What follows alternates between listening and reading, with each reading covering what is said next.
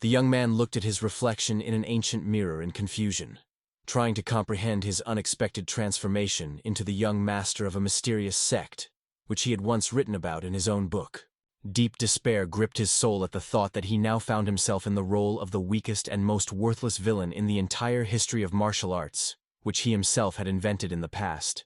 To understand what was happening, the young man tried to recall in his memory the last events in the life of an ordinary Korean employee named Lee Si-woon, whom he was before this strange day. Before this unusual incident, life flowed smoothly and calmly. A 32-year-old man worked in an office, paid taxes, and never thought about adventures in another world. The man was trying to comprehend the incredible movement from the real world into his own novel, so he decided to carefully analyze the chain of recent events that led to such a strange turn. The unexpected adventure began after he finished moving into his new apartment and sat down to relax on the sofa, holding his phone in his hands with a notification flashing on the screen. The sad news about a car accident involving his favorite actress greatly upset the man, but he sincerely believed that the talented girl would definitely recover and return to work. Continuing to unpack boxes after moving, the man noticed how one of them fell to the floor, and an old laptop slipped out, which, fortunately, did not receive any damage. The man's attention was drawn to an unusual folder on the desktop of his laptop, which contained a story he had written many years ago about the world of martial arts and great masters.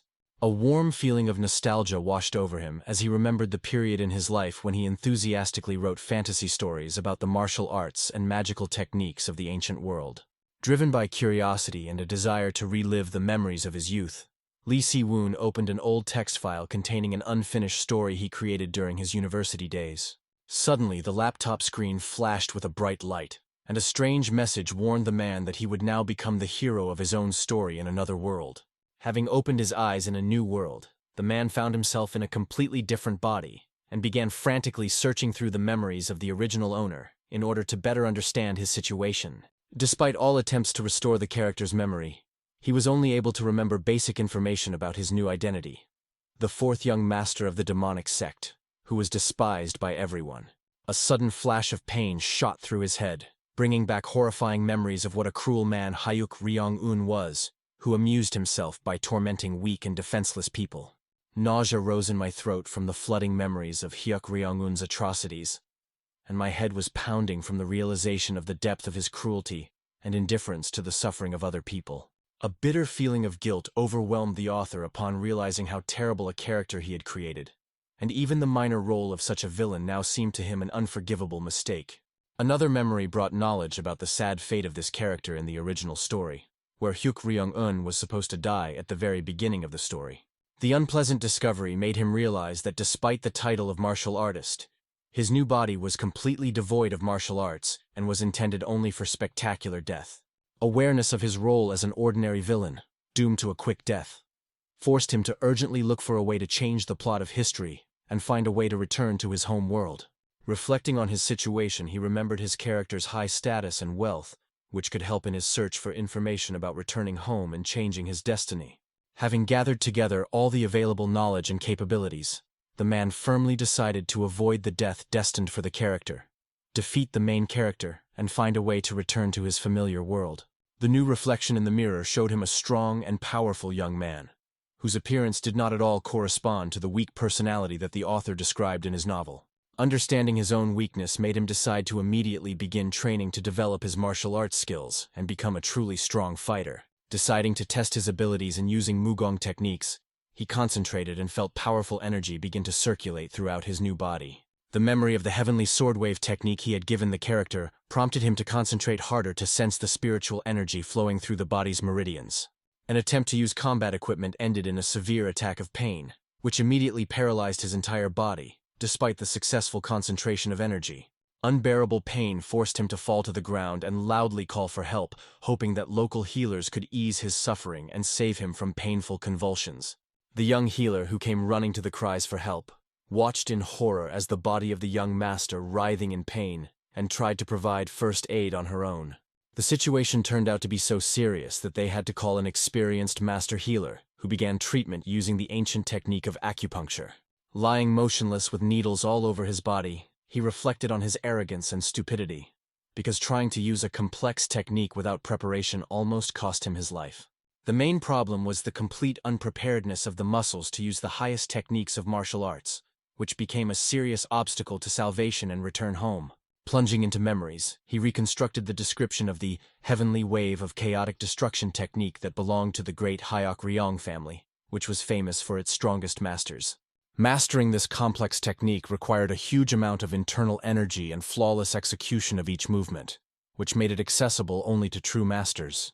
Memory told him that his character had completely abandoned training and had never developed inner strength, which is why he could not master even the basic elements of martial techniques. Deep sadness gripped Lee Si-woon at the thought that of all the possible characters in his story, he ended up in the body of the weakest and most unprepared fighter. After relief from the pain thanks to acupuncture, he immediately headed to the library, realizing that there was no time to delay and that he urgently needed to develop a plan of action. A pleasant surprise awaited him when he opened the first book. It turned out that his body's memory retained the ability to read ancient hieroglyphs, inaccessible to him in a past life. Inspired by the unexpected advantage, he settled down on the floor of the library and plunged into the study of ancient texts about the traditions and history of the demonic cult. An important discovery awaited him in the ancient manuscripts. It turned out that the followers of the demonic cult called their community a more exalted name: the divine cult of the Sun and Moon. The history of the Sun and Moon divine cult began during the Yuan dynasty, when its followers helped the Han people free themselves from the oppression of the rulers and supported Zhu Yuanzhang in creating a new dynasty. The founder of the Ming dynasty, knowing full well the power of the divine cult of the Sun and Moon, decided to expel them away from the capital immediately after his ascension to the throne. The exiles of the cult settled in the remote lands of Xinjiang, where they had to make enormous efforts to survive far from their usual habitats and former power. The third cult leader, filled with hatred for the inhabitants of the Central Plains, tried several times to reclaim the lost lands, but was defeated each time by the combined forces. The 15th cult leader, Hyok Ryong Moon, developed a new strategy and began by capturing the Western Foreign region, planning to use it as a springboard for an offensive. After carefully studying historical records, the hero finally understood the reason for the future clash between Hyuk Ryong-woon and the main character of the novel, which forced him to search for more information. Ancient texts have revealed Hyuk Ryong-moon's plans to announce his successor at the upcoming Heavenly Demon Festival, where the start of a great offensive on the plains will also be announced. According to the predicted plot, after the festival, the new successor would lead the main forces to capture the Central Plains, and the loser Hyuk Ryong-un would join the army later. Cruel fate was preparing Hyok Ryong-un for an inevitable meeting with the main character on the Central Plains, where he was supposed to die tragically from one crushing blow. After carefully analyzing the timeline of events, Lee Si-woon realized that he only had 2 years left before the festival to prepare to change his destiny. Taking out a blank sheet of paper and taking a brush, the hero decided to write down all the details he knew about the main character's path in order to better prepare for the upcoming events.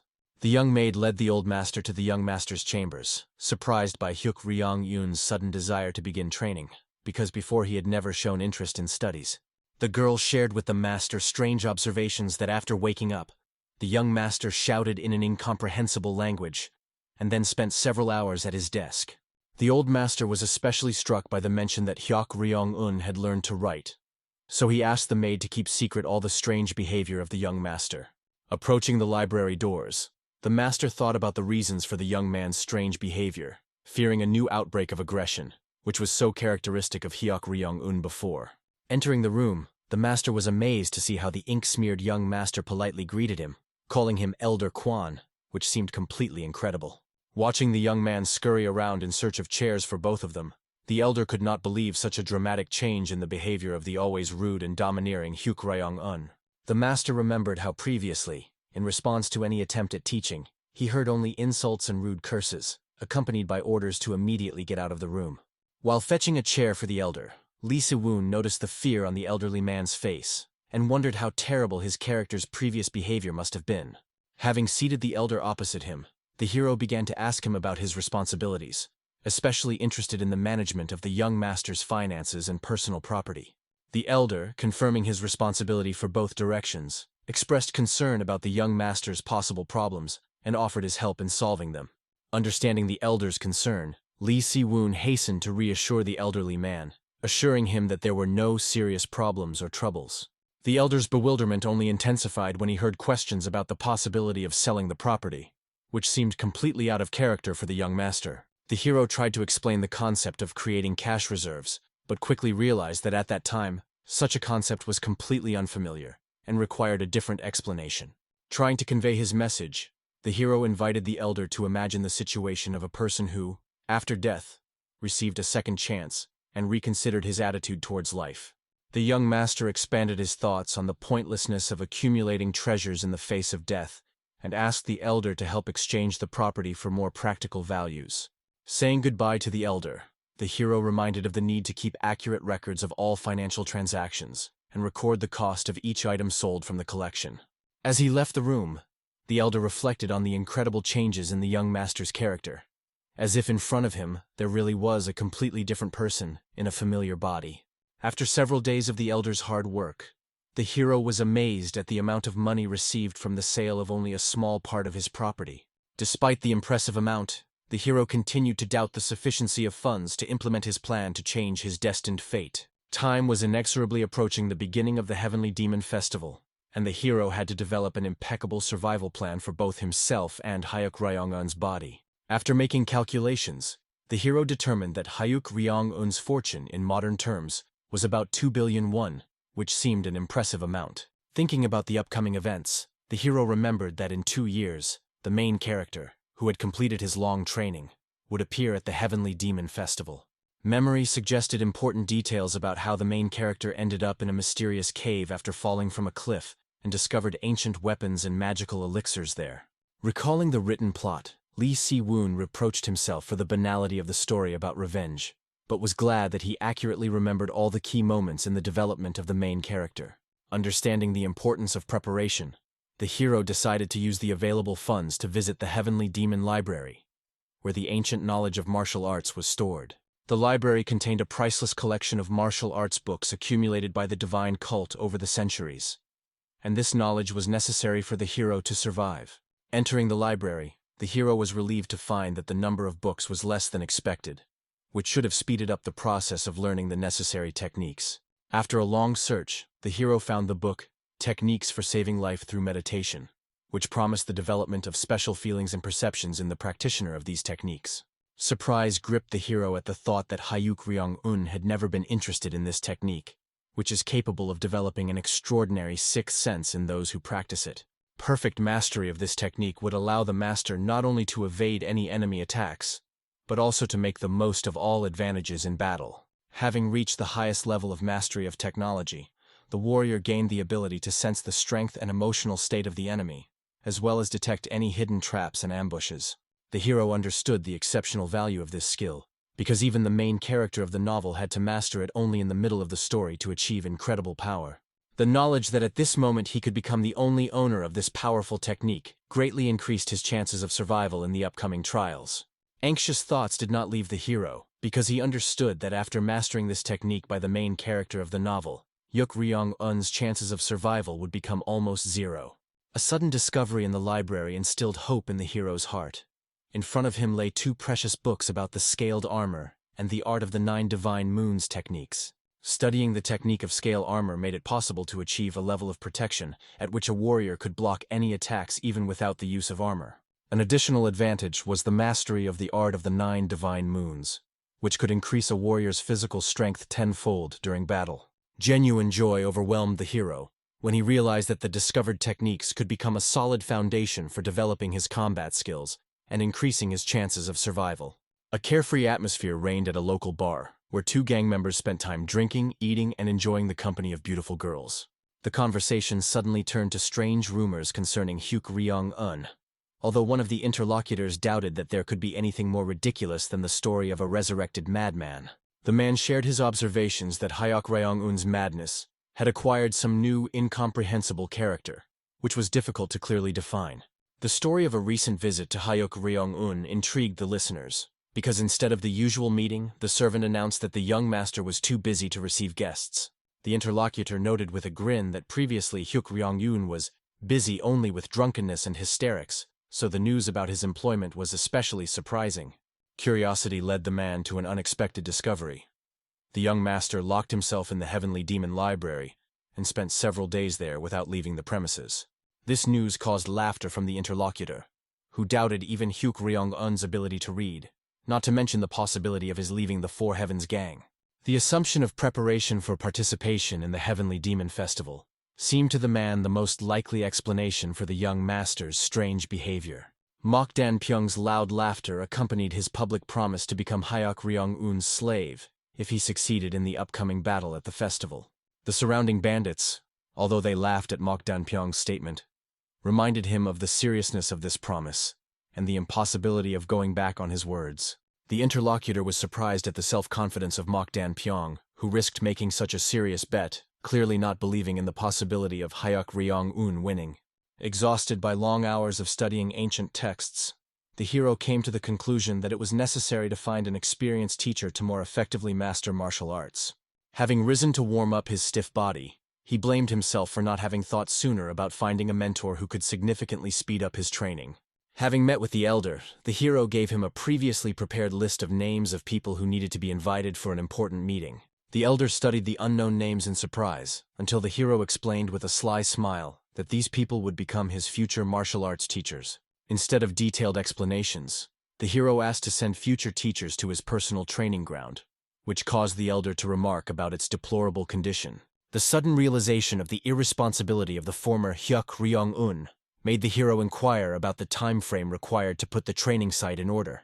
The elder's encouraging answer about the possibility of completing the cleaning in one day under his leadership sincerely pleased the hero, who was ready to begin training the very next morning. The unpleasant smell reminded the hero of the need for personal hygiene, because since waking up in a new body, he had not yet had the opportunity to clean himself up. The relaxed state in the bathroom was disrupted by the sudden appearance of maids, ready to help the young master with the ablution procedure. Embarrassment made the hero want to refuse the help of the maids, but the girls, accustomed to such responsibilities, did not seem to understand the reasons for his embarrassment. Persistent requests to leave the bathroom grew into a strict order, after which the frightened maids finally ran away, not expecting such a reaction from the young master.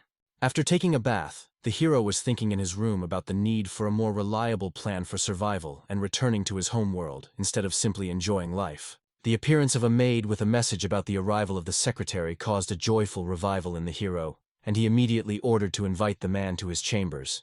The secretary, entering the room, noted with surprise the strange expression on the young gentleman's face and tried to understand the reason for the unexpected call for a personal conversation.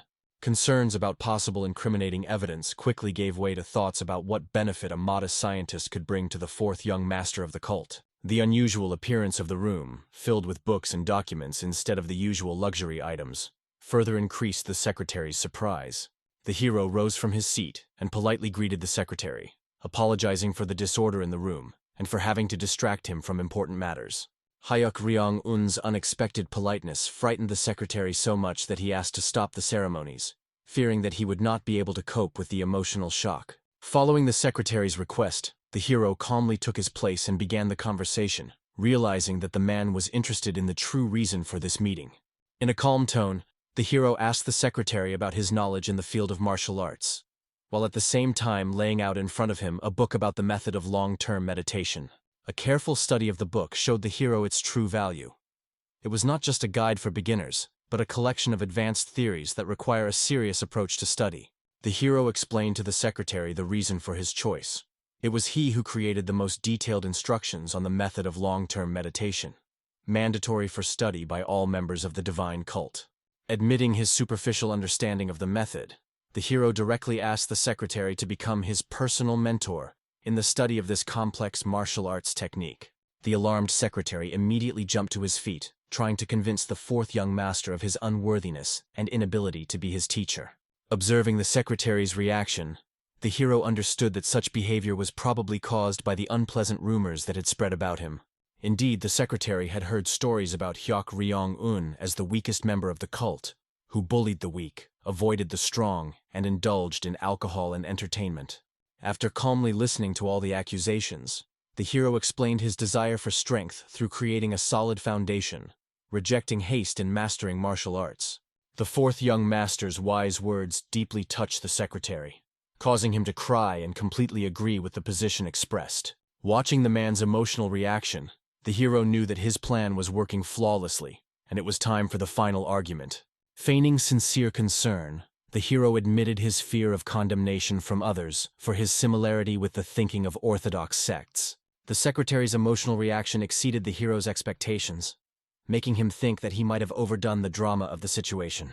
The touched secretary spoke about his unrecognized martial art, created to restore balance in the techniques of the divine clan. Suddenly falling to his knees, the secretary asked for punishment for believing the rumors and not seeing the young master's true nature. The hero gently reassured the secretary, emphasizing his indispensability to the cult and suggesting they work together to improve the martial arts of their organization. Overwhelmed with gratitude, the secretary loudly vowed to devote the rest of his life to serving his master, sincerely rejoicing at the trust shown. A slight smile appeared on the hero's face when he realized how successful the negotiations were, exceeding all his initial expectations. Reflecting on the choice of the secretary as a mentor, the hero understood that the authorship of the book was not the only reason for his decision. The secretary's true value was that he was the legendary demonic tactician, whose guidance could greatly increase the hero's chances of survival. Having completed the meeting, the hero noted with satisfaction the successful start of his plan. He managed to attract the powerful demonic tactician to his side. History remembered Jiang Murian as one of the greatest geniuses of this world, who later helped the second young master set a trap for the protagonist. The nickname Demonic Tactician stuck to him after this incident, and his importance increased even more when the second young master became the successor of the cult and began a war with the Murim alliance. Fatigue from a busy day forced the hero to postpone planning his next steps, and he decided to get a good night's sleep in order to meet the new day with fresh strength. The morning meeting with the teacher began with an explanation of their new relationship as student and mentor, as well as a presentation of materials for effective martial arts training. Having studied the proposed materials, Jiang Murian expressed surprise at their unusual content. They described the basics of physical training, nutrition, and even unknown sleep techniques. In explaining his approach, Hyuk Ryong-un pointed out flaws in the traditional divine cult basic training system that needed immediate correction. The hero emphasized the importance of proper nutrition, physical activity, and healthy sleep as fundamental foundations for the development of combat skills and overall strengthening of the body. Jiang Murian was deeply impressed by the young master's knowledge, especially his understanding of the connection between bodily development and martial arts. Internally, the hero grinned, realizing that he was simply adapting modern principles of sports training, but was glad that his ideas found such a positive response. Inspired by the secretary's support, the hero proposed to join forces in studying and improving the martial arts of their divine cult. 2 weeks of intensive training brought noticeable results, confirming the assumption of a strong genetic predisposition in the descendant of the cult leader. Progress exceeded expectations. They were approaching the final stage, and Jiang Murian's methods, adapted to the characteristics of Hyuk Ryong-un, proved their effectiveness. In the midst of the training period, an old friend decided to visit Hyuk Ryong-un, expecting out of habit to find him in one of the local bars. The meeting with the elder shocked his friend when he learned that Hyuk Ryong-un had been devoting all this time to training and not to his usual entertainment. The elder confirmed with a smile the amazing news that the young master had been tirelessly improving his fighting skills for 2 weeks. The shocked friend froze in disbelief, remembering how even in the heavenly demon pavilion, Hyuk Ryong-un never showed interest in training. Trying to find a rational explanation, the man suggested that the training could only be connected with the desire to improve his appearance in order to attract female attention. The elder interrupted the flow of doubts by offering to see for himself what was happening and follow him to the cult's training ground. At this time, Jiang Murian watched the sparring with Hyuk Ryong-un, noting the significant progress in the martial arts of his unusual student. The unexpected appearance of Xingwan-hu, a member of the 4 divine gangs, made the hero think that his strategy of avoiding this group might have been wrong. Xingwan-hu came to inquire about the reasons for Hyuk Ryong-un's long absence from their company, to which he received a calm explanation about being fully engaged in training. Xingwan-hu's worry only increased after the mention of training, causing him to remember Hyuk Ryong-un's strange claims about resurrection and returning to life. A feeling of bitterness washed over Lee Si-woon as he realized how low those around him thought of Hyuk Ryong-un's abilities and strength, showing such strange concern. Carefully observing his interlocutor, Xingwan-hu noticed striking changes in Hyuk Ryong-un's appearance and behavior compared to their last meeting. Suspicions about the possible infusion of another soul into Hyuk Ryong-un's body caused a nervous reaction in the hero, and he hastened to drive away Xingwan-hu, citing lack of time. Trying to calm his interlocutor, the hero explained his changes with the desire to correct the mistakes of the past after the miraculous resurrection and the desire to live a new life with dignity. Returning to training, the hero noticed signs of fatigue in the middle-aged Jiang Murian, realizing that they may have overdone the intensity of the exercises. Having assessed Xingwan-hu's physical form, the hero invited him to replace his tired mentor as a sparring partner to continue training. The hero's sudden attack did not take Xingwan-hu by surprise. He successfully dodged and took a defensive stance, ready to continue the fight. After successfully defending Xingwan-hu from the attack, the hero offered him joint training with a smug smile to further develop his fighting skills. The unusual proposal confused Xingwan-hu, but the hero convinced him of the effectiveness of a month-long course of joint training to significantly improve his skills. The decisive argument for the hesitant Xingwan-hu was the promise to receive the coveted blue horse as a reward after completing a month of joint training. Inwardly, the hero gloated, remembering Xingwan-hu's past bullying of Hyuk Ryong-un, and planned to use training as a way to take revenge on the offender. The first day of training began with a simple jog, during which, unexpectedly for everyone, Hyuk Ryong-un significantly surpassed Xingwan-hu in speed and endurance. Confused Xingwan-hu could not understand the meaning of such unusual training, which was radically different from all the methods of training warriors known to him. Jiang Murian explained the principle of training by the relationship between physical and internal strength, which became obvious when observing the success of Hyuk Ryong-un. Both young men, raised in high-ranking families, were accustomed to special training programs and medications, ignoring the development of basic physical strength.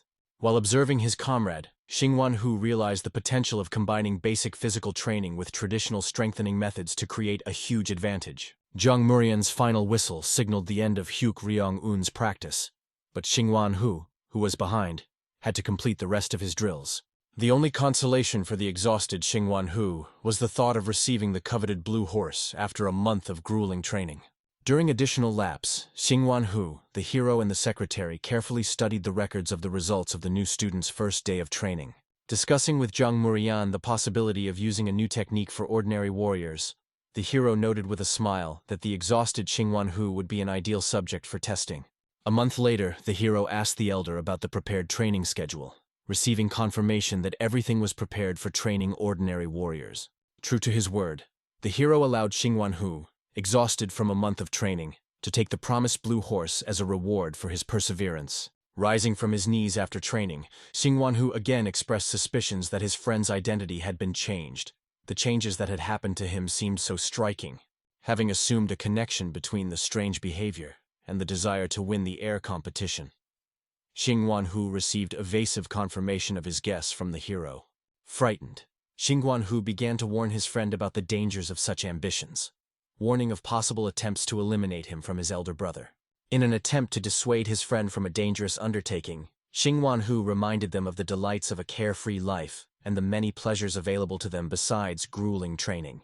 The unexpected sincere concern of a minor character touched the hero, making him think about the possibility of trusting Xingwan-hu despite the plot restrictions. Restraining his desire to reveal the truth, the hero limited himself to explaining his desire to participate in the festival as a way to achieve success in the cult. Recognizing the possible absurdity of his actions, the hero shared with his friend his thoughts about the injustice of the divine cult system, which focused on the eldest son. The conversation touched on the common fate of the younger sons, forced participation in gangs, and the search for entertainment as the only available path to self-realization. Explaining his desire to change the existing order, the hero admitted the need for a reliable comrade-in-arms who could support his risky endeavors. Touched, Xingwan-hu, clutching his friend's clothes, tearfully vowed to help create a new divine cult, free from discrimination. Surprised by such an emotional reaction, the hero mentally noted the excessive sensitivity of the characters in his novel, but was pleased with the successful implementation of the plan. When asked by Xingwan-hu about further actions, the hero answered with a smile that first they would need his help in implementing the first stage of the plan. The past days have shown the true value of Xingwan-hu's help, especially in the matter of selling expensive treasures from the hero's collection. Thanks to Xingwan-hu's connections, he was able to convert the jewelry into an impressive amount, equivalent to 10 billion won or $7 million. Looking at the moon, Xingwan-hu thought about the source of Hyuk Ryong-un's wealth, but put these thoughts aside, realizing that tomorrow a new stage of their plan would begin. Another day of joint training demonstrated the growing superiority of the hero, who confidently defeated Xingwan-hu despite all his efforts. Watching Huk Ryong-un train on his own, a tired Xingwan-hu still couldn't believe the incredible growth and strength of his recently weak comrade. In the divine demonic pavilion, he would be considered the best among the disciples if he showed the same diligence. However, he himself admitted with a smile that in those days he was more interested in entertainment and idle pastime. Xingwan-hu remembered Hyuk Ryong-un's youth, when everyone called him the heavenly genius of martial arts. Pictures surfaced in my memory of how he spent long hours in the fields, training under the supervision of his mother. Thanks to hard training and natural talent, he won victories over all opponents. Those around him admired him, especially his father, who called him the second coming of the divine demon, which greatly pleased the young man. After the death of his mother, Hyuk Ryong-un's life changed completely. He plunged into the emptiness of existence, completely losing interest in martial arts and his development. His life turned into an endless series of empty entertainments. He spent time in the company of members of the Four Heavens gang, girls and alcohol, while often bullying those who were weaker. The situation changed when Lee Si-woon took over his body. Idleness gave way to a struggle for survival, and the real Hyuk Ryong-un finally returned. Now Lee Si-woon understood the importance of his return. Hyuk Ryong-un unexpectedly approached Xingwan-hu with an important request. He needed him to arrange a meeting with a certain person, and this was really necessary. This person turned out to be a member of the Divine Wolf Group. This group was one of the three main combat divisions of the Sun and Moon Divine Cult. The Divine Wolf Group united the most powerful warriors of the cult. A special place in it was occupied by an archer named Sabu-seong, known for his skill. Sabu-seong arrived at the meeting at the invitation of Xingwan-hu. He was happy about the letter, because after the end of the Divine Demonic Pavilion, they had not seen each other for several years. Sabu-seong was surprised at the choice of meeting place in a luxury hotel. However, upon meeting, he remembered that Xingwan-hu never pursued luxury and prestige. After exchanging greetings, Sabu-seong inquired about the reason for the meeting. He noticed that his friend had significantly improved his physical fitness, although he had previously disapproved of excessive training. At this moment, Hyuk Ryong-un joined them. He bowed politely to Sabu-seong, greeting a man he had not seen for a long time. Sabu-seong could hardly contain his growing anger at the sight of his guest. Xingwan-hu expected such a reaction from his friend, so he was not surprised by his condition. The hero understood the reasons for Sabu-seong's rage, but he was worried about something else.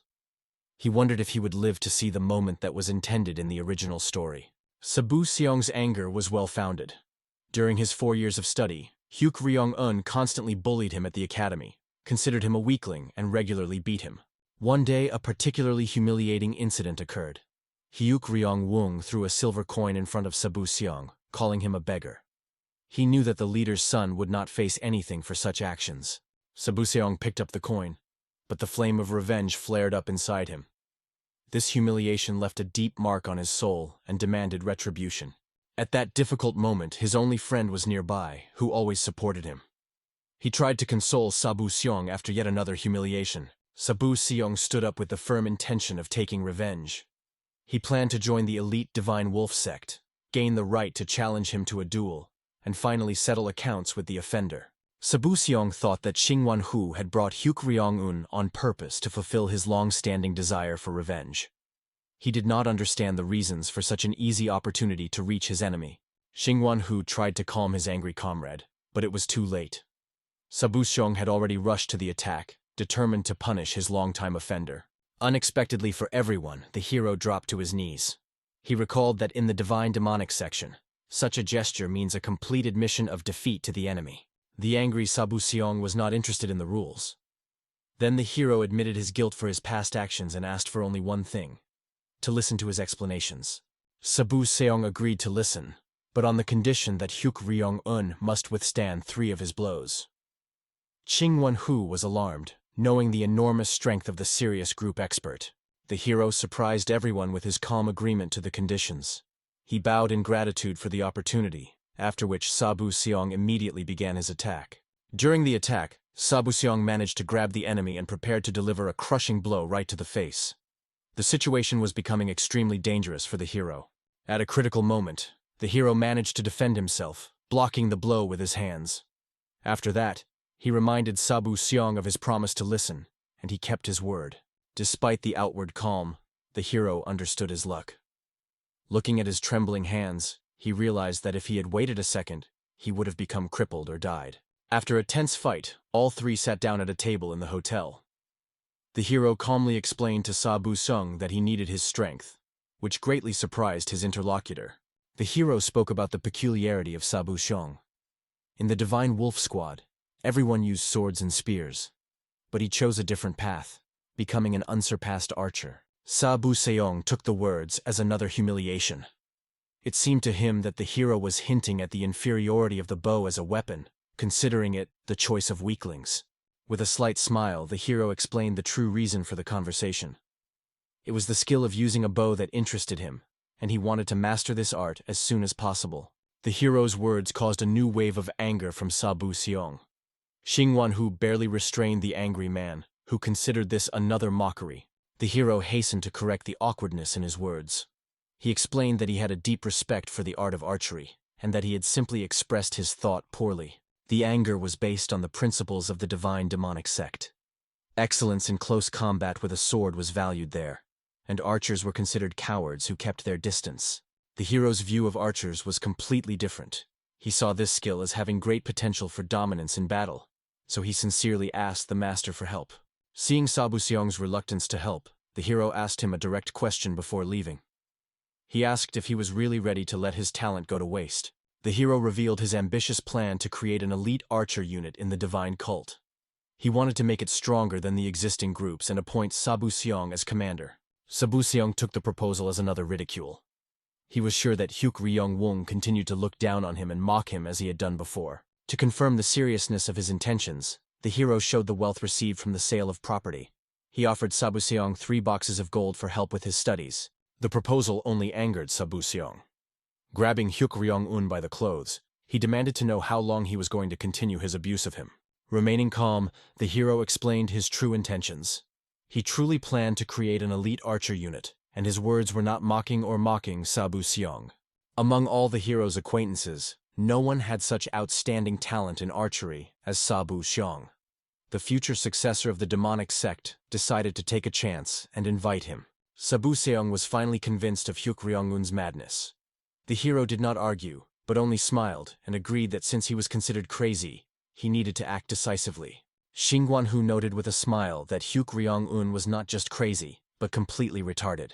They both laughed at the joke, creating an unexpectedly light atmosphere. Sabu Seong silently watched their fun. He noticed that the hero's eyes had changed.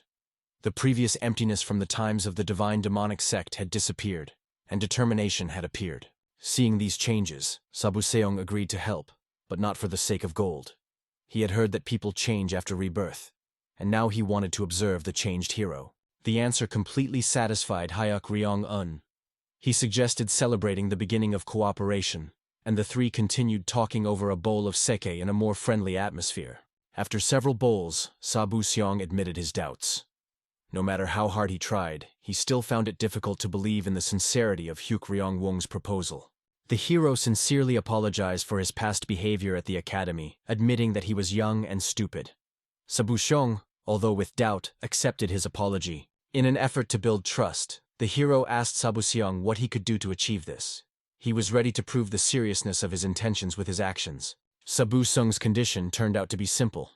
The hero must learn to shoot from a bow, achieving the ideal trajectory of the arrow with each shot. The surprise on the hero's face made Sabu Seong doubt.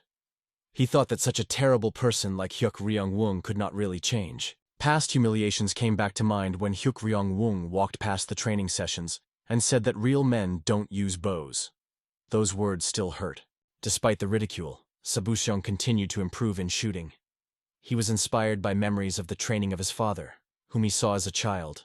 His father was the first archer in the divine sect, and the bow was their family pride. But Hyuk Ryong-un constantly humiliated his choice of weapons, considering him unworthy. Now Sabu Seong was surprised by the expression on Hyuk Ryong-woong's face. A sincere smile shone on him, not at all similar to the previous mocking grins. The hero couldn't believe his luck. He himself planned to ask for archery training, so he happily asked Sabu Seong to become his mentor. Sabu Seong, still not believing what was happening, poured more sake. With a smile, he promised to teach the hero all the intricacies of using a bow as his main weapon. As a sign of sealing the promise, Sabu Seong handed the hero a bottle of sake, which he drained. Xingwan-hu rejoiced to see how relations between former enemies were improving. After Sabu Seong and Hayuk Ryong-wong drank a bottle each, they noticed that they had forgotten about Xingwan-hu. They decided to correct this oversight immediately. Xingwan-hu resisted, citing alcohol intolerance. But his friends did not listen to his excuses and continued to treat him until he was completely drunk. Sabu Seong was the first to wake up in the morning. He lay there, remembering the events of the previous evening and trying to comprehend the changes that had occurred in their relationship. He reflected that regardless of the changes in character, Hyuk Ryong-un remained the fourth master of the divine cult. He was intrigued by the fact that after drinking a lot of alcohol, the character of the hero did not change. A maid entered the room, bringing fresh clothes and breakfast for Sabu Seong and Xingwan-hu. She moved quietly, trying not to disturb the guests. After thanking the maid, Sabu Seong asked about the whereabouts of the fourth young master. She replied that he was already training on the site, practicing archery. Surprised by this answer, Sabu Seong did not ask further questions. The maid offered to accompany him so that he could personally verify her words. Arriving at the training ground, Sabu Seong saw how inept Hyuk Ryong-un was with a bow. His technique was truly terrible. The hero calmly admitted his inexperience. He explained that he had decided to start training on his own, but was making no progress, and asked for at least basic advice.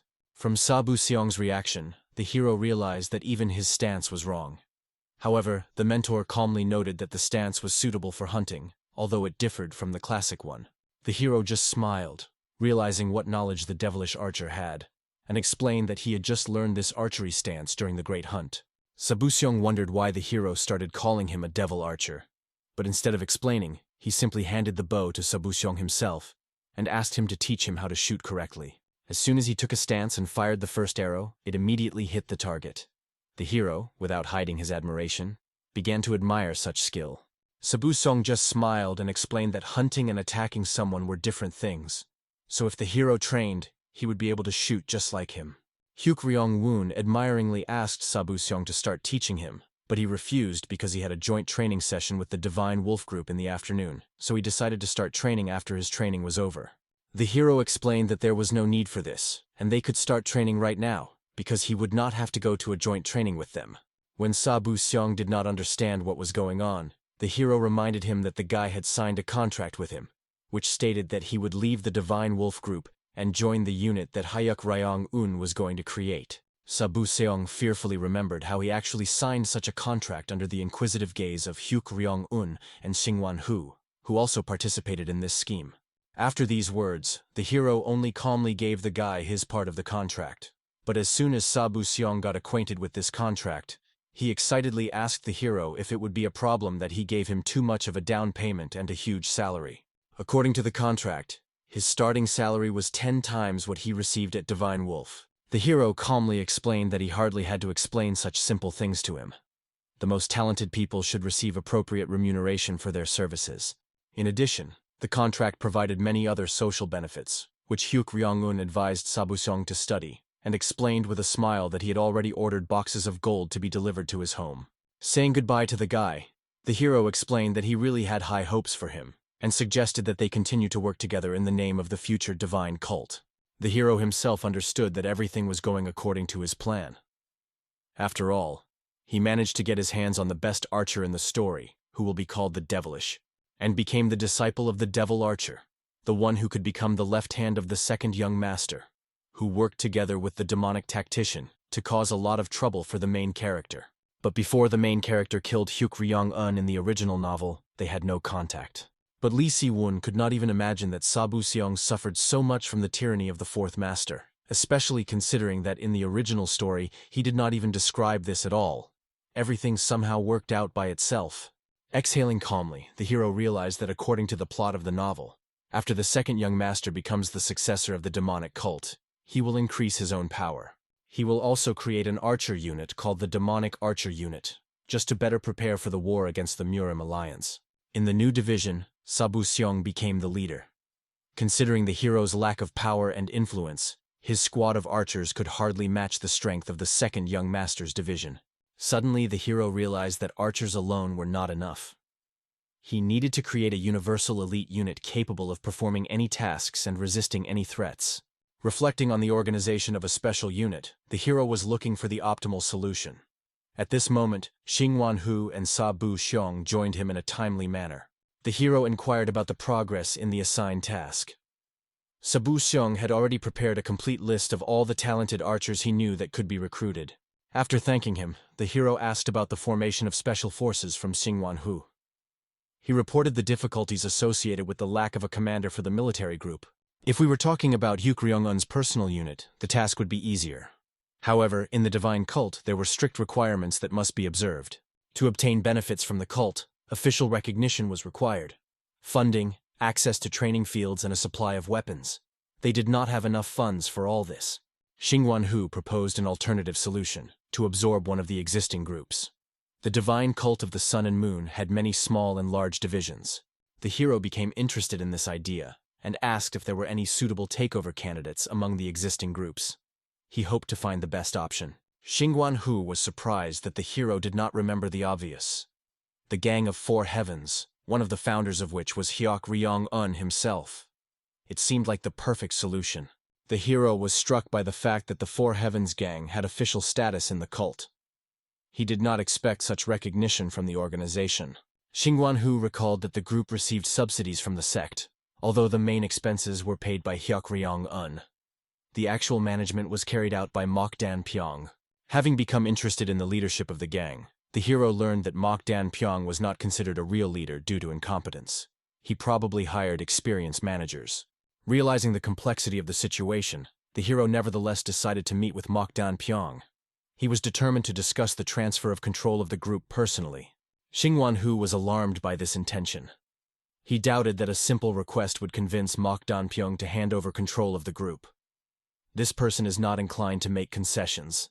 Mokdan Pyong used to use Hyuk-ryung-un's name to get money for entertainment and alcohol. He obviously won't want to voluntarily give up such a carefree life. The hero calmly replied that if Mokdan Pyong refused to act in a good way, they would use force. They did not have time for long negotiations. Worried, Xingwanhu proposed to first gather information about Mokdan Pyong and arrange a meeting after careful preparation. He wanted to avoid conflict. The hero rejected the offer of preparation and decided to act immediately. He asked Xingwanhu and Sabu Xiong to follow him without wasting any time. Arriving at his destination on horseback, Xingwanhu expressed concern. He believed that they were asking for trouble, knowing Mokdan Pyong's unyielding nature. The hero understood Xingwanhu's hint that simple requests and politeness would not work on Mokdan Pyong. A different approach to solving the problem was required. He recognized the need for quick action to gain control of the Four Heavens gang. Delay could seriously complicate the achievement of their goals. At the entrance to Mokdan Pyong's home, they were met by a disgruntled old man, ready to drive away the uninvited guests. Seeing the fourth young master, he suddenly changed his attitude. The old man respectfully greeted the hero. He apologized for the loud knock on the door, explaining that he was in a hurry, and inquired about the whereabouts of Mokdan Pyong. The old man said that Mokdan Pyong was now having lunch, and offered to give him a message. The hero refused with a smile, deciding to talk to him personally.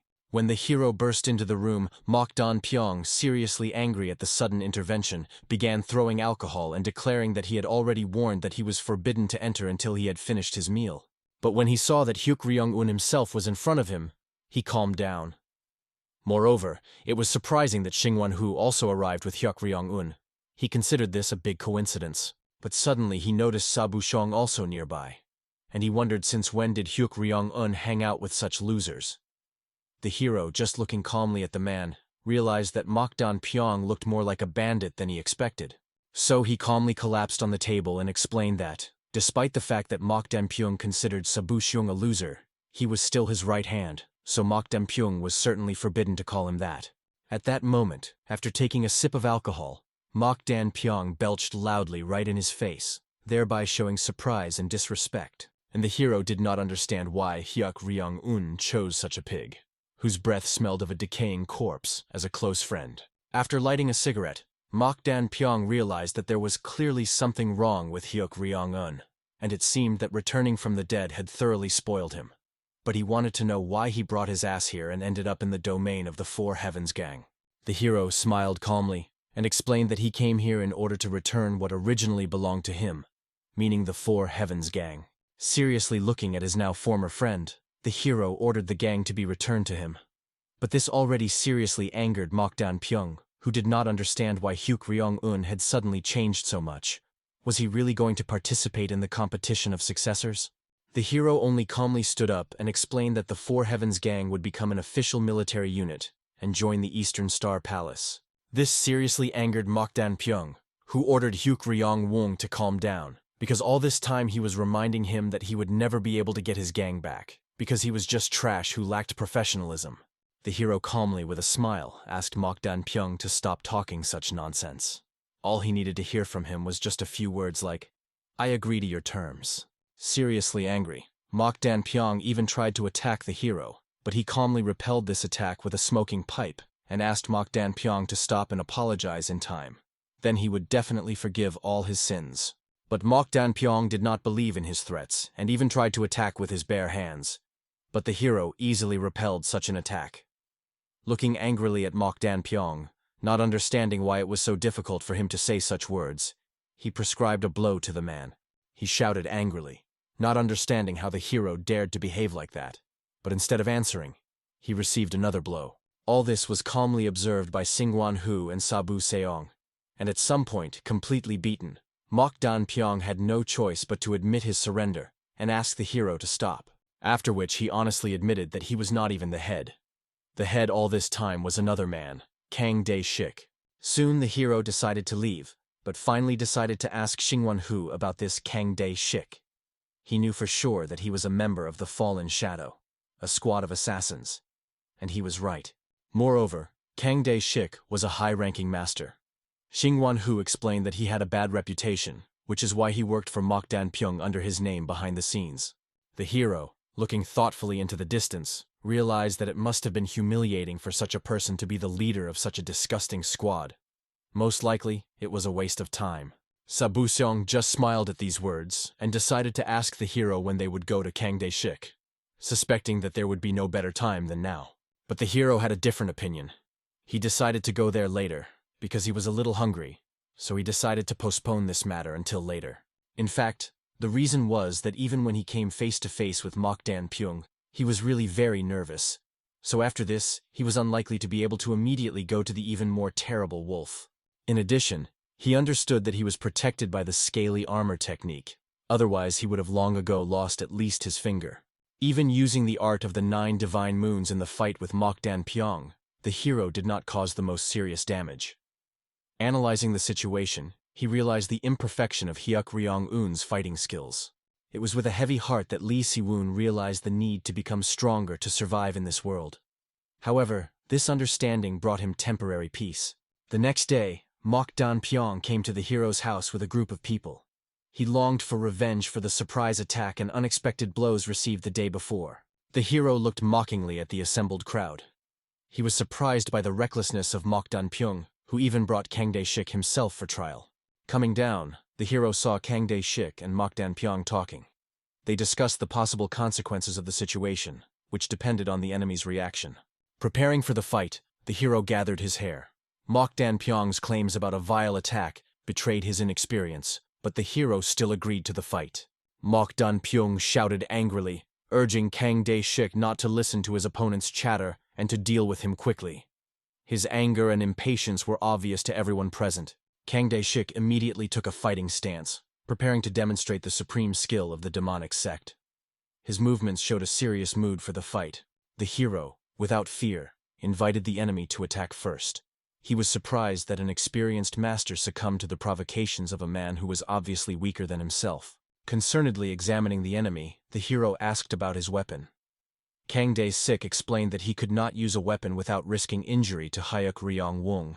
Realizing the arrogance of the enemy, the hero smiled smugly and declared his readiness to fight without weapons. His confidence surprised those present. Kang Dae-shik warned that according to the rules, a weak person can use a weapon against a strong opponent. He advised the hero not to complicate his situation. The hero refused the weapon, explaining that he considered it wrong to use a sword against an unarmed opponent. His decision was firm and final. With a smile, Kang Dae-shik noted how long it had been since he had seen the hero. He mockingly noted that the only noticeable progress was in eloquence. He calmly admitted that he was inferior to some masters, but still invited the hero to strike the first blow. This proposal was a manifestation of self-confidence. The hero understood the need to take advantage of the enemy's moment of weakened vigilance. Tensing all his muscles, he rushed forward, intending to end the fight with one blow. When the hero slid towards his opponent, Kang Dae-shik was surprised to notice that he seemed to have disappeared into thin air. His disappearance seemed incredible. He recognized the gloomy Shadow Gang's technique and the Ghost's walk, but was shocked. Kang Dae-shik didn't understand how the fourth young master could know the techniques of the assassination squad. While trying to detect the enemy, Kang Dae-shik was late in reacting. The hero came close and used the third technique of the Dark Buddha Palm Strike. Witnesses of the fight were frozen in shock when Kang Dae-shik collapsed to the ground after a crushing blow. He couldn't even raise his head from the damage he received. The frightened Mok Dan-pyung, looking at this, did not even understand how something similar could happen. But at that moment, Hyuk Ryong-un was already calling him over with a gesture. He had no choice. He came up and greeted his master. The hero decided to have mercy on the man, given that he himself called the gang leader, so that he would not have to go to him himself. In this case, the hero considers this a kind of desire to join his new unit. Mok Dan-pyung tried to somehow argue, but the hero, hugging his old acquaintance, explained that he was ready to gladly accept him, like any member of the Four Heavens gang. Mok Dan-pyung had no choice, so he agreed to remain a member of the gang. At this moment, the hero shouted loudly, attracting everyone's attention to make an important announcement. Finally, everyone also turned their attention to Sabu Seong, standing not far from Hyuk Ryong-un, when the hero announced that from now on, everyone would begin to train hard and unquestioningly obey Sabu Seong's orders. After these words, he became much more serious and more threatening as he explained to everyone that from today on they would become like new people. This really scared the fighters, and the hero, realizing what times awaited the soldiers, wished them luck in their suffering. Finally, at the end of this day, the hero decided to go to his room to lie down for a while and just relax. He honestly admitted to himself that he thought that he would die during the fight with Kang Dae-shik, since he fully understood how much stronger he was than him. But he couldn't even believe that his combo of Dark Buddha Palm Slash and 9 Divine Moon Art would work immediately after using Ghost Walk. That was incredible luck. Rising nervously from his bed, the hero remembered the main problem, which was that he could only use all this when his opponent relaxed his guard. It is unlikely that he will be able to use such techniques against any master. This bothered him greatly, but he decided to put this question aside for now, because he would gradually improve his skills. Several more weeks passed like this. The warriors training under the strict leadership of Sabu Seong continued. They were all running and were really very tired. Among all the physical training students, there was also Mok Dan-pyung, who was incredibly tired and did not understand why he even agreed to participate in such an event. Seeing the warriors slowly running, Sabu Seong became angry, not understanding whether they really refused to increase their pace. Xingguan Hu watched all this with a sly smile. The man was glad that every day Sabu Seong became more and more reliable, which was not surprising, because he became the deputy leader of the unit. At that moment, the leader himself appeared and asked his vice leader Sabu Seong not to give the warriors a single moment of rest. He agreed with a smile, after which everyone witnessed how he angrily began to push the trainees on. Looking at him, the hero realized that managing the unit was not as easy as it seemed at first glance. But suddenly the hero realized that since he was now the leader of the Four Heavens gang, he needed to choose a new name for the gang, and suggested the name Black Lion Gang. But this name seemed strange to Xingguan Hu, because he did not understand what it meant.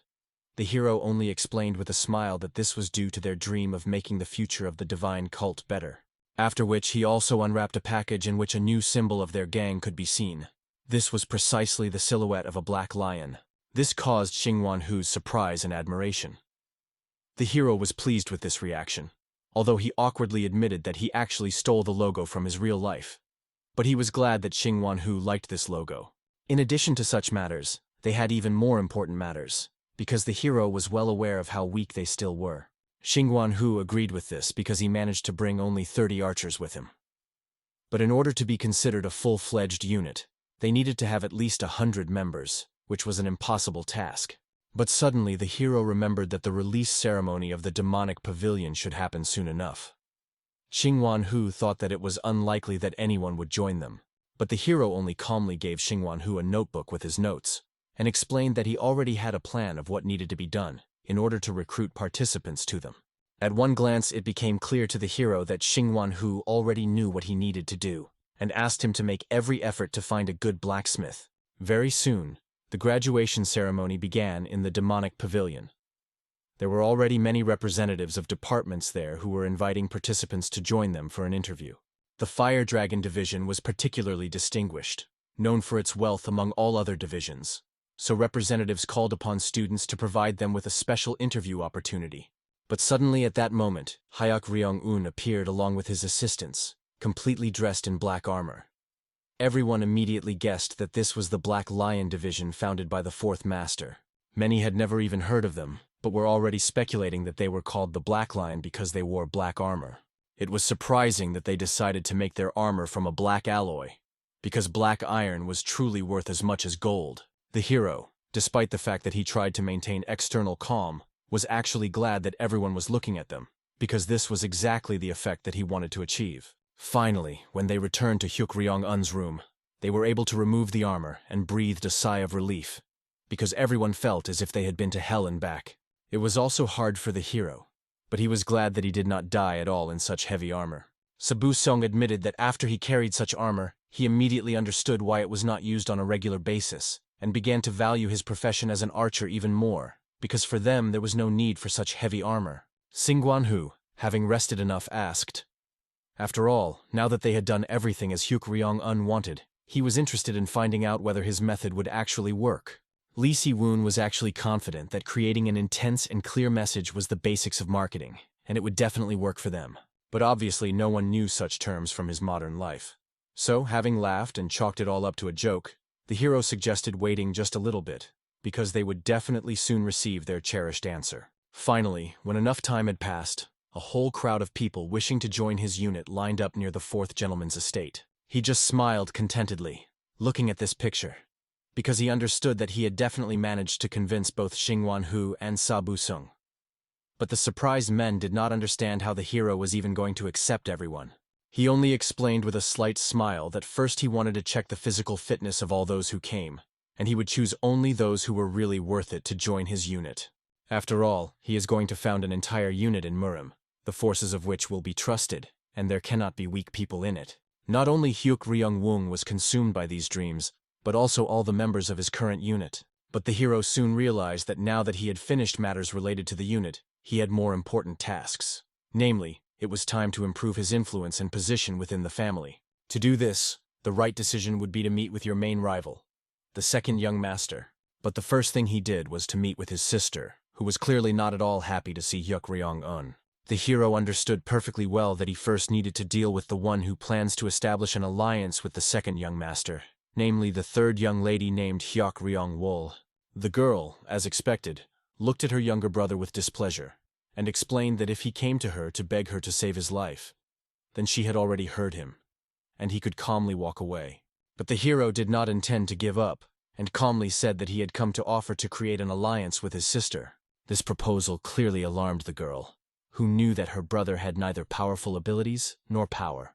Therefore, looking angrily at the guy, which greatly frightened him, she stated with displeasure that all he had was money from his family from the Rahu clan, so she did not understand what he could offer her, given his status as a debauchee. Such a proposal seemed incredibly disrespectful to her, and she felt that after such a thing, Hyuk Ryong-un was obliged to fall to his knees, begging for his life. But the hero, even despite the frightening picture, tried to remain calm. He repeated to Hyuk Ryong-wol that he came to offer her an alliance on equal terms, so he is ready to make her a tempting offer.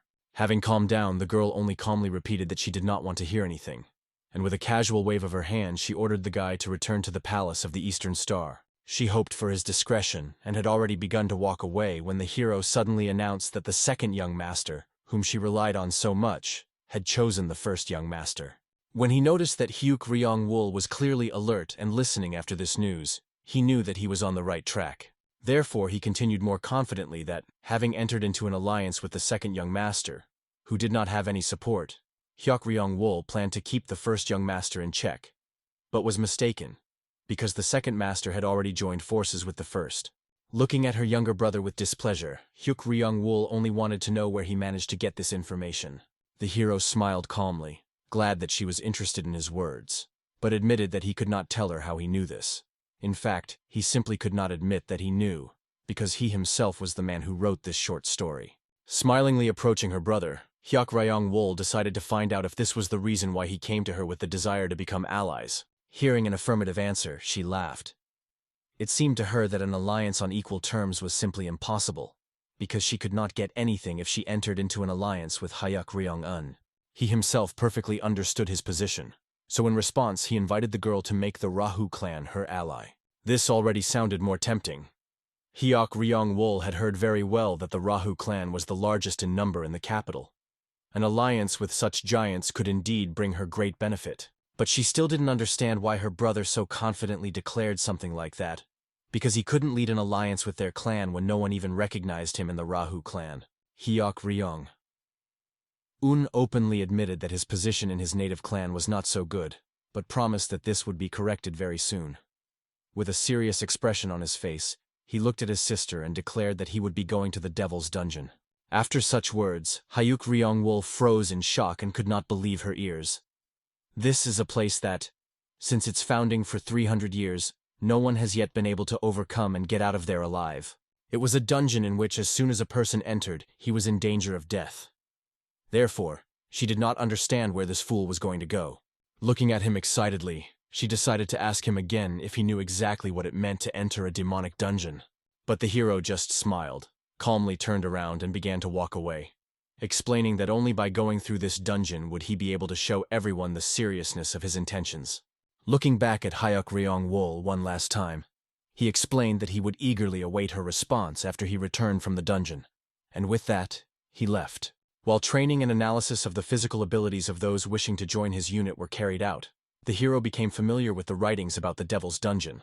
It was a training center built by the leader of the third generation, the Heavenly Demon, to train talented people there. It was he who laid the foundations of the divine cult of the sun and moon. This is exactly what the hero himself wrote in his short story. But now he was overcome by impossible rage and anger at himself for such a stupid, invented plot.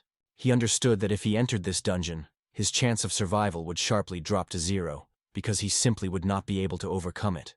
If there had been at least a second young master in his place, he would have been more likely to succeed. But still, not wanting to go into complete panic, the hero resolutely rose from his seat and understood that in order to survive, he needed to go through this dungeon, because he simply had no other way, and he was obliged to do it. Finally, having collected the necessary things and weapons, he set off on a long journey, heading to the dungeon itself. When he arrived, he saw a guard who, at the first glance at someone who wanted to go through the dungeon, opened the gate for him. The hero set out for them with determination and a little fear in his eyes, promising himself that he would do his best not to die in this place, despite how dangerous he had created it. Finally finding himself deeper, he lit the torch, realizing that it was very dangerous to move further in the darkness. Having placed the torch on the stone, he also decided to take off his excess clothes and change into special armor, which he specially ordered for himself. When the leather armor was on Hyuk Ryung-un's body, looking around himself, he realized that all his preparations were done, and now he had to move on. But he didn't even have time to take a step before the first enemies were already moving towards him. The beginning of the Devil's Dungeon was a test by demonic mosquitoes. They stung a person and poisoned him with their poisonous saliva. In addition, their total number numbered several hundred, and they attack in swarms and sting until they suck all the blood out of a person to the last drop. However, since the hero knew perfectly well what awaited him in this dungeon, he took insecticides in advance. So he stood steadfastly in a fighting position, preparing to defend himself against the mosquitoes. As soon as the mosquitoes got close enough, the hero took out a special sprayer, from which he began to spray the poison straight into the whole flying crowd. He realized with a laugh that the mosquitoes certainly had not foreseen this turn of events, and proudly decided to present his insecticide sprayer. As a result, the equipment turned out to be working, so he was able to poison all these mosquitoes, which fell in a huge heap on the ground, allowing him to move on. Calmly taking off his protective helmet, he awkwardly remembered that in his story, the second young master managed to deal with these mosquitoes using the art of fire. But even though the hero could not deal with them as effectively as his older brother did, he was convinced that he was no less tough. Therefore, when he was sure that all the mosquitoes' bodies were completely burned, he could confidently declare that he had passed the first test of the Devil's Dungeon. Somewhere at this time, at the residence of the first master, he was in the company of his younger brother, and was surprised that Hyuk Ryong-jin looked too lethargic. But Hyuk Ryong-jin, calmly sipping tea, didn't understand whether he really had to worry and tear his hair out, because their younger brother decided to go to the dungeon. Hyuk Ryong-gyum understood that his brother was absolutely right, and there was really no need to worry. He was more worried that Hyuk Ryong-woon went to the dungeon first, although Hyuk Ryong-jin was going to go there next month. The guy calmly stated that this was not his final decision, and besides, even the fact that Hyuk Ryong-un went to the dungeon does not at all prevent him from going there as well. He was more interested in what had suddenly come over his younger brother. Hyuk Ryong-gyum was tired of such thoughts, because he considered the younger one a moron. In principle, this was not strange, considering that the blood of pathetic merchants flowed in the guy's body. But at that moment, angrily placing the cup on the table, Hyuk Ryong-jin began to release his inner energy, which shocked even Hyuk Ryong-gyum himself. He immediately realized that he had clearly expressed himself incorrectly, so he immediately apologized to his brother for completely loosening his tongue. Only after the apology did the second gentleman's feelings return to normal, and with a sly smile, looking at his elder brother, he asked the first gentleman to refrain from such words, because others, having heard them, might misunderstand him. Hyuk Ryong-gyum, pretending to be very ashamed and embarrassed, laughed at his stupidity. But in fact, he was angry that Hyuk Ryong-jin dared to reproach them like that. He had to behave this way, because once upon a time when he faced Hyuk Ryong-jin in battle, he realized how much this opponent surpassed him in strength. Unaware of the intrigues woven behind his back, Hyuk Ryong-un continued to go through the dungeon and felt that his body began to tremble. But there was no time to stop and rest, since he already needed to prepare for the next stage, for which he plugged his ears so as not to hear anything, and also tied a mask over his eyes and put on a special necklace. This stage was dedicated to phantom images, so all that remained for the hero was not to be deceived. Grabbing the sword and throwing away the torch, which was no longer needed, the hero began to feel his way. Somewhere around this time, hidden traps began to activate.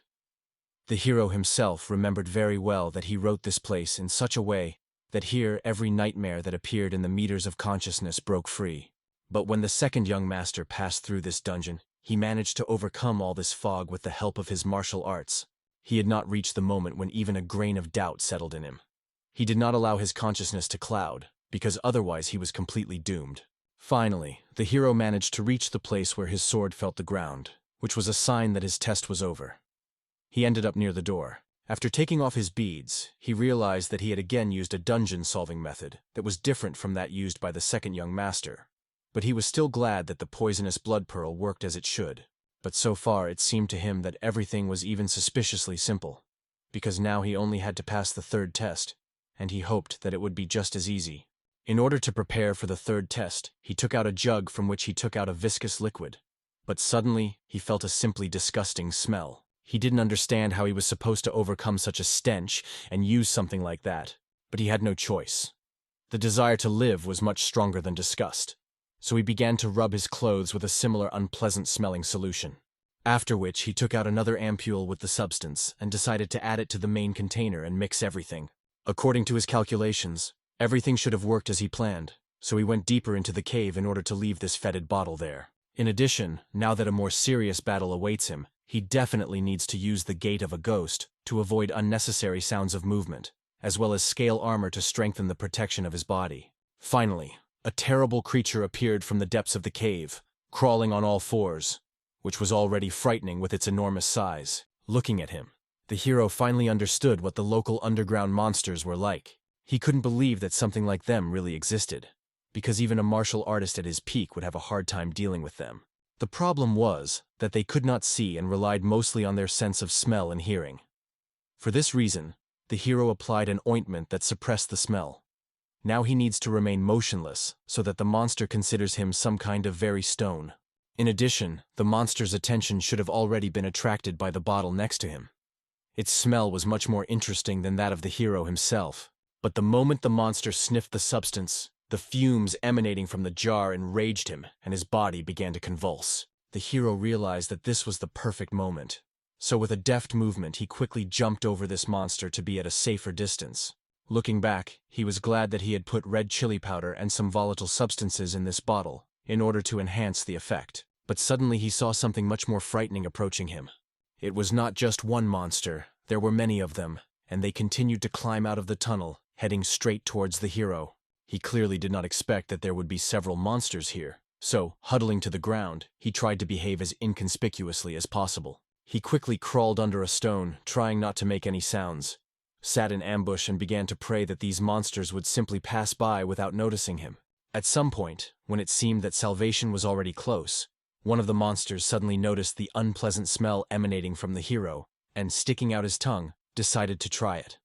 The hero was even ready to endure this and not breathe, but at the moment when this monster, approaching the guy's face, screamed angrily, he could not stand it and also burst into a furious, frightened cry. The first thing he thought of grabbing for self-defense was the same spray bottle with insect poison, which, with the help of its unpleasant smell, was able to briefly distract the monster. Just at that moment, the hero managed to crawl out from under his saving stone in order to run away to a safer distance. In addition, he fearfully realized that now all that was left for him was to break through to the very exit, because the situation had clearly turned out not in his favor.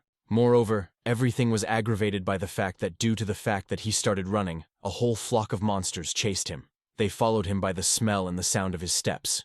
He realized that this stinking ointment also did not help him. But fortunately, the hero's training was not in vain, because under the influence of adrenaline, he was able to accelerate to sufficient speed to simply escape from the monsters pursuing him. He was glad that they were unable to catch up with him, and at some point he realized that the reason the rest of the monsters were slowing down was that one of the monsters was right in front of him, and he was clearly their leader, because he was larger. Not wanting to surrender to the clutches of such a monster, Hyok Ryong-un jumped with his last strength, after which he fell to the ground and raised fog and dust, thereby preventing the monster from finding its bearings. But even despite this, with its clawed hands it tried to grab the hero, but at some point it realized that instead of the man's body it had grabbed his clothes. The hero at this time, with the last of his strength, ran away, realizing that the ancestor he described was truly abnormal. Not only did he create a dungeon, but he also crammed many creatures everywhere. But finally, despite such a terrible and frightening pursuit, he managed to find a way out, so he rushed straight towards the bright sunlight. The hero clearly did not expect that a huge chasm would separate him from the exit. He began to look around this abyss in surprise. He did not expect to see something like that, because in his short story, the second young master was able to easily climb this rock, but he believed that the abyss was too deep. All that remained for him was to once again curse the one who created such a dungeon, and then try to gain sufficient acceleration to jump. Literally at the last moment, he took off from the ground and began to fly through the air, rejoicing that he managed to save his life. He was glad that he had listened to Jing Murian's advice and learned the dark wing technique, and decided to return home and reward him generously.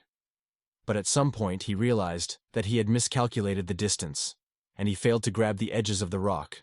After a loud fall, the hero, to his surprise, remained unharmed thanks to the scale armor technique he had learned. Finding himself in a deep cave, he thought about how to get out, but suddenly noticed a tunnel around him, illuminated by strange, as if magical stones. He didn't remember seeing this passage before. Hoping that he would not encounter any more monsters, the hero decided to move forward. This seemed a better option than staying in place and meekly awaiting his death. Moving further along the tunnel, he discovered that the cave led him to an amazing place, an area carefully hidden from prying eyes. The hero immediately realized this was the same legendary shelter under the rock that he had previously only dreamed of. Approaching a building reminiscent of an ancient temple, he saw that to enter he needed to place his palm on a special place. To his amazement, his hand fit perfectly into the mechanism, and the massive doors creaked open in front of him. Following the corridor, the hero reached a memorial where a statue of a man in a dark cape stood. Not daring to touch anything, he looked around carefully and noticed an inscription carved into the stone. It contained congratulations to the successor, who managed to overcome all the trials of the Devil's Dungeon. As it turned out, the heavenly demon created this place specifically, so that the most worthy could inherit his legacy. The hero's special attention was attracted by a scroll that he discovered nearby. Unfolding it, he realized with trepidation that he was holding in his hands a detailed description of the celestial demonic arts, thought to be long lost. According to legends, their creator was the strongest blessed heavenly demon in the history of the divine cult. Everyone believed that he never passed down his martial arts to his descendants and left no records. Realizing the value of the find, the hero rejoiced. It was a real jackpot. He would have been content just to successfully complete the dungeon, but such an incredible prize exceeded all his expectations. However, the joy was darkened by the fact that the handwriting on the scrolls was practically unreadable. He could only make out a small part of the text. Deciding to show the scrolls to the secretary later, the hero continued to explore the room. An unusual blade caught his attention. When the hero drew his sword and looked at its shine under the rays of light, his face lit up with a bright smile. Encouraged by the discovery of a new weapon, he decided to thoroughly search the hideout in the hope of finding divine elixirs or other treasures. But soon he decided to refresh himself and headed to the nearest apple tree near the shelter. Having satisfied his hunger with ripe apples and his thirst with water from a clean lake, the hero decided to take a break. However, he was soon overcome by disappointment. No matter how much he searched, only inexhaustible supplies of fruit and drinking water were found in the shelter. Wondering why the ancestor did not leave at least a few useful elixirs here, he began to pound the ground with his bare hands in a rage. At the moment, elixirs seemed to him much more useful than heavenly demonic arts written in an incomprehensible handwriting. Having calmed down a little, the hero returned to the closed room, which opened again at the touch of his palm. Inside, he discovered an impressive collection of weapons arranged and illuminated by the light of mysterious crystals.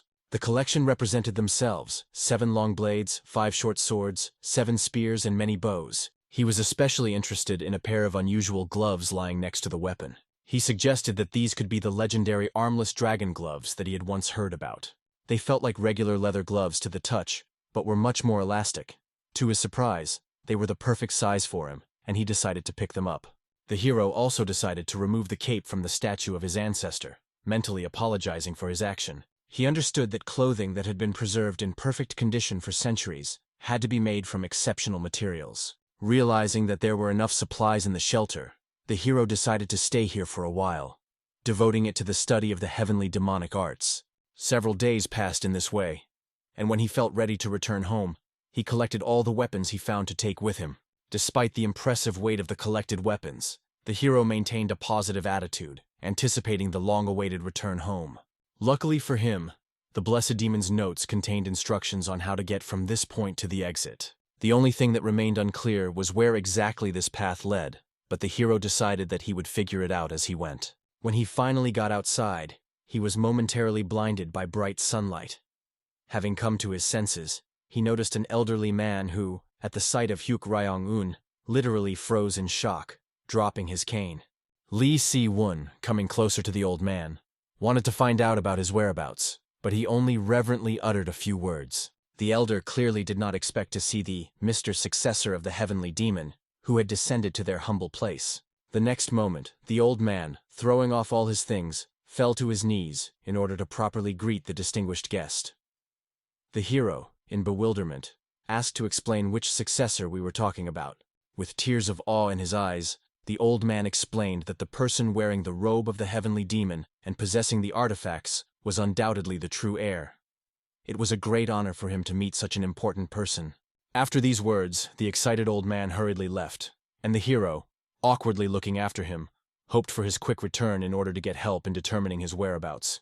Meanwhile, not far from the training ground, Xingwan-hu and Sa-bu-xiong were having a worried conversation about how several weeks had already passed since the hero went to the dungeon. Their conversation was interrupted by the sudden noise of a gathering crowd. Sa-bu-xiong, not understanding what was happening, suggested that some kind of holiday had begun that they did not know about. The people gathered around enthusiastically explained that they were celebrating the appearance of the successor of the heavenly demon. A few days ago, a flag was raised in the devilish dungeon, which happened for the first time since its construction. Both friends froze in amazement, unable to believe that it was Hyuk Ryong-un who was the one who managed to pass the devilish dungeon. Without hesitating for a second, they rushed towards the gathered crowd to see with their own eyes how their comrade took the place of the heavenly demon's successor. Finally, they saw a hero who greeted the jubilant people with a smile. In fact, despite his outward joy, he did not understand at all why there were people at the entrance to the dungeon who had been waiting for so long for the appearance of the heavenly demon's successor. However, this hardly bothered him. The general rejoicing acted like a balm for the soul after all the trials. By evening, he was finally able to reach his palace of the Eastern Star, where he, with relief, indulged in a well-deserved rest. However, Xingwanhu and Sabu Xiong did not allow him to enjoy peace for long. Wanting to find out the details of what happened and the reason for such a pompous appearance, Hyuk Ryong-un said with a smile that he spent several weeks in the dungeon, and in some amazing way everything turned out so that he became the successor to the founder of this place. Remembering the difficulties he experienced, the hero did not even know how to describe his entire path to victory. But, fortunately, detailed explanations were not required from him. What amazed Xingwanhu the most was that this kind of secret was hidden in the dungeon by the heavenly demon himself. Even for Sabu Song this seemed incomprehensible. After all, the dungeon had existed for about 300 years, and Hyuk Ryong-un was the first to reveal the secrets kept there. It seemed that only the hero himself did not share the general enthusiasm. All he wanted was to rest quietly and surprise everyone with his sudden appearance, as usually happens in dramas. Xingwanhu clearly did not understand this attitude, because it should have been the greatest honor for Hyuk Ryong-un to become the successor of the heavenly demon himself. However, the hero realized that it was this honor that became the source of new problems. After this explanation, Xingwanhu realized the complexity of his comrade's situation and did not know what to advise. The hero was also in deep thought, realizing that the situation was complicated not only by the fact that he had deviated from the main plot of the story by overcoming the devil's dungeon, but also by the fact that he had become the successor of the heavenly demon. Now he was especially interested in what the second young master would do and what consequences awaited him if he decided to punish him for his willfulness. The hero looked thoughtfully out the window and sighed nervously, realizing that the likelihood of deviation from the planned plan had increased significantly. However, it was already too late to change anything. All that remained was to continue to act on the given course.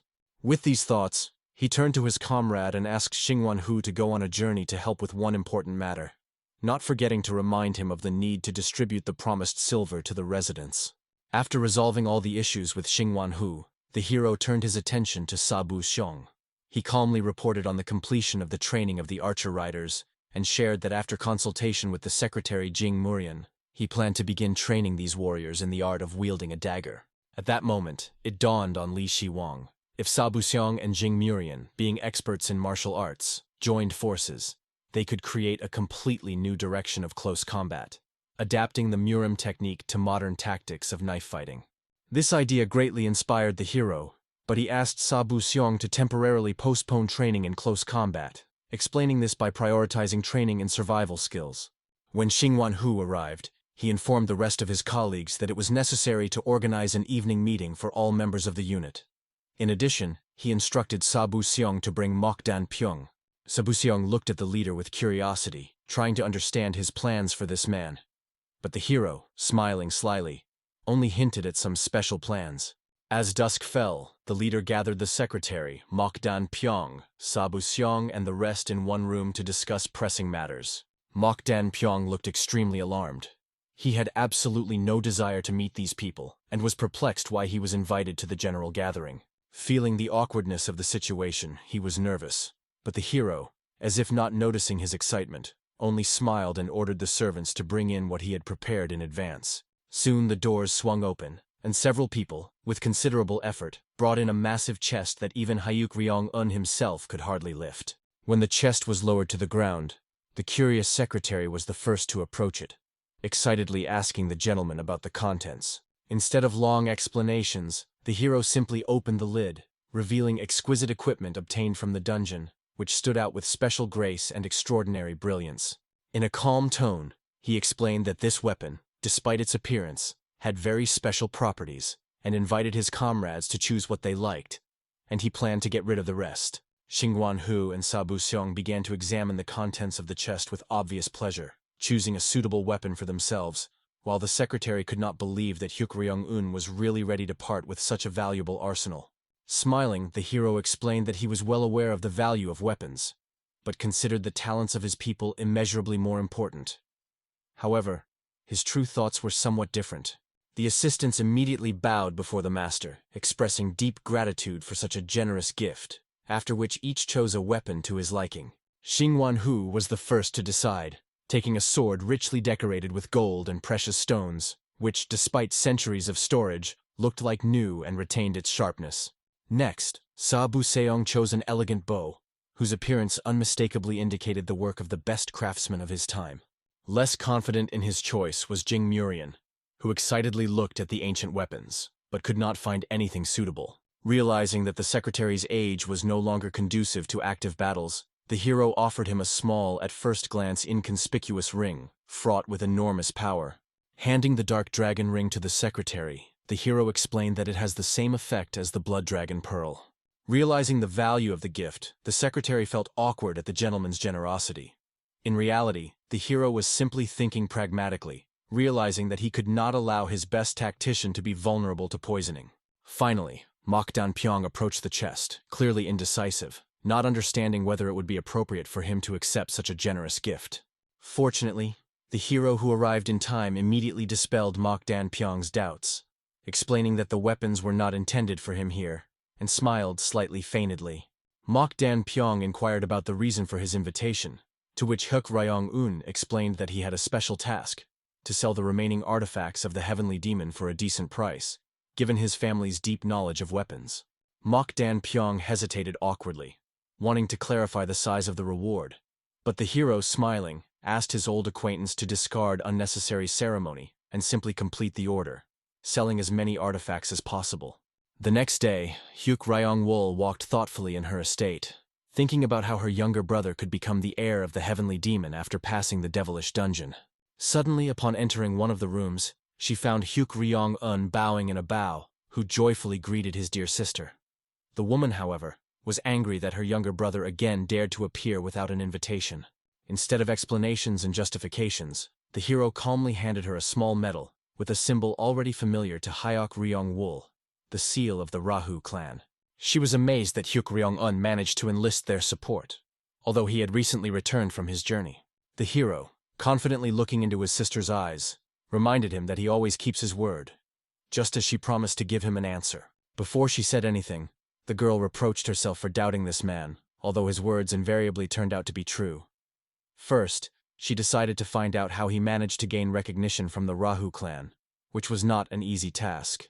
The hero felt very awkward from this question. Indeed, it turned out to be much more difficult to come to an agreement with the clan. The head of the clan was completely indifferent to the fact that Hyuk Ryong-un became the successor of the heavenly demon, and recognition was achieved only thanks to precious gifts, the cost of which was comparable to the price of the legendary gloves of the armless dragon. However, instead of admitting this, he asked Hyuk Ryong-wol not to worry, showing that he understood the reasons for her doubts, and assured that he was striving for an alliance with her and not with the Chanyu clan, from which she came. Uncomfortably looking into the eyes of her brother, who so easily guessed her fears, Hyuk Ryong-wol noted to herself that such impudent behavior strongly reminded her of her second brother, Hyuk Ryong-jin, but did not dare to express this thought out loud. Instead, she looked sternly at Hyuk Ryong-woon and made it clear that she accepted his proposal to form an alliance. The immensely delighted hero immediately bowed deeply to his sister, declaring that he would look forward to her support. At the same time, Hyuk Ryong-jin was in his room, having already learned about his sister's alliance with Hyuk Ryong-un. For some reason, this news only brought a smile to his lips. He understood that Hyuk Ryong-un was beginning to take the struggle for power more seriously. Although his rage did not appear outwardly, powerful spiritual energy began to emanate from under his hands, and he had to make an effort to calm down. He then awkwardly looked down at his body and laughed nervously, thinking about how angry the head would be over his failure. At the same time, a young man in shabby clothes and with an old weapon in his hands appeared on the slope of one of the caves. For the first time in a long time, finding himself in the sunlight, he squinted from the unusually bright rays that hurt his eyes. It was the main character of the novel named Tai Mu Quan, who decided to move on in order to understand how things are now in the changed world. 2 days had already passed since that moment, and despite all the hero's efforts to get out of the forest as quickly as possible, he continued to wander, losing all idea of the right direction. Suddenly hearing human noise nearby, he immediately rushed towards the sounds, hoping to find out the way to the exit from the forest, where he was already tired of wandering without a goal. The noise that attracted the hero's attention was caused by an attack by bandits on a group of merchants who were peacefully moving along their path. No one foreshadowed trouble when suddenly one of the bandits was knocked down. The hero, who had gained decent speed, failed to brake and crashed straight into him. After the collision, He stood up as if nothing had happened and apologized to the man for his inability to stop, although in his thoughts he was outraged that he was in his way at all. The bandits were greatly angered by such impudence, and they demanded that the stranger introduce himself. Instead, he honestly admitted that he was lost and, pointing to his stomach, explained that he had not eaten for several days, asking if they had any food. Such impudence completely infuriated the bandits, and they, raising their weapons, decided to punish the daring young man with death for the disrespect shown. However, the main character of the story didn't care. He deftly dodged the attack and delivered a crushing blow directly to the attacker's stomach. He collapsed at Tai Mu Quan's feet, losing consciousness, as the force of the blow exceeded all human capabilities. The main character did not seem to be bothered by this at all. He only dissatisfiedly looked at the motionless body, indignant at the attempt to kill him just for asking for food. Looking around, he noticed a group of people who had become victims of bandits, and decided that since he was here, he could not pass by without providing help. One of the merchants, seeing a chance for salvation in the young man, began to beg for help, promising a generous reward. Tai Mu Quan, realizing that this was a great opportunity, since he himself wanted to deal with the bandits, only asked not to forget about the promise and to feed his savior well. At that moment, an armed crowd of bandits rushed at Tai Mu Quan with the intention of killing. But he was in no hurry to either run or attack. Instead, he froze in place and began to concentrate the energy raging with the power of the ancient dragon. All that remained for the guy was to draw his sword in time, after which with a few light movements, he instantly defeated a whole crowd of opponents, who immediately fell to the ground. The merchant, watching what was happening, could not believe that the young man managed to defeat all the bandits so easily, using just one blow. However, unexpectedly, despite all his strength, the hero fell to his knees and grabbed his stomach, trying to relieve the pain. The merchant thought that his savior was wounded, but Tai Mu Quan admitted that he was simply very hungry and had not eaten for a long time. After this confession, the guy was immediately given food, which he greedily began to devour, trying to satiate his exhausted body. Observing him, the merchant concluded that the shabby clothes and martial arts, unusual for such a young age, clearly indicated that Tai Mu Quan was a master who had come down from the mountains after many years of studying martial arts. Gongsun-san awkwardly introduced himself and asked where the guy was going through the forest. Tai Mu Quan, still enthusiastically eating his food, replied that he was on his way to the Muram Alliance in Hubei, sadly adding that he was lost. Fortunately for Tai Mu Quan, Gongsun-san and his team were also heading there, so he gladly invited the hero to join them, promising to provide both lodging and food. Obviously, the guy had no reason to refuse, so he smiled joyfully, thanked the man for the generous offer, and immediately agreed. Soon, during a joint trip, Gongsun-san learned that the main character was almost 30 years old. Gongsun-san himself, despite his appearance, was his age, so they decided to discard formalities in communication. This was the first meeting between Tai Mu Quan, the main character of the novel, and Gongsun-san, a merchant who was destined to become the leader of the best merchants of the Central Plains from the Maple Forest group of merchants. At the same time, on the territory of his estate, the hero lined up all the warriors who had already completed training to join his unit. Carefully looking around the formation, he internally worried, realizing that today was the first official day of the start of the Black Lion unit, as well as the day of his official recognition as the leader. Suddenly, the hero's thoughts were interrupted by the arrival of Hyok Ryong-wol, who, accompanied by her retinue, decided to speak to her brother. She immediately understood the true reason for her invitation to the inauguration of his personal squad. Hyuk Ryong-un wanted the second young master to know about their alliance. Although this caused her concern, the hero understood perfectly well that their alliance would sooner or later become known. In addition, he saw this as an opportunity to win over those who were still undecided about whom to serve. Hyok Ryong-wol, understanding her brother's plan, nevertheless excitedly warned him about Hyuk Ryong-jin's unusual nature. The hero, realizing this no worse than his sister, only awkwardly noted that he had already taken into account all the associated risks. But unexpectedly for everyone, the first master, Hyok Ryong-gyum, appeared with his retinue, taking the younger brother and sister by surprise. Both felt a sudden tension, clearly not expecting to meet the first gentleman here. However, Hyuk Ryong-gyum did not show any hostility. He warmly hugged his younger brother, admitting that he could not believe that he was the one who became the successor of the heavenly demon, and expressed joy at how much Hyuk Ryong-won had grown recently. The hero, shocked by such a warm welcome, only modestly laughed off his brother's words, saying that he had clearly not yet reached his level. In fact, everyone understood perfectly well that the elder brother had appeared here to contain the situation with his presence alone. While the brothers exchanged jokes and laughter, they were unaware of the approach of a much more formidable enemy. Suddenly, Hyuk Ryong-jin approached Hyuk Ryong-un, and just his touch on his younger brother's shoulder caused cold sweat to break out all over his body. It is noteworthy that no one except the hero seemed to experience such sensations, so everyone only greeted Hyuk Ryong-jin with a smile, who also decided to check on his younger brother. The hero, overpowering himself, turned around to look into Hyuk Ryong-jin's face, as he congratulated him on behalf of the divine cult member and elder brother, expressing pride in Hyuk Ryong-un's achievement in opening his own division. Despite the fact that he managed to earn the respect of Hyuk Ryong-jin, the hero was not at all interested in his words. He looked with horror at the rival of the protagonist of the novel, the second young master, realizing the colossal difference in their power levels. Clearly realizing that no matter what efforts he made, he would never be able to defeat this man, the hero bowed down in fear, thanking his older brother for the visit. He tried to create the appearance of sincere joy from the meeting. Hyuk Ryong-jin just smiled and suggested that the hero move to a more secluded place to talk. Only then was the hero able to breathe a sigh of relief. He was clearly aware that no matter how hard he tried, Hyuk Ryong-jin would remain the only one that Hyuk Ryong-un could never surpass.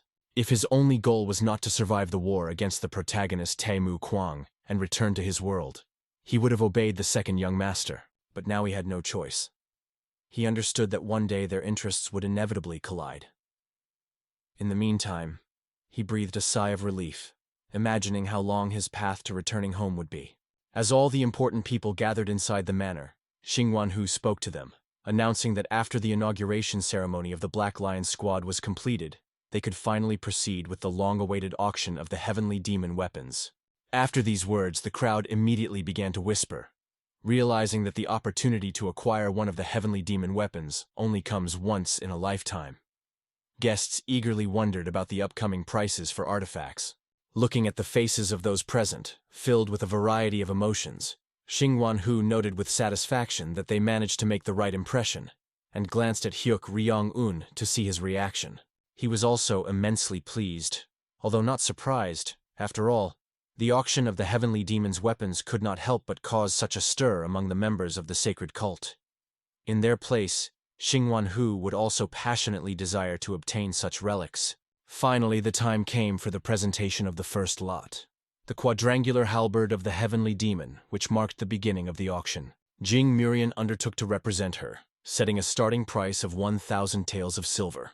As soon as the price was announced, buyers perked up, realizing that they had a real chance to get such a valuable artifact. The hero calmly watched the progress of the auction, rejoicing at how skillfully the secretary conducted the auction. He even mentally promised to pay Jing Murian a bonus for handling the matter so professionally. While the hero was thinking, bids poured in from those wishing to buy weapons, already exceeding 100,000 silver taels. Obviously, both the secretary and Hyuk Ryong-un were happy. Everything went according to plan. When the price reached its ceiling, Xingwan-hu warned that if no one outbid the current bid, the halberd would go to Elder Li of the Ma-hun family. In the end, this is what happened. After some time, it was the turn of the last exhibit. Jing Murian opened a small box containing an elegant bracelet. The latest artifact presented at auction is no less worthy of buyers' attention.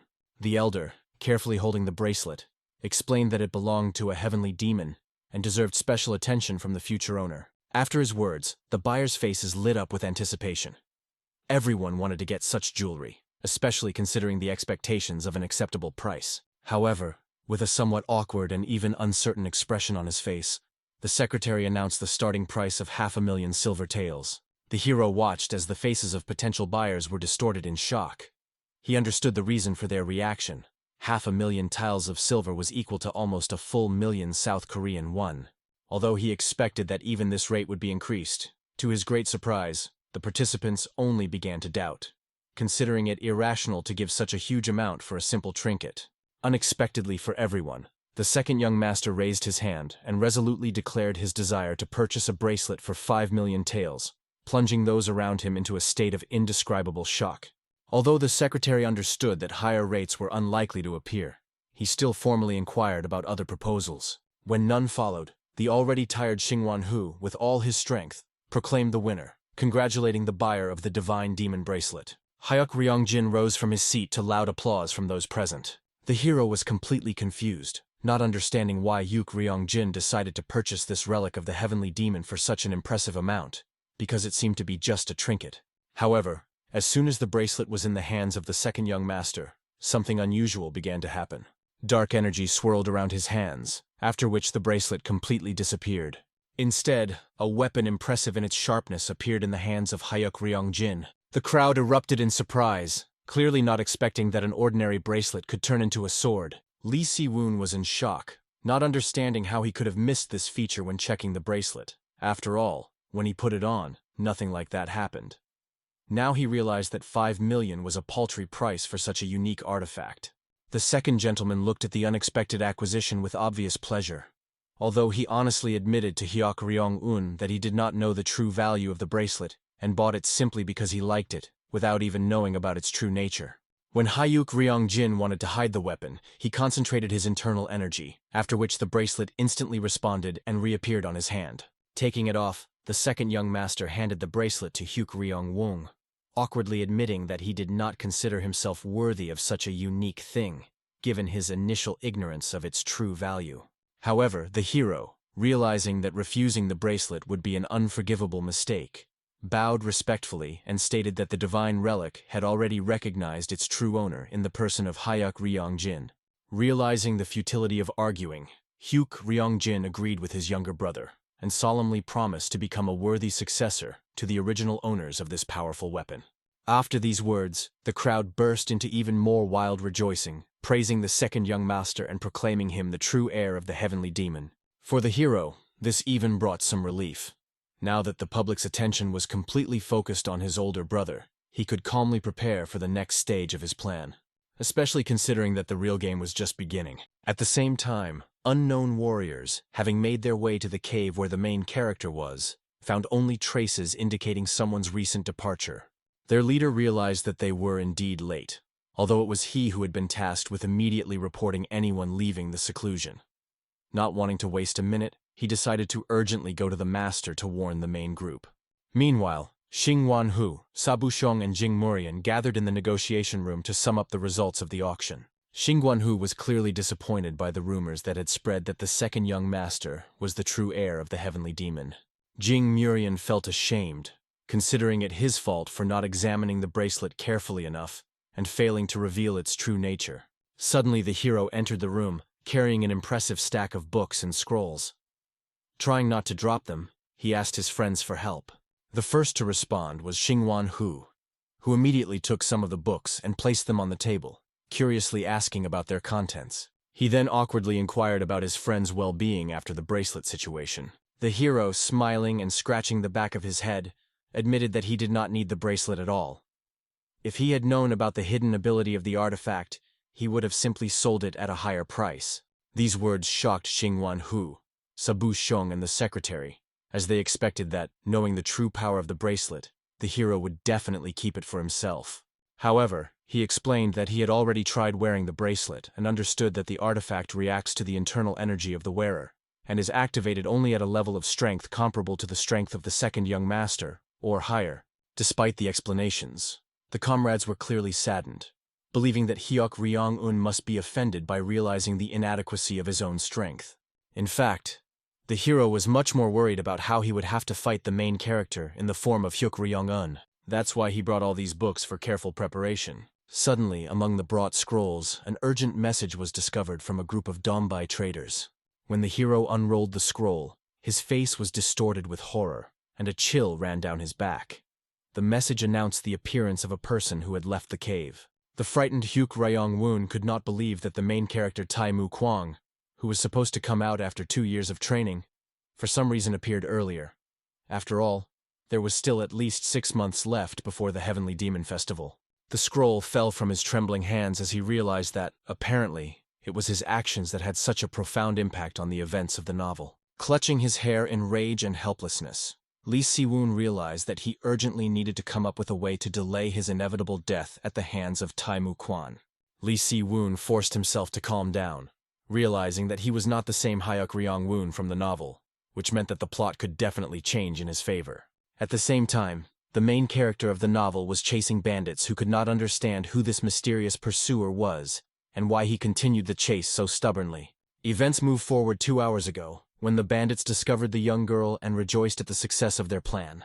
They managed to put her to sleep using a sleeping pill, although they had to double the dose due to her high level of skill. Just as they were about to take advantage of the situation, Tae-Mu Kwang suddenly appeared, determined to find out what these suspicious individuals, who were clearly up to no good, were doing. The bandits, considering the guy who suddenly appeared to be a self-confident clown, decided to teach him a lesson and take his life for interfering in their affairs. The hero, who had already prepared his sword, was annoyed that all the bandits acted according to the same scenario, as if they were studying at the same school of villains.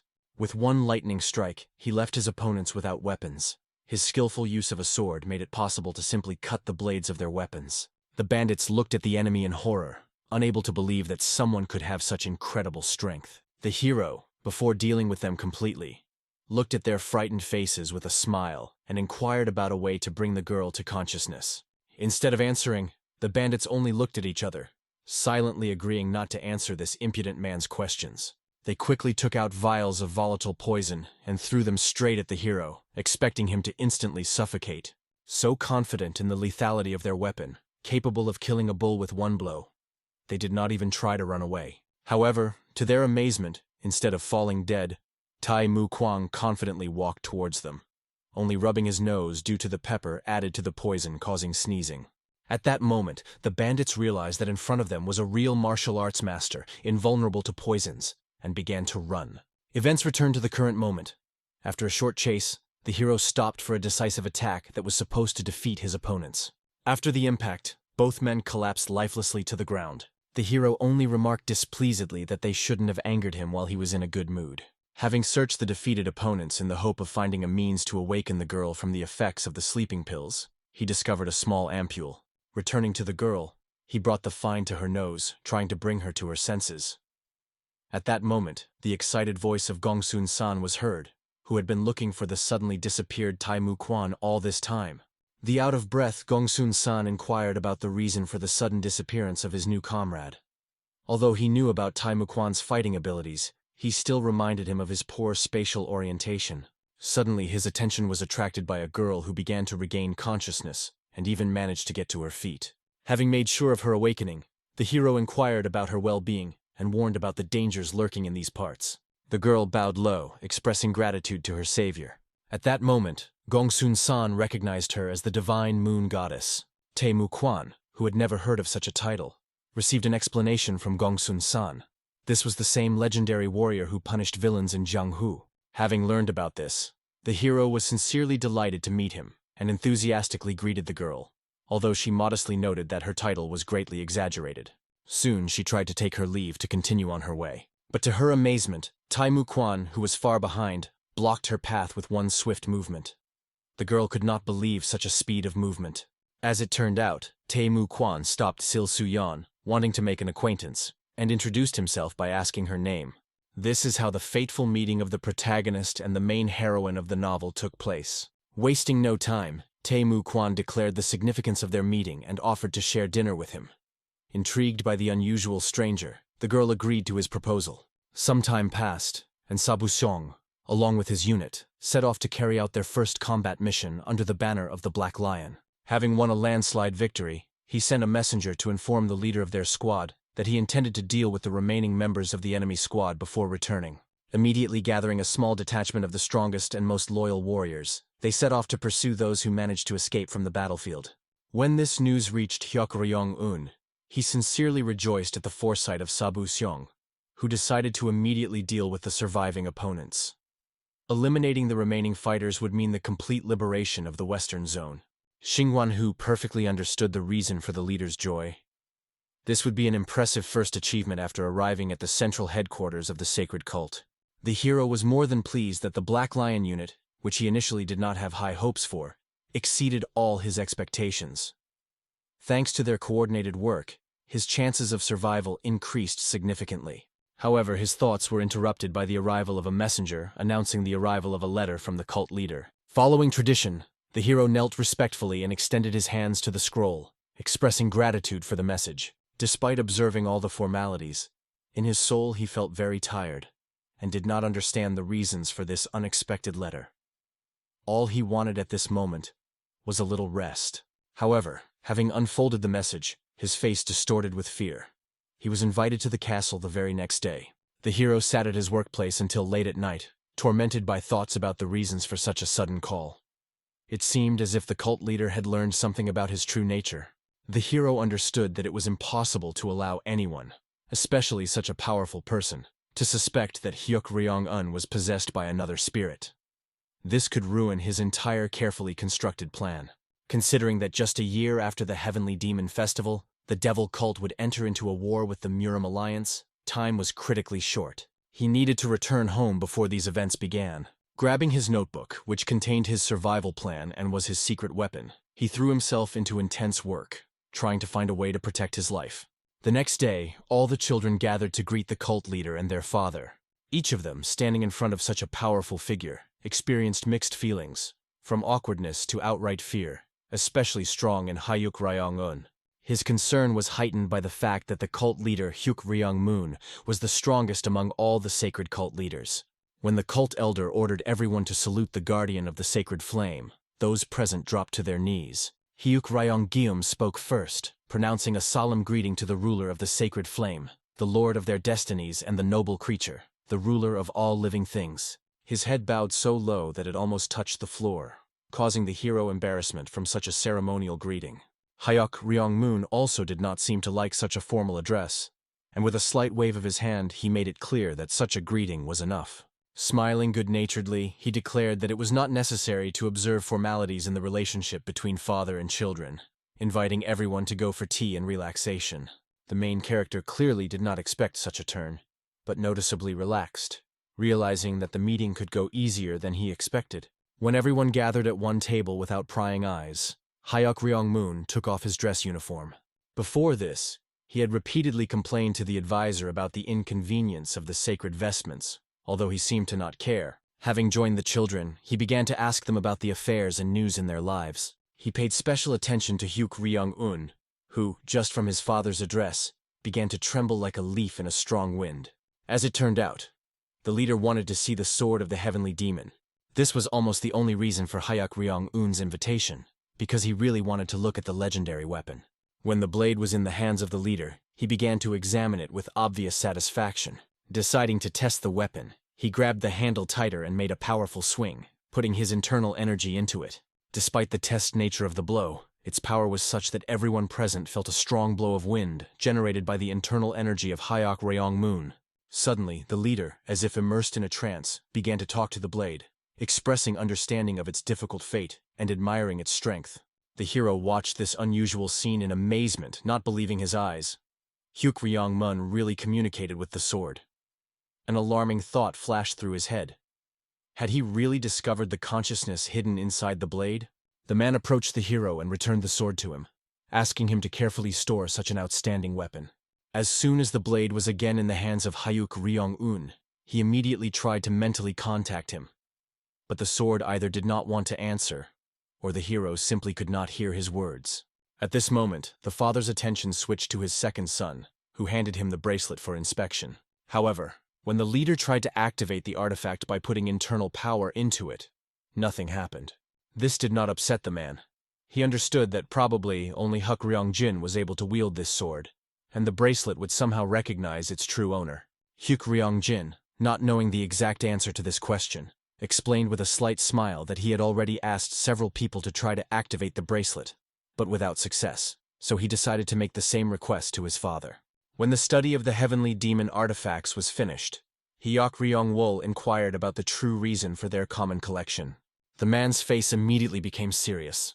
They were talking about the upcoming Heavenly Demon Festival. The upcoming election of an heir gave particular significance to this event, so he proposed expanding the scale of the celebration by inviting outstanding talents from the families of their divine cult. His father's proposal to invite talent from other families alarmed Hyuk Ryong-gyum so much that he even dared to express doubts about the wisdom of such a decision. Such a reaction from the eldest son angered Hyuk Ryong-moon, and he sternly reminded that they were not a monarchy, and any worthy member of the cult could become a leader if they had the appropriate abilities. Realizing the inappropriateness of his words, Hyuk Ryong-gyum fell silent in embarrassment. Hyuk Ryong-un came to the rescue, who, clearing his throat awkwardly, announced his own proposal for holding the festival. The intrigued father invited him to speak out. The hero suggested inviting families from outside the Central Plains, which surprised not only Hyuk Ryong-moon, but also everyone present. Everyone held their breath, waiting for their father's reaction. To justify his proposal, the hero pointed out that although their forces were suppressed by the cult, no one knows when other clans might betray them. To turn them into loyal subjects, they must be given the opportunity to demonstrate their loyalty to the cult. After some thought, Hyuk Ryong-moon approved this idea and asked the other children for their opinions. The first to speak out was Hyuk Ryong-jin, who also liked the idea. This would make it possible to demonstrate their authority and generosity to the conquered peoples. As the proposal received majority support, the leaders stood up happily, happy that they would be able to turn a formal event into a meaningful event. He wished the children good luck in resolving all organizational issues. After blessing all 4 children, they left their father's chambers. Before leaving, the second young master looked meaningfully at his younger brother, noting that thanks to his ideas, the festival promised to be especially interesting. When the older brothers left, Hyuk Ryong-wol approached Hyuk Ryong-un, expressing concern about the possible consequences of such an invitation and the need to strengthen border security. The hero reassured his sister, assuring him that he already had a well-thought-out plan. He himself realized that although the situation had changed after his exit from the devilish dungeon, the cult leader's decision to change the scale of the event was expected, and he simply added another participant to this grandiose game. There was a month left before the festival. The next time he and his sister met, they discussed the possibility of the presence of a king of the border and a king of the desert. An excited Hyuk Ryong-wol noticed that although these lands had been inhabited by various tribes for centuries, she did not know about the existence of a single ruler there. The hero calmly explained that in the Kuche region of the desert, a powerful civilization once flourished, the Kuche kingdom, and he was sure that nothing would prevent such a great state from reviving its former glory.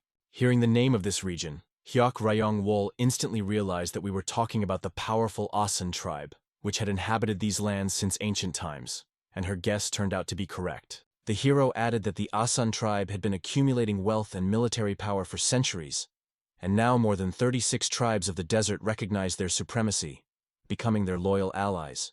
He knew very well that according to the plot, after the festival of the heavenly demon from the Asana tribe, a king should appear who would become the ally of the second young master in the coming events. Therefore, the hero decided to act proactively. Hyuk Ryong-wol suggested that if they were talking about the Asan tribe, then they probably meant their famous warrior Asmet, also known as the Desert Wolf. However, the hero, politely shaking his head, explained to his sister that he could not be completely sure of this, since he clearly remembered that the novel featured a much more powerful character than the legendary Desert Wolf. Time was inexorably approaching the Heavenly Demon Festival. Only a few days remained. Many distinguished guests have already gathered on the territory of the divine cult. Everyone enthusiastically crowded not only around the leader, but also around the second young master, trying to attract his attention and exchange at least a few words. Hyuk Ryong-un watched in amazement as wherever his brother went, a crowd of admirers immediately gathered around him. Even greeting him became a difficult task. Suddenly, the loud sound of new guests arriving caught everyone's attention.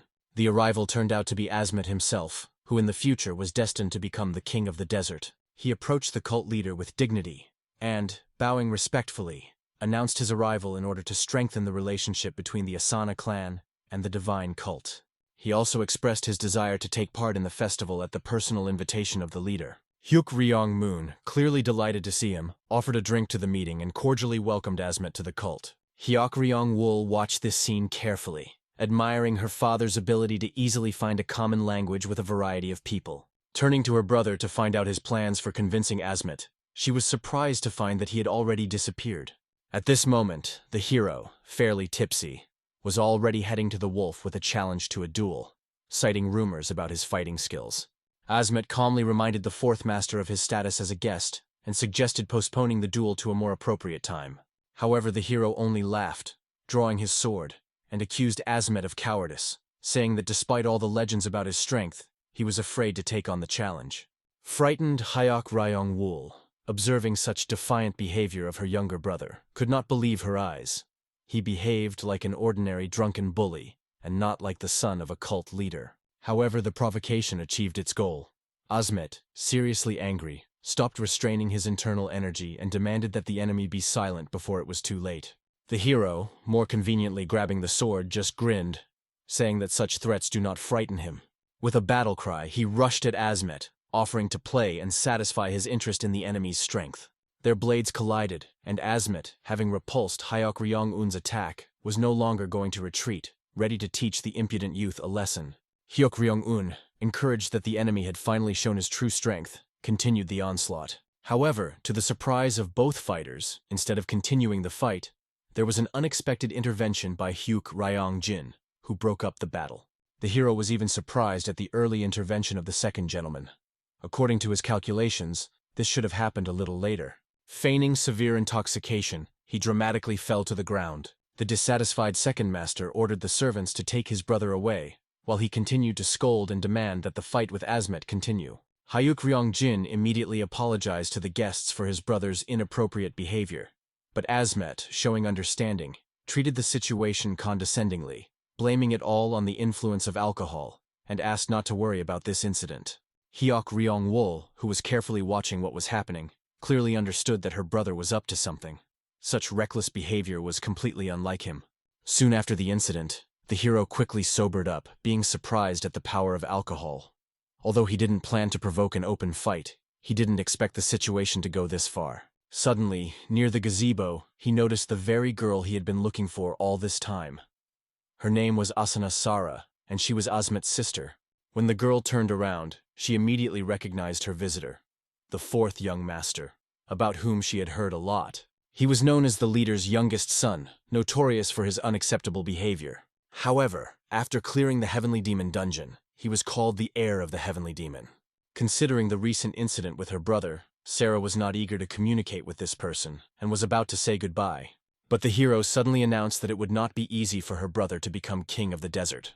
Moreover, he openly admitted that he was aware of Lady Sarah's experiences, although until recently she pretended that she did not understand what he was talking about. And what did Hyuk Ryong-un care about her worries about her brother? The hero calmly explained his position.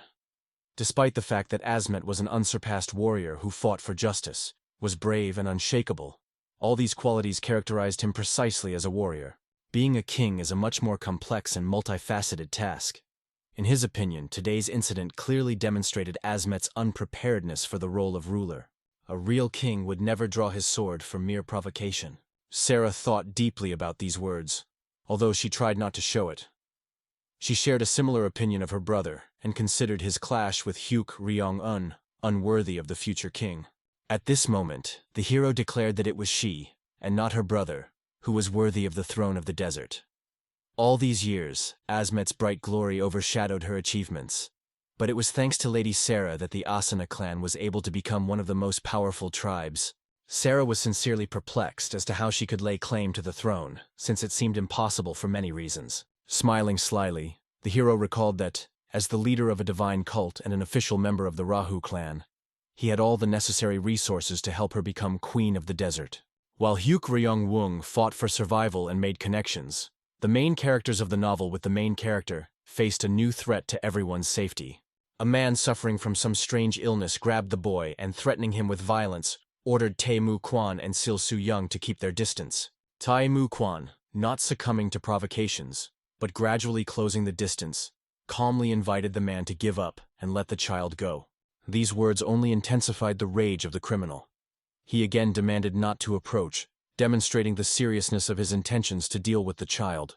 Realizing that such a person would not voluntarily surrender to justice, Tae Mu Kwan took out a coin from his pocket and threw it with incredible force directly at his opponent. The blow was so powerful that the man screamed in pain, dropping both the child and the weapon. Taking advantage of the moment, Sil Su Young quickly grabbed the boy and took him to a safe place. After making sure that the hostage was out of danger, the hero invited the bandit to return to the Mari Alliance for investigation. These words seriously hurt the man. He understood that he had no other choice, and he would not give up alive. Suddenly, the criminal began to tear off his outer clothing, revealing a body covered with huge blisters, ready to explode. He threatened that Tae Mu Kwan would pay dearly for interfering, after which he loudly shouted praise for the cult of the sun and moon. Realizing the impending danger, Tae Mu Kwan immediately ordered Lady Sil Su Yan to take cover. A powerful surge of internal energy followed, destroying everything around.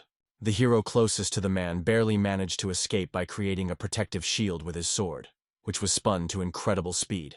After the devastating explosion, Tai Mu Kwang reunited with the child and Sil Su Yan while surveying the scene.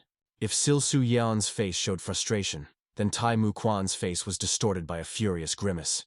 He fiercely hated the damned demonic cultists and longed to find out what they were up to by sending such a person here. The time was inexorably approaching the evening before the day of the festival. Final preparations were being made everywhere. Tables were being set for the guests of honor who had arrived at this year's festival. Looking at all the preparations, it seemed to Hyok Ryong-un that the elder had clearly outdone himself. The amount of food seemed excessive. However, the elder only smiled good-naturedly, explaining that among the guests would be the young master himself and the heir to the heavenly domain. So this feast can be considered a tribute to him. The hero felt embarrassed that the elder still considered him the heir.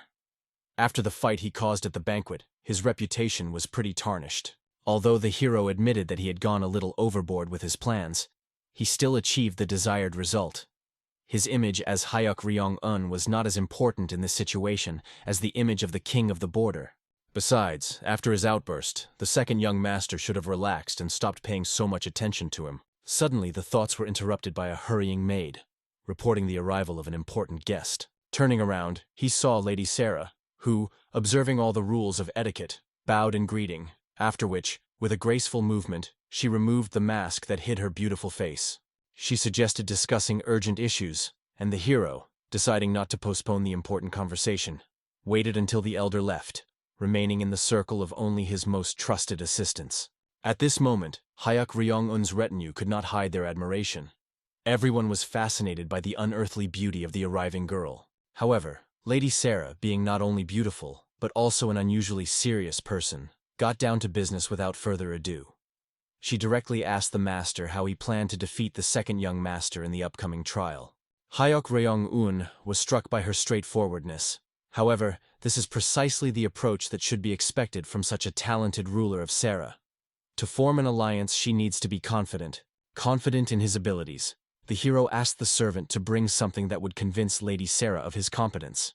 When the chest opened, she froze in amazement, clearly believing that the hero was simply mocking her. However, his confidence was unshakable. He knew for sure that this would bring him victory, despite any obstacles. The morning of the Heavenly Demon Festival finally arrived.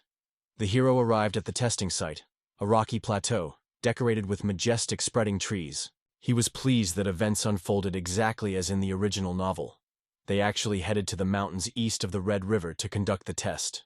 Being aware of the course of events in advance, the hero began to prepare long before the festival itself. He strategically places traps in various places to make his task easier. He was convinced that he would not even have to enter into direct competition with the second master. It would be enough to simply collect more tokens. Sabu Xiong, who did not share such confidence, inspecting their equipment for the test, decided to once again clarify whether Hyuk Ryong-un's plan would really work. He also inquired about the outcome of the conversation with Hyuk Ryong-wol. The hero calmly explained that he warned his sister, but she assured him that she herself would deal with all possible problems. Now they had to rely only on their own strength. Sabu Seong, seeing such confidence, gradually ceased to doubt. After all, Hyuk Ryong-un had already proven his abilities by successfully passing the tests in the dungeon, and he had prepared more than thoroughly for the festival. The hero picked up a small box with mysterious contents, shook it near his ear, and, making sure that it was filled with everything he needed, understood that this would be his main trump card. After which he called his vice leader, and together they went to the first location. Events will be moved to the same location of the challenge, but 3 days earlier. The frightened man, sprawled on the ground, looked at the second young master with fear. Hyuk Ryong-jin, who arrived accompanied by his assistants, asked the man about the whereabouts of his tokens with a winning smile. With trembling hands, he handed several tokens to the second young master. Seeing the man's genuine fear, Hyuk Ryong-jin tried to calm him down, explaining that he had nothing to fear. If he did not interfere with his victory, he would be under his complete protection until the end of the test. The man could not believe his luck, and Hyuk Ryong-jin assured him of his protection, emphasizing that they were all members of the divine cult.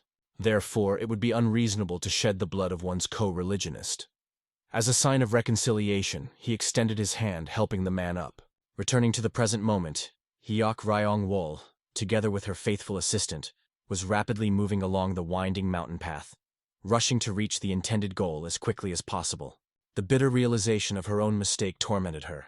She understood that she had shown short-sightedness by not heeding the warnings of Hyuk Ryong-un.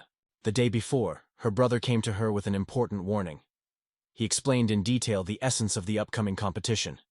There will be a survival test, where participants will have to get tokens from each other. The winner will be the one who collects the most. Realizing that most of the cult members improved exclusively in martial arts, he strongly advised his sister to take as an assistant someone who was well-versed in the peculiarities of the mountain landscape, and not just in martial techniques. At the time, this recommendation seemed reckless to Hyuk Ryong-wol. But her brother insisted that, in the event of separation of the participants, she should at least head to the northern part of the territory before the start of the test.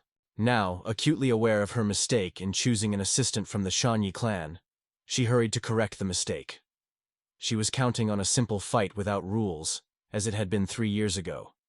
But now she was convinced that her brother was right, and was in a hurry to reach the northern part. At the same time, the first and second young masters sat in one of the tents in relative comfort, looking at the impressive collection of obtained tokens. There were already 46 of them, which gave Hyuk Ryong-gyum reason to confidently declare his imminent victory in the test. However, Hyuk Ryong-jin urged him to be careful, reminding him that Hyuk Ryong-wol and Hyuk Ryong-woon had not yet appeared. Hyuk Ryong-gyum dismissed this remark with contempt, saying that there was nothing to worry about. In his opinion, Hyuk Ryong-un was simply lucky to get out of the dungeon. He had neither real talent nor strength, which means he has nothing to count on in this test.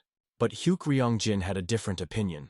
He understood perfectly well that one cannot write off a person who for the first time in 300 years managed to pass the Heavenly Demon Dungeon. He was sure that Hyuk Ryong-un had prepared some kind of plan for the festival, although he could not yet figure out what it would be. Hyuk Ryong-gyum, meanwhile, continued to talk about Hyuk Ryong-woon's worthlessness, claiming that he had not changed at all, and citing as an example a recent incident at a banquet where he got drunk and started a fight. Their conversation was interrupted by a sudden noise from outside. Both young masters, armed, hastened to find out the reason. It turned out that the commotion was caused by their assistants, who were looking in horror at the corpses of animals hanging on the trees. Hyuk Ryong-gyum, irritated by their panic, calmly cut off the ropes on which the rabbit carcasses were hanging, and scolded his subordinates for being too timid. He explained that it was just free loot and there was no need to attach such importance to it. The shamed warriors could only apologize for their incontinence. However, Hyuk Ryong-jin did not share this carefree optimism. He carefully examined the carcasses of the rabbits, trying to understand how someone had managed to hang them on the trees without attracting his attention. He had a vague feeling that this was some kind of warning, although he could not yet determine what exactly it was about. A little later, Sa Bu-sung asked his captain whether the trick he had planned with the hanging animals had worked.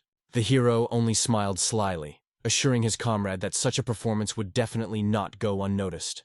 In reality, Hyuk Ryong-un knew full well that Hyuk Ryong-jin would try to use the test as an opportunity to gain the trust of the cult, and therefore would take with him people who were not the most suitable for such a task, sacrificing mobility. Indeed, when Hyuk Ryong-jin and Hyuk Ryong-gyum discovered several more animal carcasses, the second young master decided to personally inspect the surrounding area. This decision surprised Hyuk Ryong-gyum. He did not see the need for it, believing that as long as they were here, frightened people themselves would bring them their tokens. He suggested that if Hyuk Ryong-jin had concerns, he could simply send a squad of hunters. But at that moment, the second young master noticed bright flashes of flame nearby. Without hesitating for a second, he rushed towards the source of the fire, moving quickly and silently. Arriving at the place, he found the camp completely burned to the ground, but strangely, without a single body. Hyuk Ryong-jin was alarmed by this fact. Why, if people were attacked, did someone remove their bodies and start a fire? A sudden insight made him wary. Perhaps this was a trap. As if to confirm his suspicions, an arrow flew out of the darkness, which Hyuk Ryong-jin managed to intercept in flight. Activating his bracelet with lightning speed, he released the energy of the sword, directing a powerful attack towards the trees where, as it seemed to him, the enemy was hiding.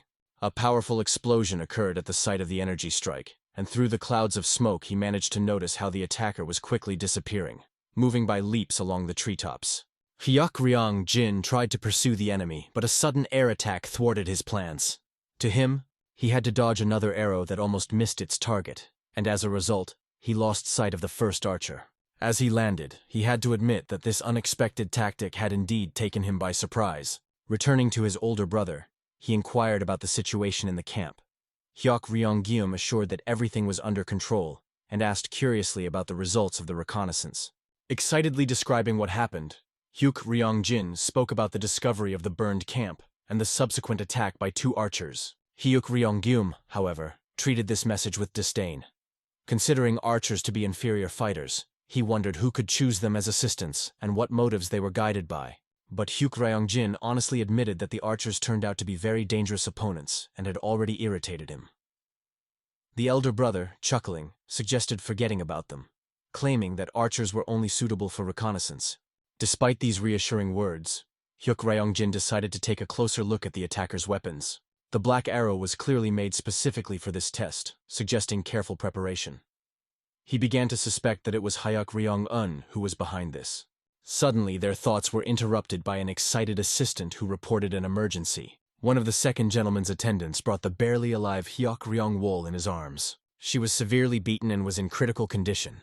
Seeing her brother, she tried with all her might to say something, and the only thing they could make out was an accusation against Hyuk Ryong-un of treason. After these words, she lost consciousness in her brother's arms. The girl was urgently transferred to a separate tent. Later, after checking on his sister, Hyuk Ryong-jin asked the captain about her condition.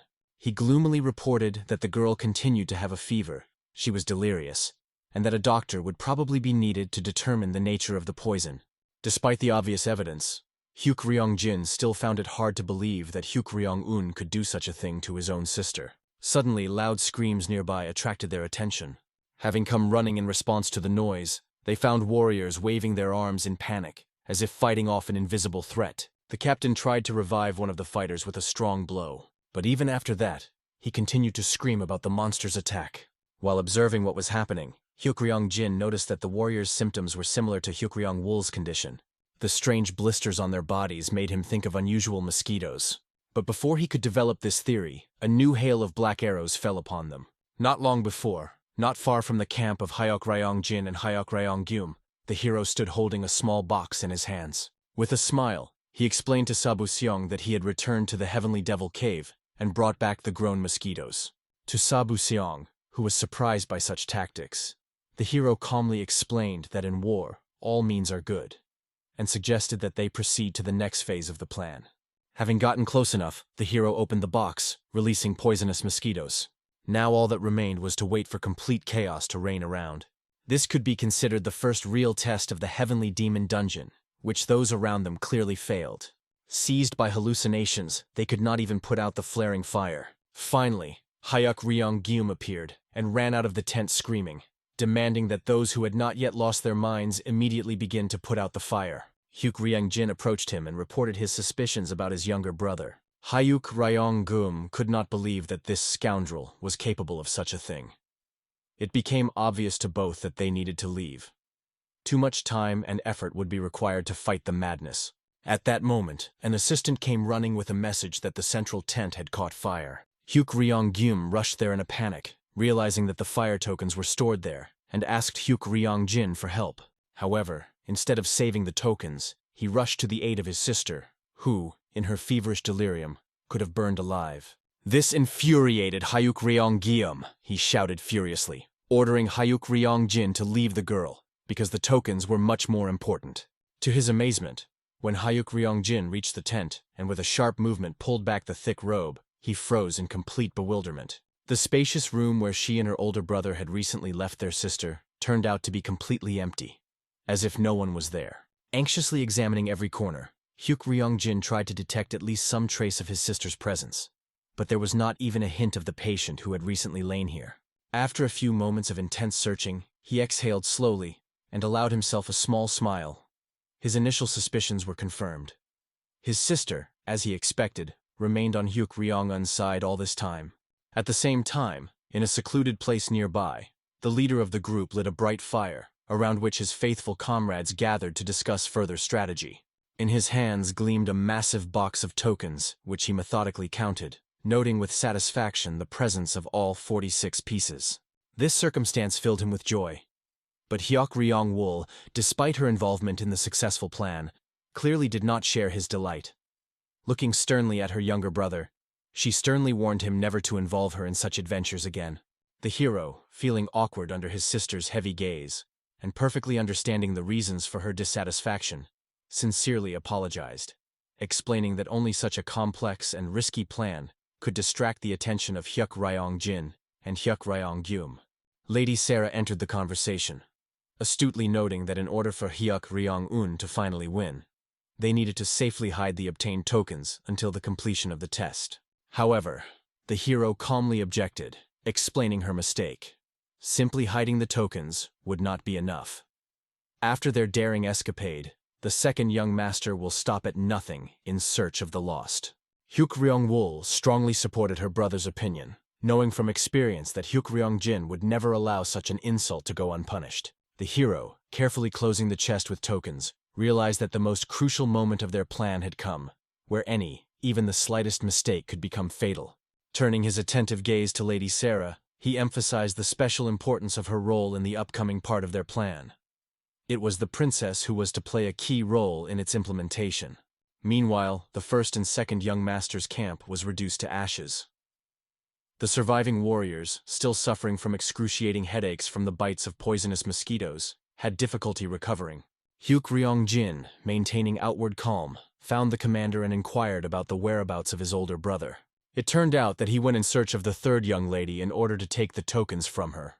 Outwardly, Hyuk Ryong Jin did not react to this news, although a whole storm of conflicting emotions was raging inside him. What worried him most was the loss of precious time. The coming morning meant that there were only 2 days left before the end of the festival. There was no choice left. Turning to his faithful assistant, he instructed him to look after the remaining warriors near the destroyed camp, while he himself went in search of the tokens. At this time, Hyuk Ryong Un and his accomplices took refuge in a small but cozy house, where they temporarily waited for the right moment to continue their cunning plan. The atmosphere was filled with excitement, especially the princess, who persistently asked the fourth young master to explain the plan and her role in it in more detail. The girl was convinced that the second young master would discover their hideout very soon, but this should only be a bait so that Hyuk Ryong Jin would completely lose track of them before the festival ended. Hyuk Ryong Wol, still not quite understanding the hero's plan, noted that if he really hoped to lure his brother here, it would not be an easy task. She knew his caution too well. However, the hero seemed to have foreseen this too. Smiling mysteriously, he explained that according to his calculations, it was Hyuk Ryong Jin's excessive caution that should play into their hands. The archer looked at his leader in surprise, clearly puzzled by his mysterious speeches. But instead of further explanations, the hero simply leaned back on his bed, advising his comrades to rest and not bother their heads with unnecessary thoughts. Literally a minute later, everyone witnessed how Hyuk Ryong Un fell into a deep sleep, which seemed extremely unusual to everyone present. His sister was especially surprised, unable to understand how one could remain so calm in such a tense situation. She was at a loss whether this was a manifestation of his absolute confidence in success, or on the contrary, an alarming sign. Even Princess Sarah admitted to herself that she had never met a person with such a mentality. There were no such people even in her native desert. Deep down in her soul, she felt that it was such an extraordinary person who could help make her cherished dream come true. In fact, despite the outward calm and seeming sleep, the hero remained fully conscious, carefully thinking through every detail of his plan. He remembered very well how, in the story he wrote, Princess Sarah showed particular weakness in front of her brother. That is why he tried to play along with the situation, hoping with all his heart that she would remain on his side. Despite the demonstrated confidence, it was not easy for the hero. The constant tension from the realization that the plan could collapse at any moment weighed heavily on him. Meanwhile, Hyuk Ryong Jin discovered Hyuk Ryong Un's hideout. He was quite surprised by the presence of a good quality hut in the middle of the forest. This suggested careful preparation of the enemy even before the start of testing. But even greater amazement was caused by the appearance of Princess Sarah, who left the house carrying the treasured box of tokens. Her presence here seemed inexplicable. As far as Hyuk Ryong Jin knew, only Hyuk Ryong Wol was supposed to be on the team. The princess herself interrupted her thoughts when she noticed the lurking man. Turning to the second young master, she invited him to come out into the light, assuring him that she was here alone, and he had nothing to fear. However, Hyuk Ryong Jin, watching the girl, suspected another trick of Hyuk Ryong-un, and was in no hurry to leave his hiding place until Sarah voiced an intriguing proposal, a deal in which the desert tribes would support him in exchange for his help. The second master found it difficult to believe in the sincerity of such a proposal. He understood perfectly well that while Asmet was alive, Sarah had no real power over the tribes and could not command their support. Noticing his hesitation, Sarah decided to back up her words with actions. She deliberately dropped several tokens from the chest. She also opened the doors of the shelter, showing an impressive picture. All members of Hyuk Ryong-un's group, including himself and Hyuk Ryong-wol, lay motionless, supposedly put to sleep by her. Hyuk Ryong-jin watched what was happening with undisguised amazement, unable to believe that Sarah really managed to neutralize such dangerous opponents. She, maintaining composure, declared her disappointment with his indecision. With a hint of amusement, she suggested that she might have been mistaken in her assessment of his wisdom. After these convincing words, Hyuk Ryong-jin still decided to go down for a personal meeting with the princess. His appearance, accompanied by a menacing noise, inspired awe. But he calmly inquired about the details of her proposal. Sarah, pleased that he showed interest, explained with a sly smile that everything would be possible as soon as she took the throne. It became obvious that the girl's true desire was to use victory in the trial as a stepping stone to seizing power from her brother Asmet. She honestly admitted that such a deal was originally proposed to her by the fourth young master, but she rejected his plan. According to her, having euthanized the team, she immediately went in search of Hyuk Ryong-jin. Moreover, she revealed Hyuk Ryong-un's original plan, to put Hyuk Ryong-jin himself to sleep and hold him until the end of the test. Now that the sleeping pills have been used up on his opponents, he is no longer in danger. Sarah explained with a charming smile that she only cares about reliable support, not the identity of the winner of the challenge, and she considers Hyuk Ryong-jin the most suitable ally. After a short silence, he acknowledged the wisdom of her choice, but he still had one fundamental question. Looking intently at the princess, he wondered if she had offered a similar deal to his older brother. The mask of composure on Sarah's face instantly distorted with fear. Realizing the criticality of the situation, she flew into the air with lightning speed, realizing the need for immediate escape. Already in the heights, she desperately called for help from the first young master. And as if in response to her prayers, Hyuk Ryong-gyum appearing before his younger brother with a naked sword in his hands. Hyuk Ryong-jin did not seem at all surprised by this turn of events. Summoning his sword with a slight smile, he admitted that all this time he had been wondering about the whereabouts of his older brother, and now intended to finally resolve their confrontation. Hyuk Ryong-gyum, despite the obvious fear of the impending battle with his younger brother, firmly declared his inevitable victory, insisting that the future of the divine cult should belong to him. Hyuk Ryong-jin, not impressed by his brother's speeches, invited him to prove his claims to the future of the divine cult with action. After these words, Hyuk Ryong-gyum's people rushed to attack. But even years of trained warriors were powerless against the second young master. With one blow, he killed all the assistants. Only the first master survived, having entered into direct combat with his younger brother. When their blades collided, a huge explosion engulfed the nearby area. Dust covered everything around, and the trees turned into splinters. When the dust cleared, Hyuk Ryong-jin put away his weapon and looked around. There was no one nearby. Looking at the empty token case, he realized that he had fallen for a trick again. This made him laugh, mixed with rage. He couldn't let anyone go that far in their deception. At this time, Hyuk Ryong-un and his sister watched from cover as Hyuk Ryong-jin moved through the trees right above their heads. The hero was nervous, but was pleased with the success of the plan. They managed to provoke Hyuk Ryong-gyum, without which they would not have been able to cope with Hyuk Ryong-jin. Hyuk Ryong-wol was angry at her younger brother because his plans could lead to their death. The hero, dusting off his clothes, noted that without such a plan they would never have been able to deceive Hyuk Ryong-jin. Hyuk Ryong-wol, although dissatisfied with the riskiness of the undertaking, admitted that he was right. Sarah approached and inquired about the hero's well-being, noticing traces of poison in his body, but he assured that the antidote was already working. The hero recalled his plan. He knew about Hyuk Ryong-gyum's intention to betray the second master, so he first offered a deal to him, and then attracted Hyuk Ryong-jin. Now they urgently needed to move on. At this time, Hyuk Ryong-gyum was hiding in the thicket of the forest with a box that had to be protected from the second young master. He was occupied with the thought that he needed to hold out for just a day, but he knew that it was dangerous to underestimate his brother. He would probably catch everyone during the night. Hearing footsteps, he turned around in fear, praying that it was not Hyuk Ryong-jin. But his fears were justified. A younger brother appeared. Hyuk Ryong-gyum stammered and asked how he was found so quickly. Hyuk Ryong-jin, filled with rage, only gave him one last chance to correct his behavior. Realizing the hopelessness of the situation, Hyuk Ryong-gyum knelt down, holding out the chest with tokens and begging for forgiveness. Hyuk Ryong-jin accepted the chest, but upon opening it, he smelled a strange smell and threw it away. It turned out that the chest had been replaced. Instead of tokens, there was poison that ignited in air. Hyuk Ryong-gyum did not understand how this happened. He was sure that he had a real chest with tokens. It was clear to Hyuk Ryong-jin that this was just another trick of Hyuk Ryong-un. Suddenly, both noticed a bright glow above the mountain, a signal flare. Hyuk Ryong-jin was surprised that the signal came from the west, not believing that someone could get to that camp so quickly. Arriving at the place, he found Hyuk Ryong-un with all the tokens and his commander.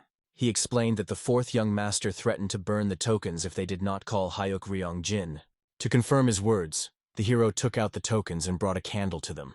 Hyuk Ryong-jin was sincerely surprised that Hyuk Ryong-un decided not to hide until the end of the test, but openly called him out. He brought the candle closer to the tokens, showing with all his appearance the seriousness of his intentions. The commander confirmed that Hyuk Ryong-un was ready to burn the dog tags if Hyuk Ryong-jin did not approach. The second young master had no choice. Coming closer, after a short silence, he asked about Hyuk Ryong-un's intentions.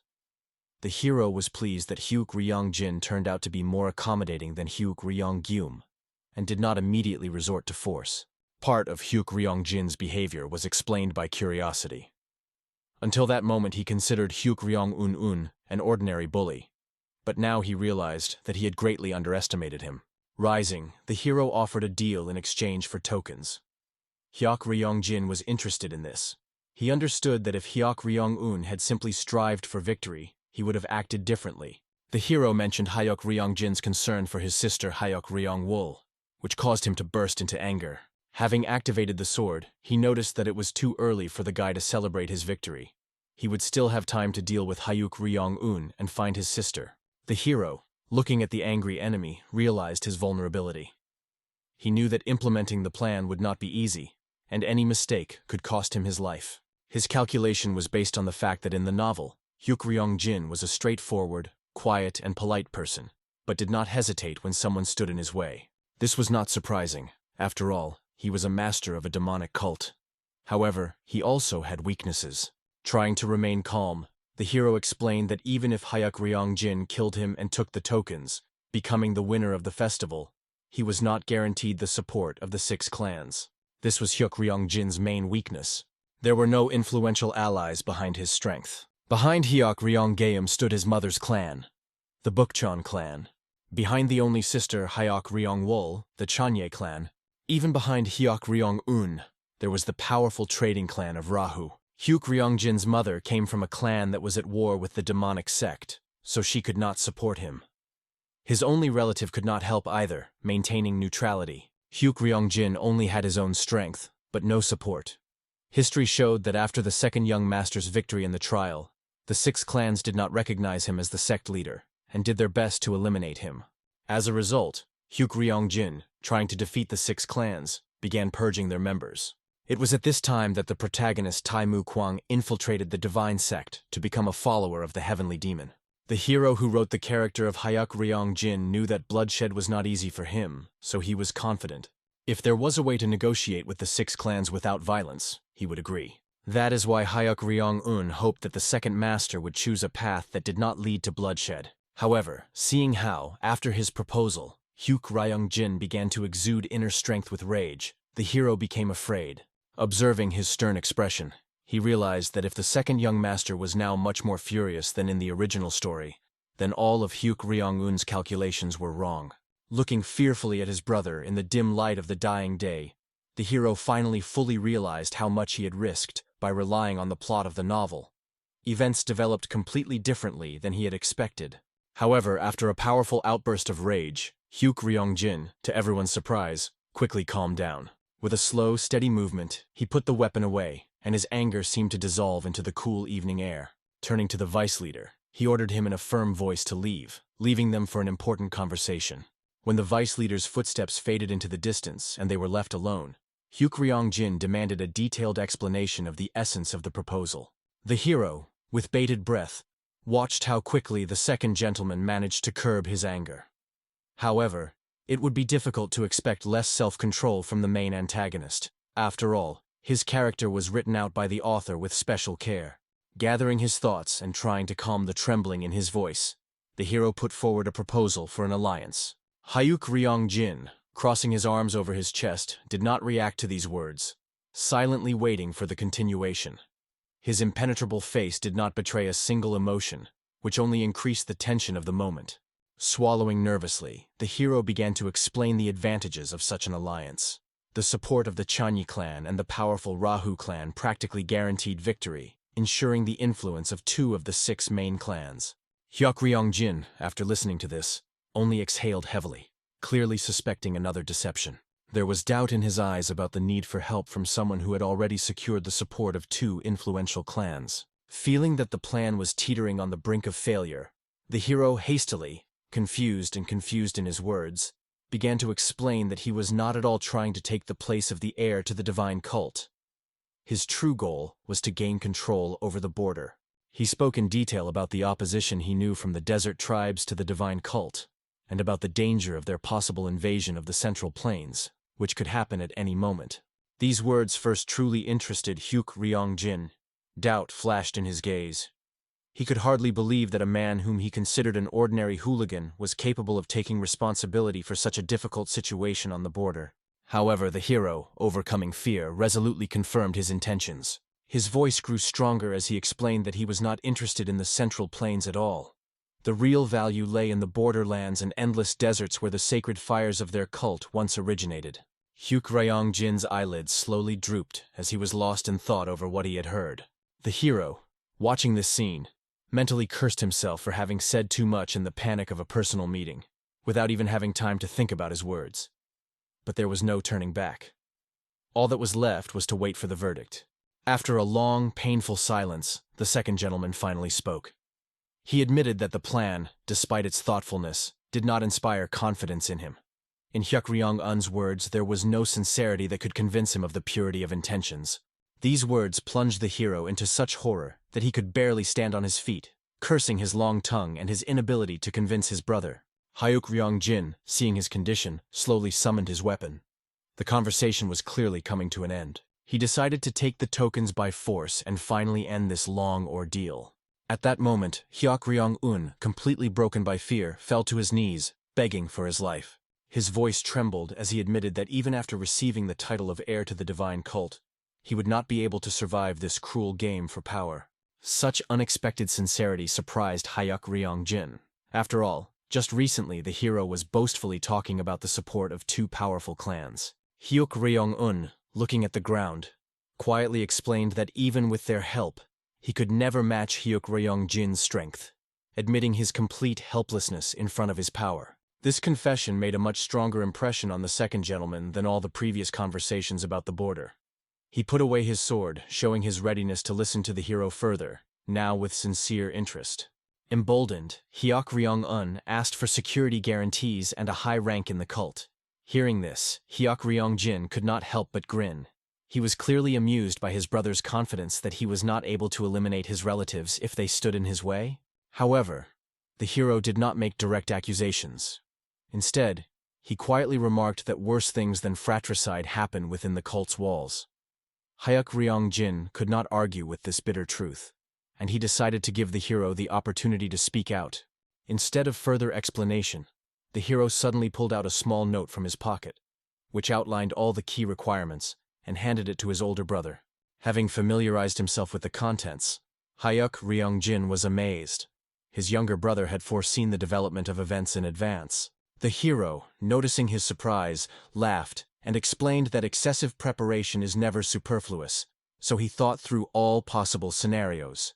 Unexpectedly, Hyuk-ryong-jin announced his readiness to fulfill Hyuk-ryong-un's conditions, but put forward counterdemands, which seriously frightened the hero. He recalled Hyuk-ryong-un's recent desire to gain power over the border of the cult, and suggested postponing this issue. Putting his hand on his younger brother's shoulder, Hyuk-ryong-jin explained that when he becomes the leader of the cult, He wants to have Hyuk Ryong-won by his side, as an assistant. The hero stared at his brother in amazement, not believing what he heard, and asked to clarify the details of the proposal. Hyuk Ryong-jin, without hiding his admiration, admitted that he would really need the help of such a skillful ally. As a sign of trust, he gave the hero his bracelet with a sword enclosed in it, asking him to accept it as a gift. Frightenedly looking at the bracelet, the hero could not believe that he was being offered such a legendary thing worth 2 billion won. He laughed nervously, trying to refuse such an expensive gift, but Hyuk Ryong-jin insisted. As a result, the hero had to accept the bracelet, after which he handed over the tokens he had to his brother. Noticing that the bundle was incomplete, Hyuk Ryong-jin looked questioningly at his brother. He fired a signal fire into the air, a sign for Hyuk Ryong-wol, who had the second part of the tokens. The hero explained that he had agreed in advance with his sister. At his signal, she should burn the remaining tokens she had. Hyuk Ryong-jin expressed concern that she could destroy them, to which the hero reasonably noted, with an equal number of tokens, they would still have to fight one-on-one, and in such a battle, Hyuk Ryong-jin's victory would be inevitable. Hyuk Ryong-jin smiled a sly smile, noting that Hyuk Ryong-un was even smarter than he thought. At that moment, assistants led by the vice leader began to appear from behind him. At the sight of them, Hyuk Ryong-jin activated his inner strength. The frightened Hyuk Ryong-won realized that he had been ambushed, not understanding how he could so easily believe his older brother's trick. His eyes reflected the understanding of the imminent end. He could not change the fate of his character and return home. However, to his great amazement, instead of reprisal, Hyuk Ryong-jin simply burned all the tokens. The hero tried to find out the reason for such an unexpected act. His brother's actions did not fit into his ideas about the development of events at all. Hyuk Ryong-jin suddenly pulled out another bunch of tokens from his bosom and looked at Hyuk Ryong-un with a smile. The hero instantly realized that these were their sister's tokens, and fearfully asked how his brother managed to get them. Hyuk Ryong-jin, looking at his worried brother, asked him to calm down. Despite Hyuk Ryong-un's truly excellent plan, he had enough time to find even Hyuk Ryong-wol. The hero froze in amazement, unable to believe that in such a short period of time his brother managed to find his sister, although they separated only recently. Hyuk Ryong-jin hurried to reassure Hyuk Ryong-un. His sister was fine. He wouldn't harm her because of the tokens. With a smile, he explained that he came to Hyuk Ryong-un, only to hear the full version of events from himself. When the sun began to sink behind the mountains, the hero realized that with the end of the day, the test was over. Soon he could be home. But he was worried that despite the successful implementation of the plan until the festival, serious concerns remained. He understood that if he had appeared after winning the trial in the Central Plains, the main character Tae-mu Kwang would certainly have killed him. This fact frightened him, and even an alliance with the second young master did not guarantee salvation from death. Therefore, under no circumstances should he go to the central regions. He remembered that in the original work, Hyuk Ryong-un always supported the second young master. But after receiving the hereditary title, he began to curry favor with him. Eager to be of service, he offered to lead his war party into the Central Plains to help his brother, and it was there that he met his death at the hands of the protagonist. Now the hero realized that he had significantly changed the course of events at the festival, and therefore could not predict the further development of the plot. The enemies could attack at any moment. Suddenly, Xingwan-hu entered the room, surprised that the commander was still there. The hero looked at his comrade in confusion, not understanding what he was talking about. Xingwan-hu, exhaling, recalled the planned presence of the Black Lion squad at the general training. But seeing his friend tired, he tried to excuse himself by being tired after the festival, but he understood that he should not neglect his duties. Realizing the importance of a personal squad to increase the chances of survival when meeting the main character, he decided to test the quality of their training. Arriving at the training hall, he saw Sabu Xiong training new recruits and experienced warriors. Noticing the approach of Xingwan-hu and Hyuk Ryong-un, Sabu Xiong loudly commanded the squad to greet the commander.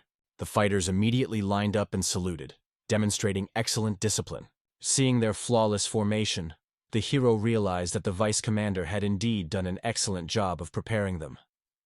As the leader, Hyuk Ryong-un praised the fighters for their excellent work, and was internally extremely pleased with the results. Among the trainees, he noticed Mok Dan-pyong, whose physical fitness and mastery of martial arts had noticeably improved, which also pleased him. Suddenly his attention was drawn to a fighter training in the distance, demonstrating techniques with a short blade. As the hero approached, the warrior stopped, respectfully greeting the commander. Hyuk Ryong-un asked him to relax and took the blade for inspection, which was a great honor for a warrior. Examining the weapon, the hero immediately realized that this knife did not correspond to the current era, more reminiscent of a modern military blade. Turning to Xingwanhu, he noted the unusual shape of the blade and asked whether he ordered a serrator and a special hole when making the blades. Xingwanhu, having carefully examined the weapon, remembered that Hyuk Ryong-un never gave such instructions for modifying the blades, suggesting a possible error in manufacturing.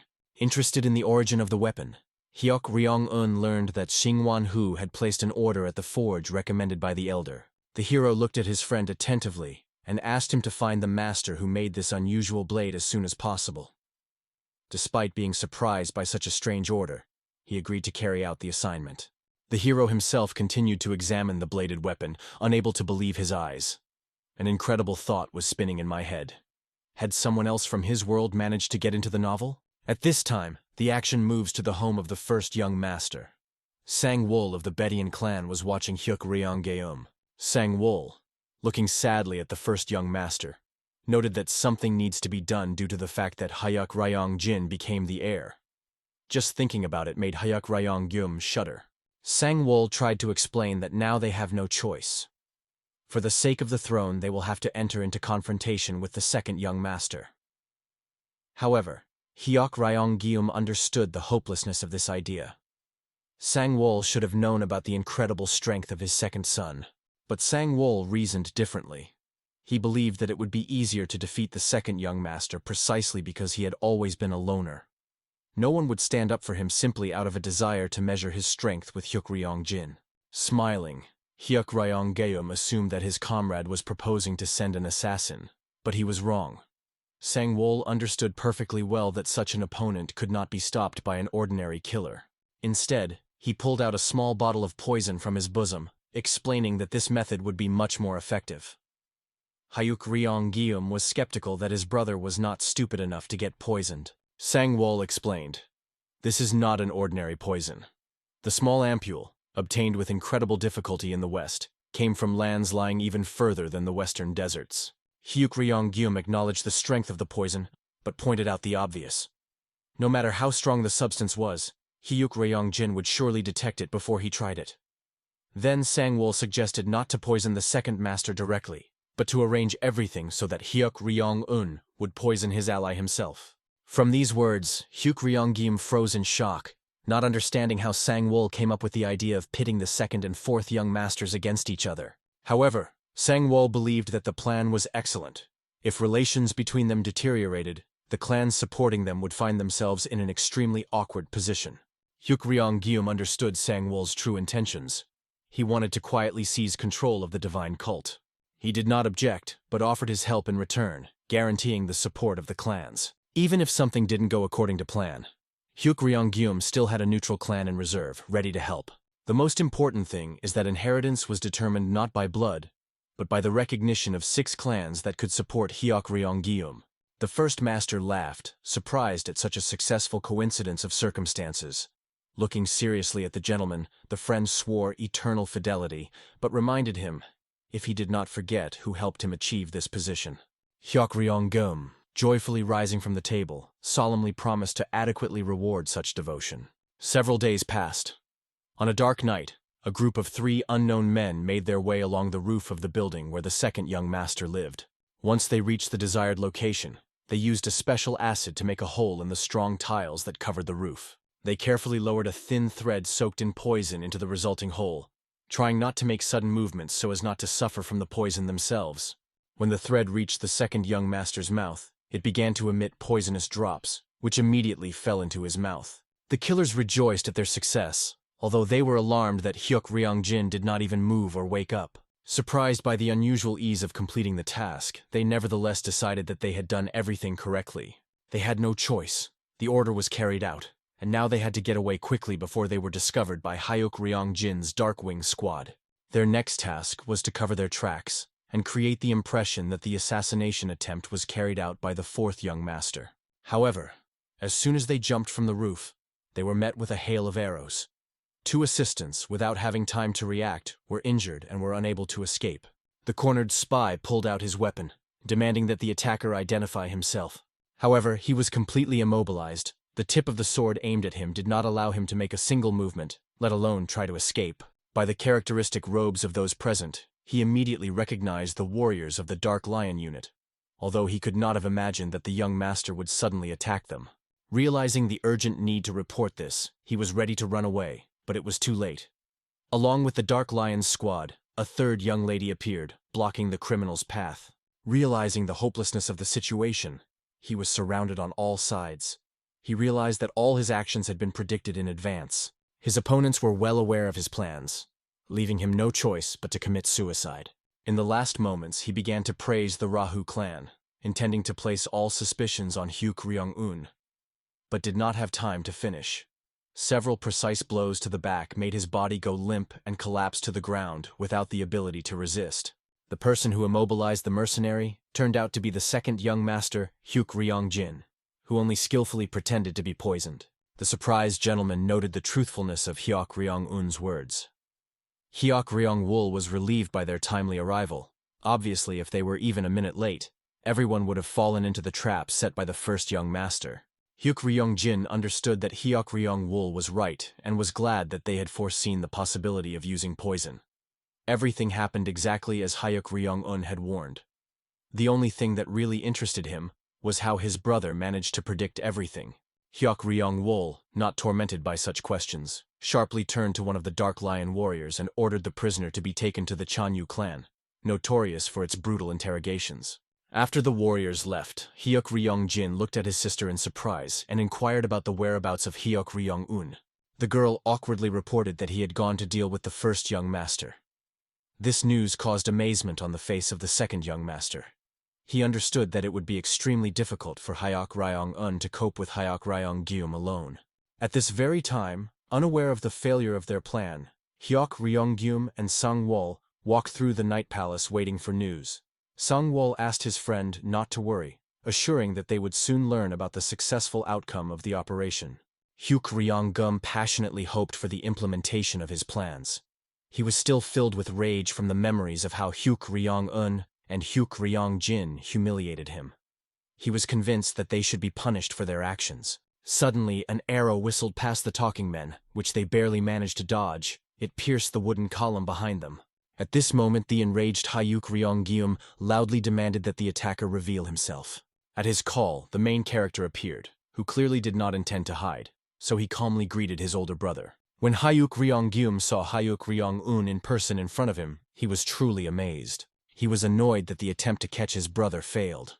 But he calmly noted that it was not he who started this war.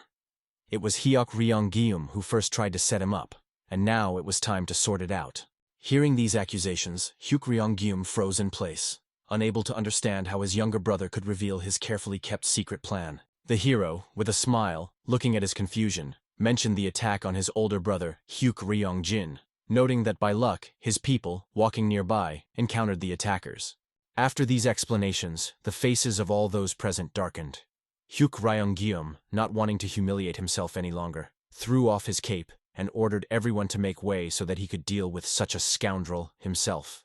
In one swift leap, he moved to the center of the room and began to draw his sword, reproaching his brother for not understanding who he was dealing with. Although he had previously turned a blind eye to his impudent behavior out of good intentions, today Hyuk Ryong-won has completely crossed all boundaries. The hero suggested checking whether he had really crossed the line. This serenity completely drove Hyuk Ryong-gyum crazy. He ordered Hyuk Ryong-un to shut up, accusing him of setting the brothers against each other while he indulged in idle pastime. Hyuk Ryong-gyum was firmly convinced that he had to get rid of such a degenerate, considering him unworthy of existing in this world. He understood perfectly well. Even if he was caught, he would still find a way to kill his brother, blaming all the atrocities on him. Instantly going on the attack, he sent the first blow straight to the main character's face. According to Hyuk Ryong-gyum's calculations, this blow was supposed to be the last. He was already looking forward to seeing his brother's lifeless body when the smoke cleared. However, amazement awaited him.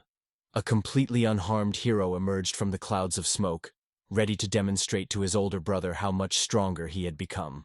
With a slight movement of his hand, concentrating his internal energy, Hyuk Ryong-un delivered a precise blow to the enemy's solar plexus. Hyuk Ryong-gyum coughed up blood and was forced to retreat a considerable distance to catch his breath and continue the fight.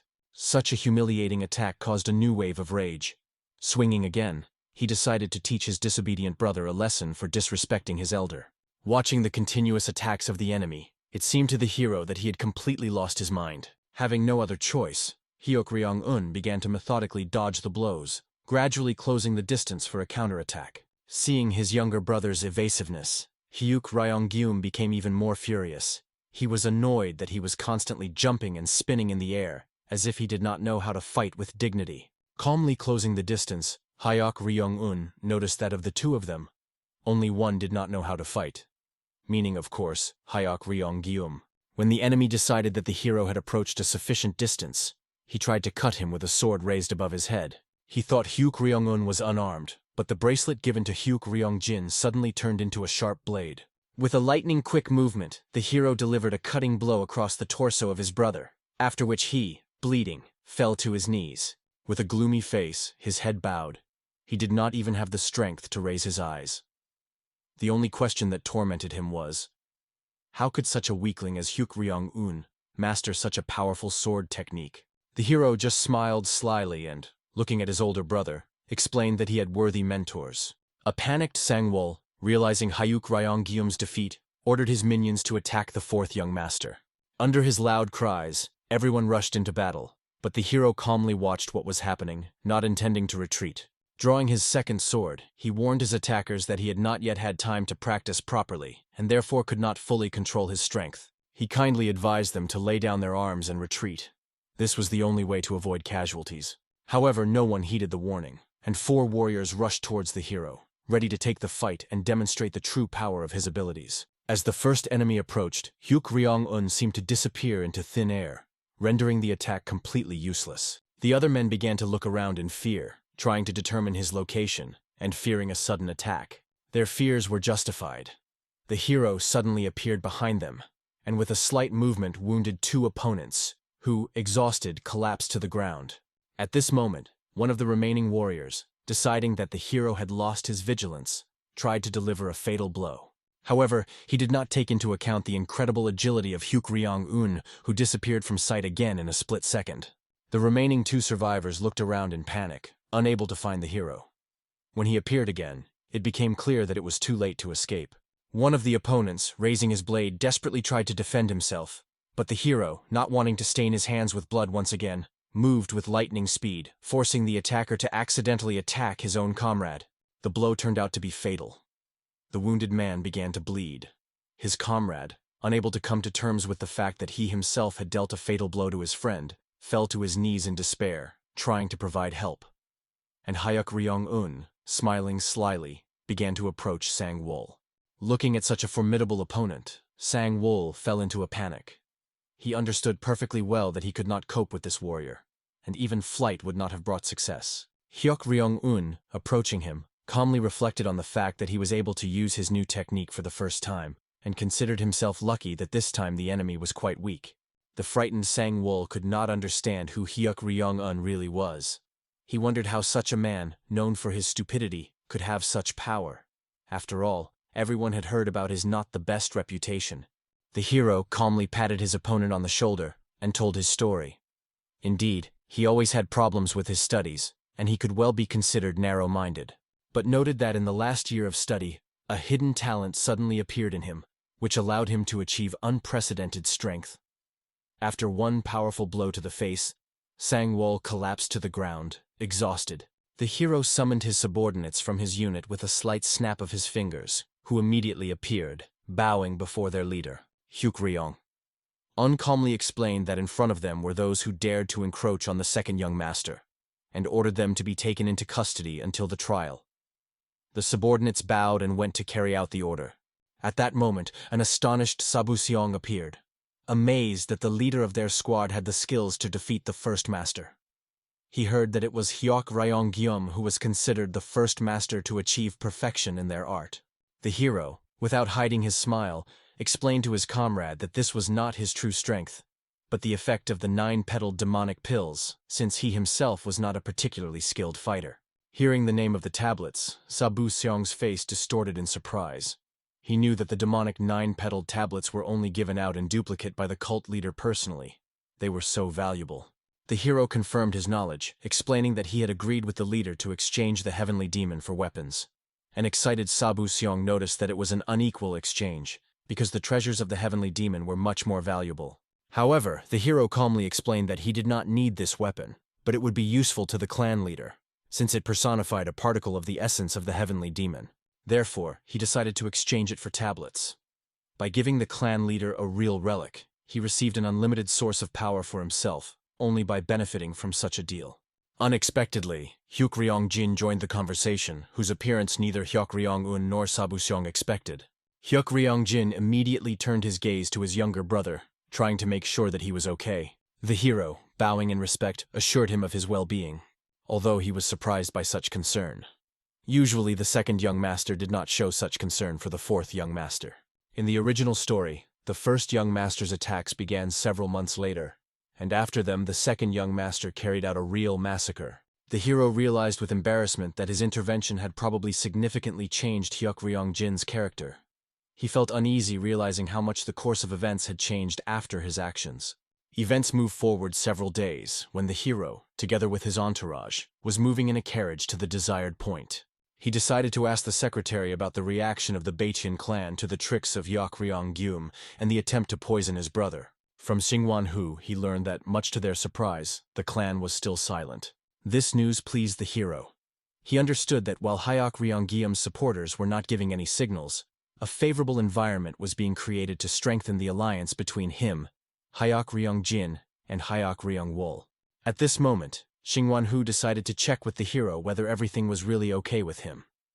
The reason for his concern was that all this time he believed that the hero intended to obtain the inheritance of the second young master at the festival. However, the hero, looking into the distance with a smile, explained that everything was more complicated than it seemed. Receiving an inheritance was not his main goal. That is why he made such a choice, trying to gain as much strength as possible, because in this situation he would be in the most advantageous position. The secretary happily agreed with the gentleman, realizing that receiving an inheritance in itself cannot be considered a victory. True victory was to gain strength that was not inferior to the second young master, the rightful heir. Watching his master with sincere admiration, Xingwan-hu still could not believe that he had foreseen everything so far ahead. The hero felt embarrassed by such praise, and he embarrassedly explained to the secretary that there was nothing special in his actions. He was ashamed to admit that everything was done to save his own life. Receiving an inheritance would only complicate the situation. If the second young master handles all the risky matters for him, then the hero will be able to focus on avoiding Taemu Kwang and finding a way to the real world. He understood that he did not deserve praise, and he was embarrassed that the secretary and Xingwan-hu admired his actions so much, without even suspecting his true motives. When the carriage stopped, Xingwan-hu and the secretary got out to look around. He looked with surprise at the huge building in front of him, the very forge that he had been looking for so long, where the daggers that interested him were forged. Once inside, they saw craftsmen hard at work producing weapons. The hero was delighted. He saw a real forge for the first time, so he looked around with interest. Finally, one of the blacksmiths appeared, who, looking at such an important guest, inquired about the purpose of his visit. The hero, without hiding his intentions, demonstrated the blade he was interested in, and explained that he had come a long way to find its creator. The man, realizing the gentleman's interest, called Chol So-yun. A girl responded to the call, who at first displeasedly asked to wait, citing more important matters. But, noticing the high-ranking guest, she still approached. The hero froze in place, not believing that such a masterful weapon could be created by a woman. He noted her unconventional outfit, and when Chol So-yun approached, he was amazed at her height. She resembled a supermodel. Suspecting her to be a foreigner, he tried to speak English, which shocked Xingwan-hu and the secretary, who had never heard this language. Realizing his mistake, Hyuk-ryong-un himself became confused. Chol So-yun demanded to know the purpose of the visit, and when the hero showed the knife, her face was distorted with rage. She grabbed the guy and started shaking him, deciding that he had problems with the fact that the blacksmith was a woman. She said irritably that if he couldn't use a weapon created by a woman because of religious beliefs, he shouldn't have come. Her modified knife could be sold or thrown away for all she cared. Hearing about the modified knife and realizing that the girl had independently improved the design, the hero froze. He asked Chol Soyun again to confirm his suspicions, and learned that the knife was indeed entirely her work. After these words, she loosened her grip and prepared to return to work. Hyuk Ryong-un breathed a sigh of relief, glad that the formidable craftswoman was no longer a danger, but suddenly spoke again, asking her to stop. He made a business proposal. He was willing to pay Chol Soyun 3 times her current salary. The interested girl immediately turned to the young master to ask for details. He explained that in return she should become his squad's personal blacksmith. The negotiations were successful, and a few days later, the hero arrived at Chol Soyun again. She joyfully greeted the young master and demonstrated the bow created to his order, offering to test it. Taking the weapon in his hands, the hero was amazed that something like this could be created in the present day, and sincerely admired the girl's skill. The hero really wanted to ask Chol Soyun to create a firearm as well. He was confident in her abilities, but the problem was that Hyuk Ryong-un simply could not explain the principle of operation of a firearm.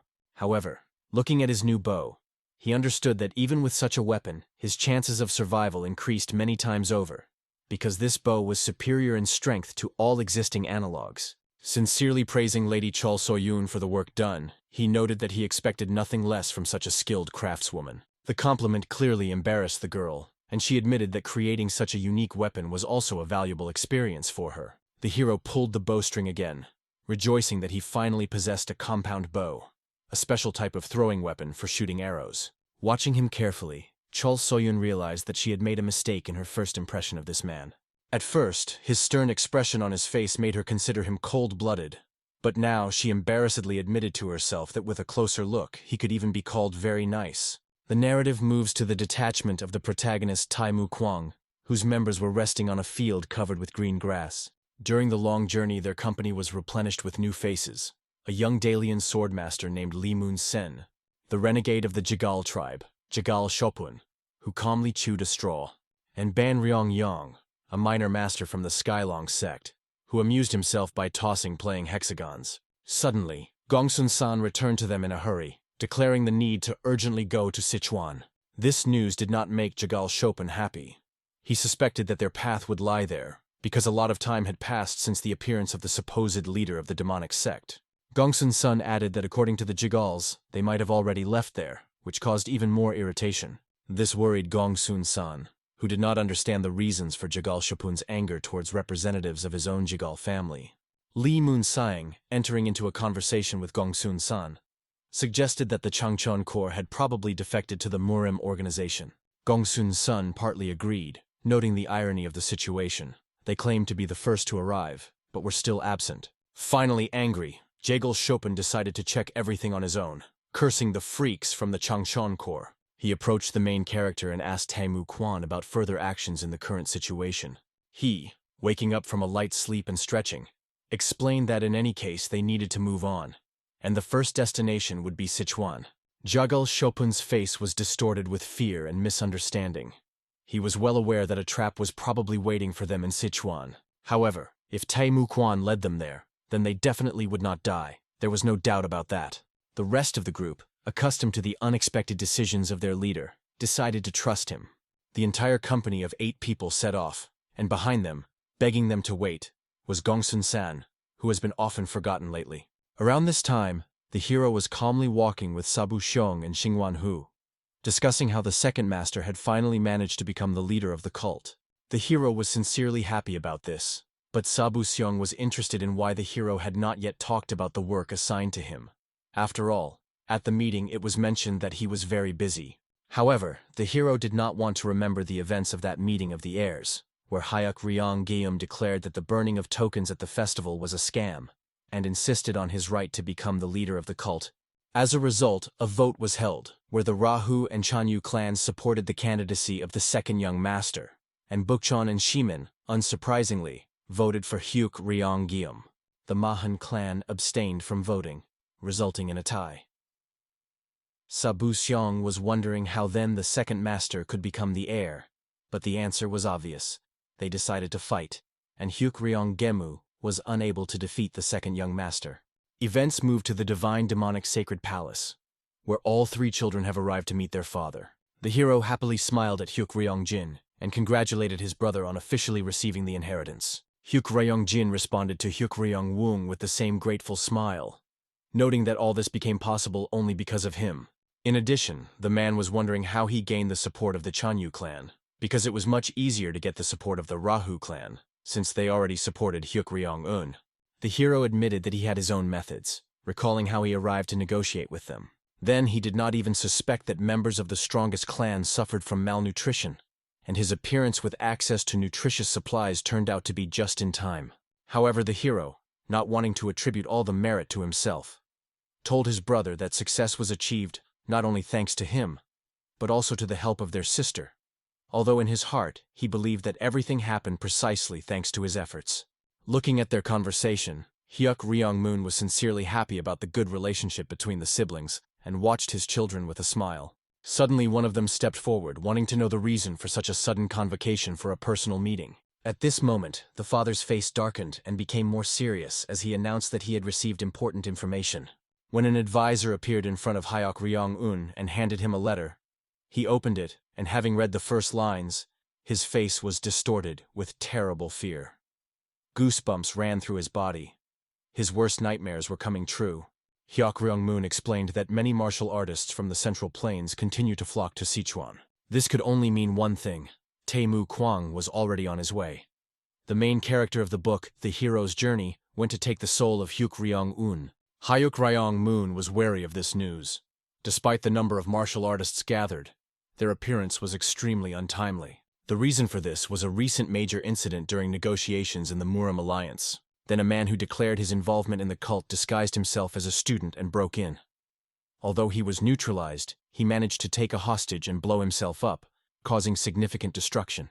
Many people were heading to Sichuan, but there was a possibility that they sent a scouting party or an advance party to interfere with the affairs of the divine cult.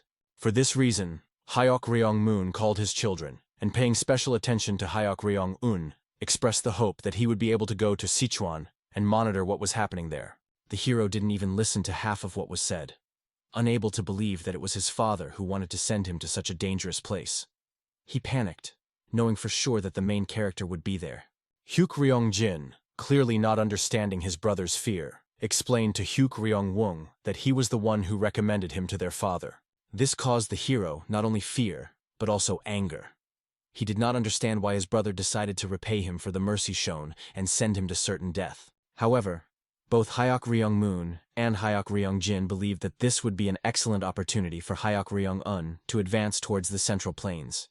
They believed that a successful trip would help strengthen his status in the detachment, although the hero himself was deeply indifferent to the status. Hyuk-ryong-moon, unaware of this, smiled and explained to Hyuk-ryong-un that he chose him not only on the recommendation of the young leader, but also because he really began to trust him and hoped that Hyuk-ryong-un would not betray his trust.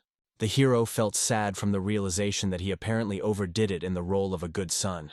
Now, if he refuses this trip, his relationship with both Hyuk-ryong-jin and his father will deteriorate again. He understood the need to save face in front of the future cult leader, although he was very surprised that Hyuk-ryong-jin smiled without noticing his fear. As a result, seeing no other way out, the hero bowed and thanked his father and older brother for their faith and trust in such an important mission, promising to return home after completing all the tasks. Inwardly, he continued to panic, but swore that if he did die in Sichuan, he would not become a ghost, but would haunt his older brother all his life so that he could not live in peace. At the same time, a company of young masters stopped on their way to Sichuan for rest, recuperation, and reinforcement.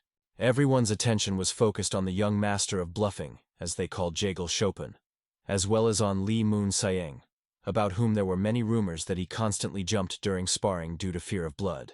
When Bang Ryong-young joined the two, they began to spread gossip about the guy, believing him to be a gambling addict. They were ashamed to travel with such a dubious heroic detachment, which also called itself sinister. The only thing that haunted all the masters was the reason why the goddess of the divine moon herself traveled with such a group of scum. At this moment, the younger brother approached the leader of the Azure Sky Squad, but he reminded him that in public he should be called the squad leader. The man awkwardly apologized and asked if the leader thought that their squad was losing morale when they were around such clowns who styled themselves as a sinister hero squad. He didn't understand whether it was worth getting involved with such people at all. However, the leader calmly and wisely noted that it did not matter. He sees no problem in continuing to travel with them, since they are all members of the orthodox factions. Admiring the leader's kindness, the interlocutor sincerely praised him, but he, laughing, asked him to stop flattering. After that, all his attention focused on Sil Su Yan, the goddess of the divine moon, whom he considered to be a very outstanding figure. Smiling slyly and licking his lips, the man dreamed of the moment when she would notice how incredible he was and decide to leave the trash she had been traveling with all this time. Meanwhile, the hero observed the training of his fighters to ensure they were prepared before leaving. Sabu Seong, carefully watching their fight, explained that the training in horse riding, survival, close combat, and long-range shooting had been completed according to Hyuk Ryong-un's orders. The hero thanked Sabu Seong for a job well done, realizing that thanks to him the troops were able to prepare on time. Sabu Seong believed that all this was the merit of Secretary Jing Murian. Hearing such praise, the man became wary and laughed awkwardly, explaining that he should not be singled out. He was simply trying to improve the unit's performance. However, the hero thought differently. Approaching Jing Murian, he bowed down and stated that everyone understands how much effort he put into quickly strengthening the army. Therefore, no matter what anyone says, it was he who made their squad what it is now. The secretary was embarrassed by such praise and could only thank the Lord for his kindness. The hero saw perfectly well that their fighters, thanks to intensive training, achieved incredible results. As it turned out, the best 12 warriors out of 54 members of the squad had already achieved perfection in battles, and 25 of the remaining ones showed exceptional results. He knew that even in the elite squads, hardly 10 out of 100 would achieve such perfection. His army showed much better results. However, such a reaction did not seem surprising. Their warriors were provided with better nutrition and theoretical training, so it was natural that they achieved mastery at such a pace. The hero happily listened to Sabu Seong's explanations, realizing that it was impossible not to note the improved modern training and new equipment for the fighters, who also showed incredible results. After that, he decided to ask the secretary about the progress of the organization of the detachment, and found out that, as Hyuk Ryong-un asked, they had already appointed the best fighters as leaders, organized tactical and communication connections, and formed squadrons from the best warriors. The hero was very grateful that the secretary had already managed to think through everything down to the smallest detail, and again sincerely thanked him for the work done. Suddenly, they heard a loud noise. It was the dissatisfied voice of Chol So-yoon, who was urging Xingwan-hu to help her pull the cart faster. She was annoyed that the man looked like he was about to die. As soon as Hyuk Ryong-wung saw them, he immediately ran over to help, wondering why Chol Seo-yoon didn't call anyone to help except Xingwan-hu, and pulled the cart mostly by herself. Instead of answering, the girl only looked sternly at Hyuk Ryong-un, and told the master that if he again gave her such a large order in such a short time, she would simply leave and refuse to work for him. The hero awkwardly apologized, admitting some of his guilt, but explained that he needed to go to Zhongyuan, which is why he wanted to close the matter as quickly as possible. Approaching the gentleman, the girl gave him a knife she had made, as well as a compass so that he could examine them and make adjustments. But as soon as the hero saw the weapon and the compass, he had no comments left. He believed that both instruments were made perfectly. With admiration, he began to praise the girl, calling her the best craftswoman with golden hands. Such praise did not even make her feel awkward, and she began to convince her that she had done nothing special, pointing to the whole cart of equipment that she had managed to prepare during this time. She asked the hero to take everything with him, as it would certainly be useful to him. Hearing about this, the hero immediately became happy. A sly smile appeared on his face. Now he realized that his plan for survival had advanced again. When the soldiers of his squad put on the prepared equipment made by the hands of Chol So-yoon, the hero realized that they now looked like his own modern army from the 21st century. The narrative shifts to the team of the protagonist Taimu Kwang. When Jagal Chopin's food was spoiled, he became angry and threw the bowl straight onto the table of the culprits. They all became incredibly angry, not understanding why he was behaving this way, and decided that they could not leave such behavior unpunished. One of the men turned to the young master, saying that he had become completely insolent and demanded an explanation for his actions. The leader of the squad approached, who, carefully examining the 4 men, tried to understand what had happened between them and what was causing the noise. At that moment, his younger brother, turning to the leader of the squad, complained that Jagal Chopin threw a bowl of rice at them for no reason. Jagal Chopin thought such an accusation was stupid, and he advised the man to watch his tongue. Otherwise, the next time a bowl of rice would fly straight into his face. Seeing the people seriously angry and still arguing, Yang Huochong decided to intervene and shouted loudly using his spiritual energy, causing everyone around him to be deafened. Even Jagal Chopin, who could not be considered weak, was affected by such a technique. But he was incredibly angry that Yang Huochun decided to show off his strength in this way after drinking the elixir. When everyone finally fell silent, Yang Huochong explained to young Master Jagal that they were heading to Sichuan on a very important mission. But his frivolous and disrespectful attitude made him reconsider his participation. Hearing this, the main character Taimu Kwang just laughed, noticing how funny Yang Huochun's words were. He calmly asked the man what he meant and whether he was going to interfere with their task. At this moment, one of the men decided to stand up for the honor of Yang Huochun, whom the hero addressed so arrogantly and disrespectfully. Taimu Kwang lightly threw his chopstick so that it hit the man's hand, causing him to remove his hand from the sword. This seriously angered the warrior, and he lashed out to deal with Taimu Kwang, but Yang Huochun came to his defense and tried to reason with his subordinate. He calmly made it clear to Taimu Kwang that all he wanted was to get to Sichuan without problems. So he hoped for his cooperation and that he would keep his team in line. The hero only laughed at such statements from a man who, along with his assistants, constantly humiliated them, but still agreed to a kind of cooperation. After that, patting the leader on the shoulder, he explained that at this point they would be leaving, since they still had a lot of work to do, after which the whole team left. Yang Huochong, looking after them as they left, was seriously angry at how this newly formed team dared to show him such disrespect again. He decided that sooner or later they would have to answer for such an inappropriate attitude towards him. Somewhere at this time, Gongsun-san was sitting calmly and finishing his meal, whom Taimu Kwang had once again forgotten. And when he woke up, he didn't understand where everyone had gone and why they left him here alone. Somewhere in the evening, an elderly man was sitting on a masonry tree by the river, trying to catch a fish. From the long wait, he even began to fall asleep. At that moment, an unknown man approached him and inquired about his success in fishing. The old man calmly turned around but did not recognize the unknown traveler, so he asked him to introduce himself. Then the man bowed, apologized for appearing at such a moment, and began to take off his disguise. With a slight movement of his hand, he changed his face beyond recognition, becoming a completely different person. His master immediately recognized and laughed, welcoming the young man back. The guy was interested in how the elder managed to recognize him, but he, laughing, noticed that each time the guy appeared to him in a different guise, so his initial ignorance was obvious. Finally, the man moved on to the main topic and said that the treasure map had apparently gone over to the Murim Alliance, so the best fighters were now heading to Sichuan. Thinking about this news, the elder was silent for a while, after which he asked about the news from the Xinjiang region. The guy calmly explained that he had recently been there and started spreading useful rumors, but the situation went beyond their expectations. The old man's face distorted in surprise.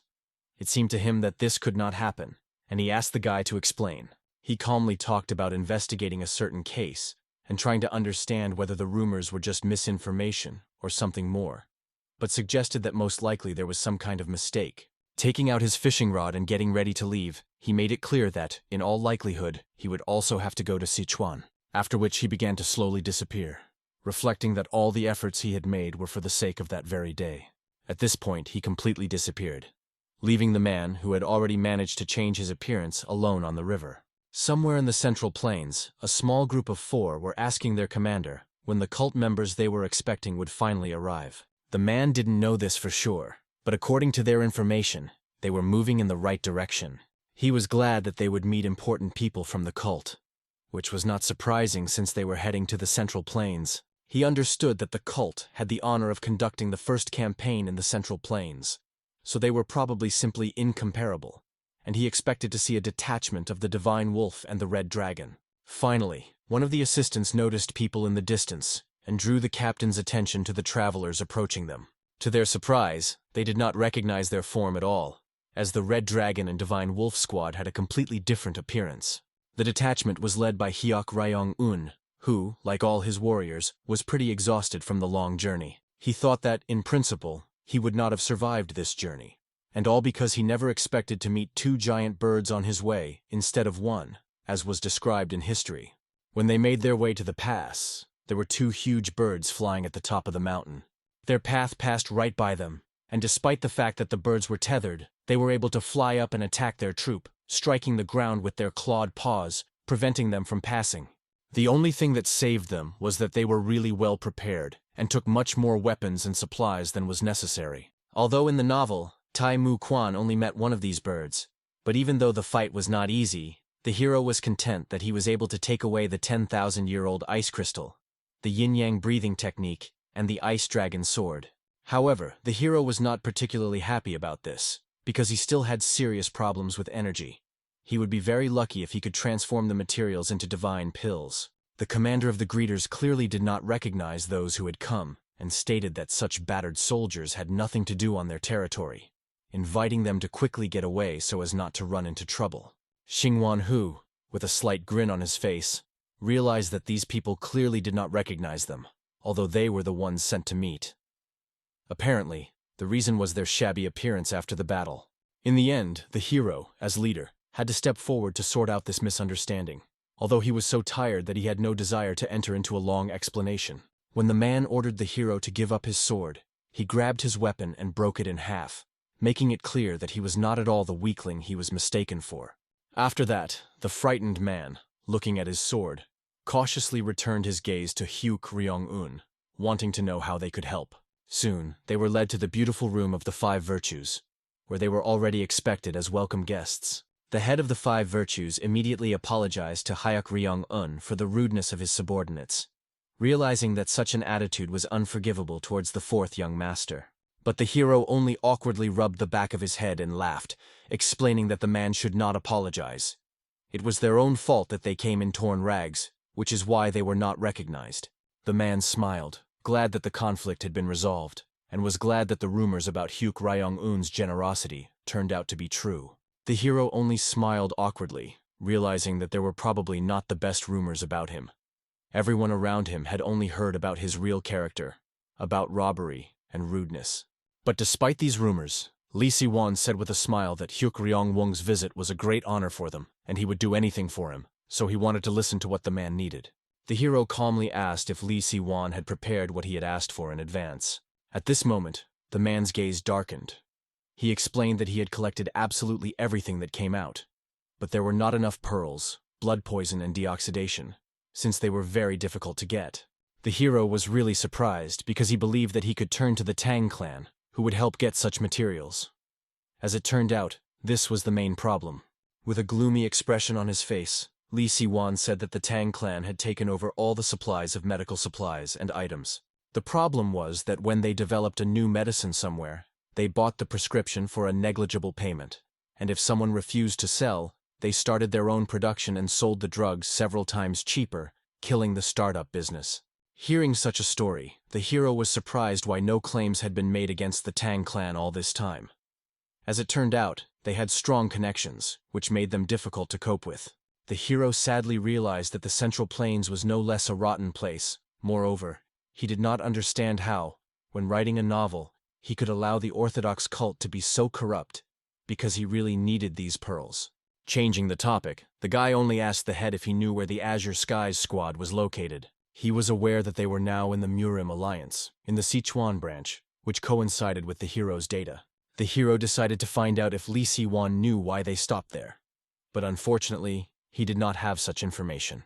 He only assumed that they were either following the cult or were staying there because of the Tang clan. The hero was much more surprised by the possible surveillance of the sect. Seeing his surprise, Li Siwan explained that ever since the Azure Heavens arrived in the Sichuan branch of the Murim Alliance, the Tang clan had been under some tension. This information clearly interested the hero, and he was already trying to figure out how to use the obtained data. Soon, having changed clothes and washed, the hero decided to walk around the city with Xingwan Hu and see how ordinary people live in the city. They also stopped by to buy some sweets, which Xingwan Hu happily ate while telling Hyuk Ryong-won something. But he soon realized that the guy was not listening at all, thinking about something. The hero looked at his friend with a smile, explaining that he was not thinking about anything important. At that moment, Xingwan Hu became convinced that, as usual, it was impossible to predict what was going on in Hyuk Ryong-un's head. In addition, he noticed that although the Tang clan was known for its poisons and medicines, for some reason all the locals looked quite sickly. The hero didn't even notice this at first, but now he really paid attention and realized that Xingwan Hu was partly right. When he saw a man and a child selling herbs and sticks, it became obvious that the boy was clearly starving. Approaching the man, he decided to ask a few questions about his child, who looked quite sick, and asked if he was treating his son with anything. The man only sadly explained to the young man that he hardly understands what happens to those who buy or sell medicine. Then the hero recommended trying healthier foods to help the boy recover. The man was finally convinced that the people who approached him were clearly not local, and explained that the clan had recently become completely brutal. They were selling healthy food as medicine. With tears in his eyes, the man stated that they could not survive on their own food for long, especially since the clan was gradually raising prices even for provisions, and there was nothing they could do about it. These explanations made Xingwanhu almost sick with anger. He could not believe that such bastards lived in their world. This also instilled sadness in the hero. Everything turned out to be even worse than he had originally expected, but suddenly a great idea came into his head. Just from the expression on his face, Xingwanhu knew that the hero had come up with something. He explained that they urgently needed to go to the manager and ask him for a house. Xingwanhu looked at Hyuk Ryong-un in surprise, not understanding why they needed another house because they already had a roof over their heads. But the hero just laughed and explained with a smile that he had come up with a great idea, to sell healthy food on his own. Xingwanhu's face twisted in surprise because he did not understand his comrade's plan, especially after they had just listened to the man say that the Tang clan simply did not allow such businesses to develop. The hero heard everything perfectly well, but understood that since they had already gone so far, they could afford to get into the very lair of the beast. Some time passed, and in the house they asked for from Li Si-wan, a trading company opened, a local offshoot of the Five Virtues. Watching the construction, Hyuk Ryong-un rejoiced, and Xingwanhu decided to find out whether they really needed to take such a big risk with the opening of this business. With a friendly smile, the hero reminded Xingwanhu that now he should be called a simple seller and not a leader, so as not to arouse unnecessary suspicion. Although Xingwanhu was embarrassed by this treatment, he still kept his word and decided to move on to discussing the plan. Although he did not want to argue, it seemed to him that it would be more beneficial to learn about the actions of the azure skies and report them to the cult, and he did not understand why this unusual step was necessary. But the hero immediately grabbed his friend by the shoulders and began to ask if he really didn't want to give the impression of a good guy by glorifying the name of their cult. In addition, we should not forget about those poor people who cannot even afford normal food. In the end, the hero let him go, since Sabu Xiang had already approached him, wanting to know what they would be selling. Then the hero pulled out a small bowl from his pocket and handed it to Sabu Xiang so that he could examine it and familiarize himself with the composition. When he removed the protective cover, he was surprised to notice that it was not food at all, but something more reminiscent of powder. The hero calmly explained that this was the same powder food that was given to all members of the squad, and recalled that it was thanks to this powder that he saved the Chanyu clan from hunger. Sabu Xiang was skeptical that the hero called it healthy food, and asked what his comrade thought could be called healthy food. Apparently, he immediately remembered something filling and high-calorie, like a bowl of temptation of Buddha, a soup containing many local ingredients. The hero became angry with the man, explaining that healthy food should provide the body with what it lacks, and his proposed fatty food did not apply to this. He explained that it was for this reason that food in powder form could be called the healthiest food. Despite these explanations, Sabu Xiang still wasn't sure if it would actually work. The hero promised with a smile that he just needed to wait a little, and he would already see how their shop would flourish throughout the Central Plains. As a result, after a while, as Hyuk Ryong-un predicted, a huge number of visitors began to flock to them to try the new food. The warriors began to work as waiters, helping to serve so many guests. Hyuk Ryong-un watched with a smile that he was right, and Sabu Xiang honestly admitted that the idea was successful. It was really great, but he was afraid of possible problems because of the clan, which would be against them selling food without permission. He turned out to be right. Literally a second later, people burst into them with loud screams, looking for the head of the shop. The main one was a man who called the head, believing that he was frightened, and ordered him not to make him wait any longer. The hero, before approaching, was surprised that these people did not at all look like representatives of the clan. Finally, the man noticed Hyuk Ryong-un and, deciding that he was in charge, approached him to talk. When the hero did not lower his gaze, the man swung at him and ordered him to take his eyes to the floor, otherwise he would poke them out of him. From such disrespect for their leader, both Xingwanhu and Sabu Xiang lost their temper and tried with all their might not to reveal their true origin, although in their minds they were already imagining how they would kill such an arrogant person. The hero, without giving any sign, bowed down, as befits decency, introduced himself as the owner of the establishment, and asked what the problem was and the reason for their visit. The man calmly stated that since the guy decided to open his business in this place, it would be better for everyone if he paid them first. In return, they promised to provide protection. After that, all three began to laugh loudly. The hero lowered his head to the ground so as not to betray his rage and readiness to lose his temper at any second and attack these people. He was already very tired of what was happening in his life, and now such mediocre people appeared who came to set their own rules. Not knowing the thoughts of the main character, the men only noticed how Hyuk Ryong-un was shrinking, deciding that he was so frightened of them that he could not utter a word. Hyuk Ryong-un, without showing his irritation, just smiled and invited the guests to go inside the establishment, not to stand in the passage. He even offered to take them to a place where they could discuss everything and treat themselves to good alcohol. They were clearly delighted by the invitation. But, to their surprise, the further and longer they walked, the more they seemed to move away from civilization, until they found themselves in a completely remote alley where there was not a soul. The man, looking carefully at Hyuk Ryong-un and not suspecting anything, simply asked how far they still had to go, because he was already pretty tired of it. Rubbing his nose with his finger, he wanted to know with interest what kind of payment the owner of the establishment had prepared for them, and how he was going to negotiate. At this point, the hero had completely lost patience, so he jumped on the man, raising his fist to strike. Here it was, the payment that they so wanted to receive. Just one attack to the face was enough for the man to fly far behind his comrades and hit his back on the ground, after which he could no longer get up. All that remained for his assistants was to look around in fear to check the condition of the commander. To their shock, they realized that the man was completely immobilized.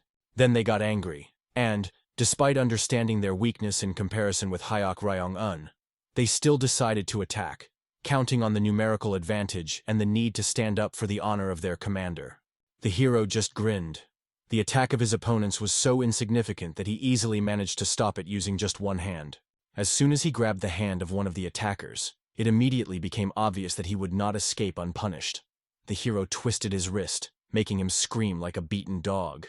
Without letting go of this bandit's hand, the hero turned his attention to another man, who turned out to be smarter and decided to take out a sword for battle, realizing that he definitely couldn't cope without a weapon. Although even the sword did not give him much confidence, he understood that nothing good was in store for him, because a real master of martial arts stood against them. He was perplexed that such a strong person had forgotten here at all. The hero, squeezing the hand of the second enemy even more tightly so that he screamed louder in pain, looked at the enemy standing in front, demanding to know where the rest of the members of their gang were. After that, he threw away the crippled man, who had already managed to completely break all the fingers of his right hand, and headed towards the last bandit to find out their true intentions. This man turned out to be much smarter than the previous two. He immediately threw his sword away, fell to his knees and began to apologize for their serious mistake. He admitted that they had received permission to extort money and begged for mercy. From further conversation, the hero learned that this permit was issued by Mr. Danman and was truly surprised by his involvement. Very soon, one of his assistants came to Danman himself, who reported that they had been broken by the new owner of the store. He explained that this was not an ordinary owner, but a real master.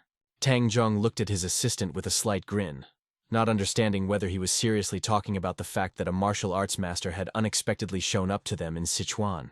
He was perplexed that such a person could have forgotten in their area. He was especially surprised that the master himself decided to open his own business, because usually such people did not do such things. Then the man told everything he had learned about this unknown seller. His name was Hyuk Ryong-un. He was a student of the hermit from Chonghae. According to the latest information, he was a young warrior who saved the leader of the merchants, and in return became his adopted son.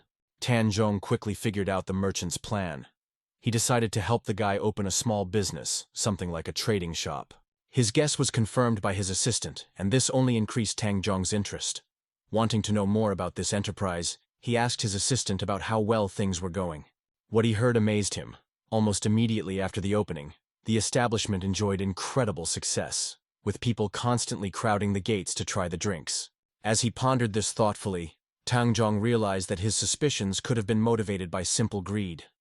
However, common sense dictated that an ordinary tea shop could not achieve such stunning success in such a short time. His suspicions were confirmed when the assistant, looking awkwardly into his eyes, admitted that the sign of the tea shop was just a cover. In fact, they were selling medicines there. Tang Zhong's face distorted with anger. Now he had a good reason to punish the owner, because no one had the right to sell medicine on his territory without special permission. Soon, Tang Zhong and his private unit headed to Hayuk Ryong Yun's store to conduct a search. He calmly explained the need for a thorough check due to information about the illegal trade in medicines. Immediately after this, his assistants began to behave provocatively.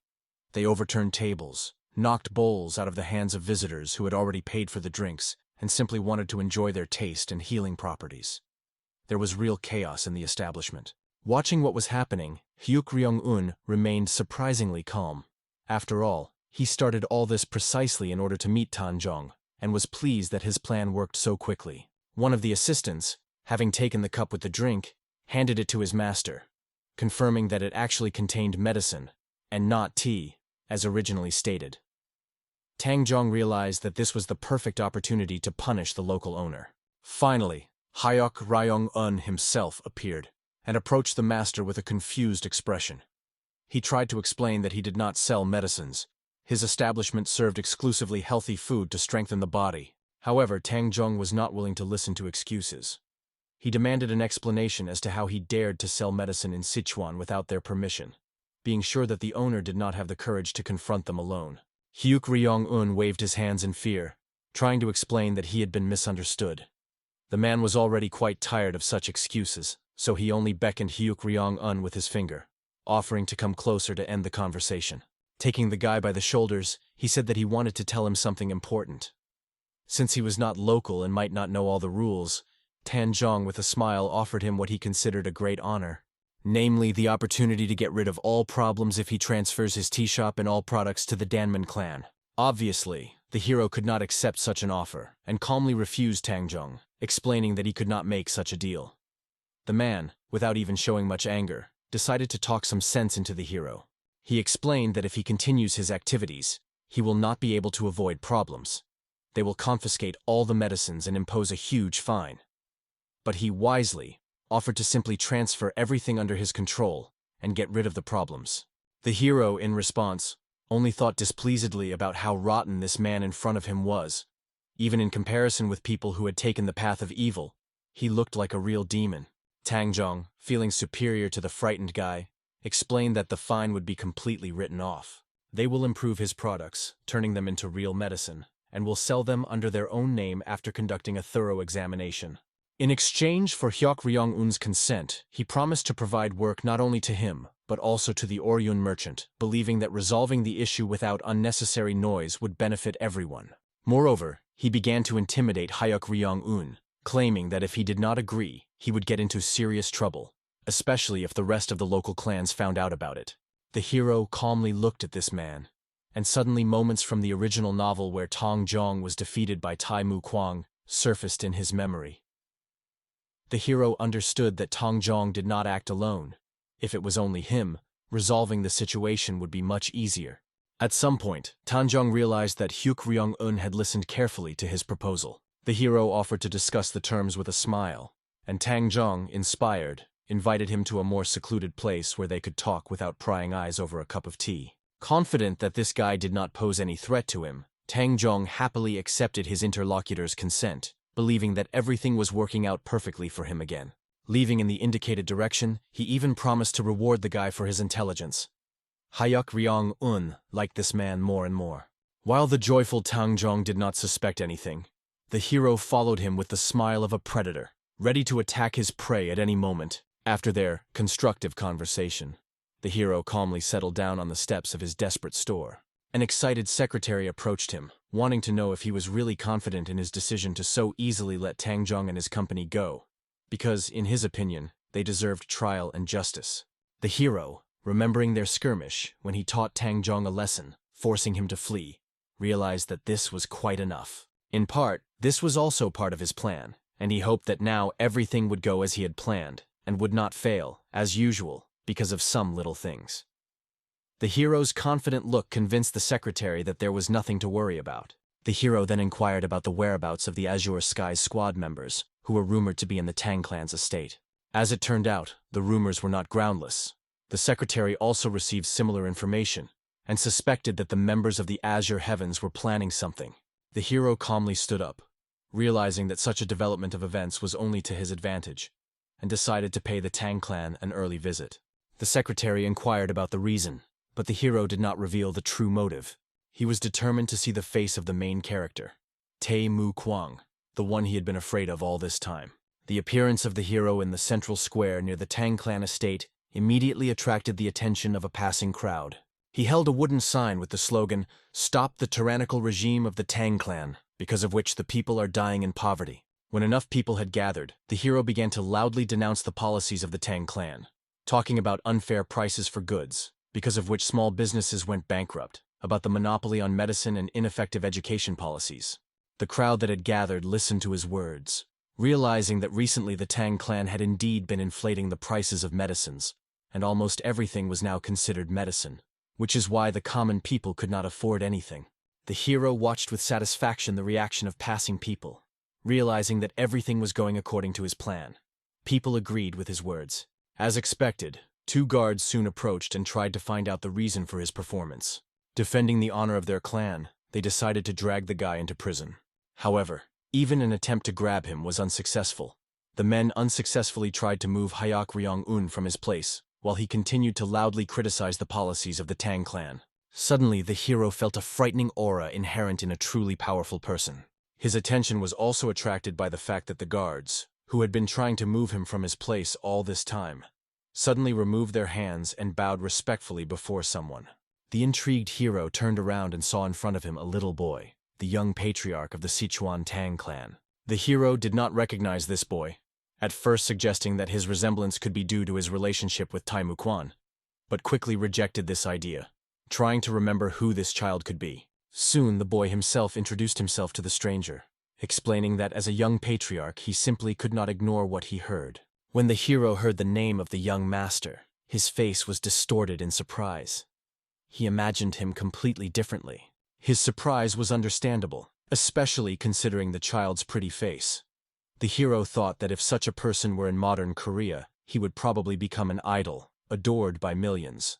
The young patriarch Tan So-gun dissatisfiedly looked at Hyok Ryong-un, coming closer to find out the reason for his sudden silence. Although most recently, he had loudly denounced the tyranny of the clan. The hero, not daring to utter a word, looked at the boy, realizing that in the original story he was a real genius and would soon become an ally of the protagonist. When the hero was finally about to explain himself, a beaten Tangjong suddenly appeared and, pushing aside the guards, began to make his way closer to Hyuk Ryong-un and the young patriarch. Once nearby, Tanjong turned to Tan So-gun, begging him not to believe a single word of this impudent swindler. The hero just watched contentedly at the short man who had once again interfered with him, trying to predict his next move and realizing that he would probably try to thwart his plans. Tanjong himself realized that now that Hyuk Ryong-un had met Tan So-gun, he would surely tell the whole truth about what happened, and he could not allow anyone to set him up like that. When Tang So-gun inquired about the connection between them, Tangjong began to lie about numerous crimes committed by the son of the leader of the Five Virtues Trading Company. He stated that he did not understand how such people could still be carried by the earth, and accused the hero of deceiving the common people by selling counterfeit medicines. This seriously angered Tang So-gun, but he still decided to listen to Tangjong's version of events before jumping to conclusions. Tangjong continued his lies, claiming that Hyuk Ryong-won's vile drugs had already harmed many people, and when he tried to warn him not to do it anymore, he attacked him and began insulting their clan. Hearing this, Tan So-gun, who had no reason to distrust Tanjong, became visibly angry and asked Hyuk Ryong-won if his assistant was telling the truth. The hero calmly replied that he had never lied, and pointing to Tangjong, called him the only liar present here. At this moment, Tangjong had no choice, and in order to silence the guy, he began throwing sharp shurikens at him, aiming for weak points. However, the hero easily resisted such an attack. In a second, pulling out his sword, he fought off all the shuriken flying in his direction. It seems that this is exactly what Tanjong wanted, who immediately told the young patriarch that now that Hyuk Ryong-un had drawn his weapon in front of him, he had thereby insulted their clan. Tang So-gun calmly addressed the man, asking him to drop his weapon. However, the hero decided to dispute Tangjong's accusations, pointing out that he was the one who first threw shurikens at him, trying to silence the opposition through murder. At that moment, Tan So-gun realized that talking to Hyuk Ryong-un was useless, since simple words could not reach him. With a light jump, he approached Hyuk Ryong-un, wanting to quickly teach him a lesson, and only then listened to what he really wanted to say. The blow turned out to be quite strong. The hero's sign shattered into splinters, and he himself flew several meters back. Blood gushed from his mouth. He was in great pain, but in principle he did not expect anything less from the divine strike from the green lotus palm. Now part of his plan was to wait for Tang Zhong to launch a sneak attack in order to use this situation to his advantage. When the man threw another shuriken, the hero decided that this was the most opportune moment, so he did not dodge the attack. Shuriken touched him, and the hero looking back realized that such a crime would benefit his plan. Tang Zhong even decided to use poisoned shurikens, which is why the hero immediately turned green and began coughing, choking in pain. Tang So-gun also realized that the weapon was poisoned, but did not understand why Tang Zhong would poison his own shuriken. As a result, the hero, unable to cope with the poison used against him, lost consciousness right in the city square, continuing to bleed. When Tang Zhong realized that the poison had worked, he began to secretly look at Tang So-gun, pretending that it was the young patriarch who used such a poison. He explained that if someone found out about this, rumors might spread that the Tang clan uses poisons against unwanted people. So he suggested that the young patriarch urgently hide the body before anyone saw. Shocked, Tang So-gun looked at the man, not understanding why he was acting as if he had not just used poison. Unexpectedly, at that moment, an attack was made on the two of them, causing Tang Zhong to fly away, and Tang So-gun managed to escape at the last moment. As soon as Tang So-gun landed, he began to look around to see who attacked him. At this moment, the hero, with the last of his strength, also opened his eyes, interested in the unexpected intervention, which was not part of his plans. He noticed a beautiful girl standing on top of a building, whom he could not recognize at first due to his blurred vision. Finally, Sil Su-yeon spoke up, expressing her surprise that the clan would stoop to such a level, deciding to deal with a man who had made justifiable accusations of tyranny and corruption. Tang Zhong, not wanting to admit the obvious, began to shout at the girl, outraged at how the moon goddess dared to insult the great Tang clan with her pathetic attack. Tang Xiaogun was more restrained in his words, and calmly asked Sil Su-yeon to put down her sword, reminding her that pointing a weapon at a member of the Tang clan is unforgivable. However, the girl became seriously angry after these words. Everyone witnessed her internal energy and malicious aura. Tang Xiaogun immediately took a fighting stance, preparing to face such a powerful opponent, and realized that the rumors about Su-yeon Sil's outstanding achievements were not exaggerated. When Sil Su-yeon rushed into battle, Tang So-gun readily rushed towards her, and a fierce battle ensued. Watching what was happening, Tang Zhong realized that everything was going as well as possible for him. While Tang So-gun was busy fighting, he would be able to get rid of the unwanted guy. Armed with a small pocket dagger, he approached the hero, intending to kill the man who was trying to destroy his business. His last thought was the desire to protect what had cost him several years of effort and work, and which had been almost destroyed by the intervention of some unknown person. However, the hero, who had been pretending to be almost dead all this time, suddenly came to his senses, grabbed Tang Zhong's thin neck with his legs and began to strangle him. With a smile, he explained to the man that he still did not understand the uselessness of such techniques against him, and noted that he had treated him too easily in their last meeting. When the hero pressed even harder, the man completely lost consciousness and fell to the ground exhausted. To Hyuk Ryong-wung, he no longer posed any threat, so he turned his attention to the battle with Sil Su-yeon and became convinced that the girl was truly fearsome in battle. In the book, Sil Su-yeon's fighting potential was not really revealed as the main focus was on the main character, but he expected nothing less from the heiress of the only divine sect. In the midst of a fierce fight, a man suddenly appeared and decided to separate the fighters. It turned out to be Yang Huochong, who was extremely dissatisfied with the behavior of these two, who started a fight at a time when the demonic forces were making their nefarious plans. As the captain of the exploration team, he could not allow this to happen. After all, they were the promising talents of the Orthodox sect who were supposed to fight together. Hearing Yang Hochun's name, the hero was finally able to breathe out calmly, although he was surprised by his sudden intervention. After all, in the original, he should have already fallen into Tai Mu Quan's trap. Lady Sil, calmly stashing her weapon, explained that she intervened after seeing how the Tang clan used poison to silence undesirable people. After these words, Yang Huochun became wary and turned to Tang So-gun, wanting to hear excuses from the young patriarch. He only calmly tried to find Tang Zhong, so that he could explain himself for his actions and tell him why he used poison in the shurikens. When he turned around, he saw Tang Zhong next to Hyuk Ryong-un, who was struggling to get to his feet. Finally, the hero succeeded, and with weak steps he walked towards the patriarch, explaining that he was actually trying to sell healthy food to help the weak and poor survive. Calmly looking at the patriarch, he hoped that he would listen to his words and restore the former honor to the Tang clan. Obviously, Tan So-gun did not like such words, and he immediately shouted that the Sichuan clan was still revered, and therefore believed that Hyuk Ryong-un's words could not be true. The hero, despite his weakness, laughed, looking at how excited Tang So-gun was. Although he was a genius, he clearly did not understand how this world works. He was glad that he managed to teach a lesson to an exemplary schoolboy who knew nothing except getting good grades. As a result, with the most serious expression on his face, he bowed before Tang So-gun, explaining to the patriarch that he simply did not see how things really went, and asked not to judge his words so harshly.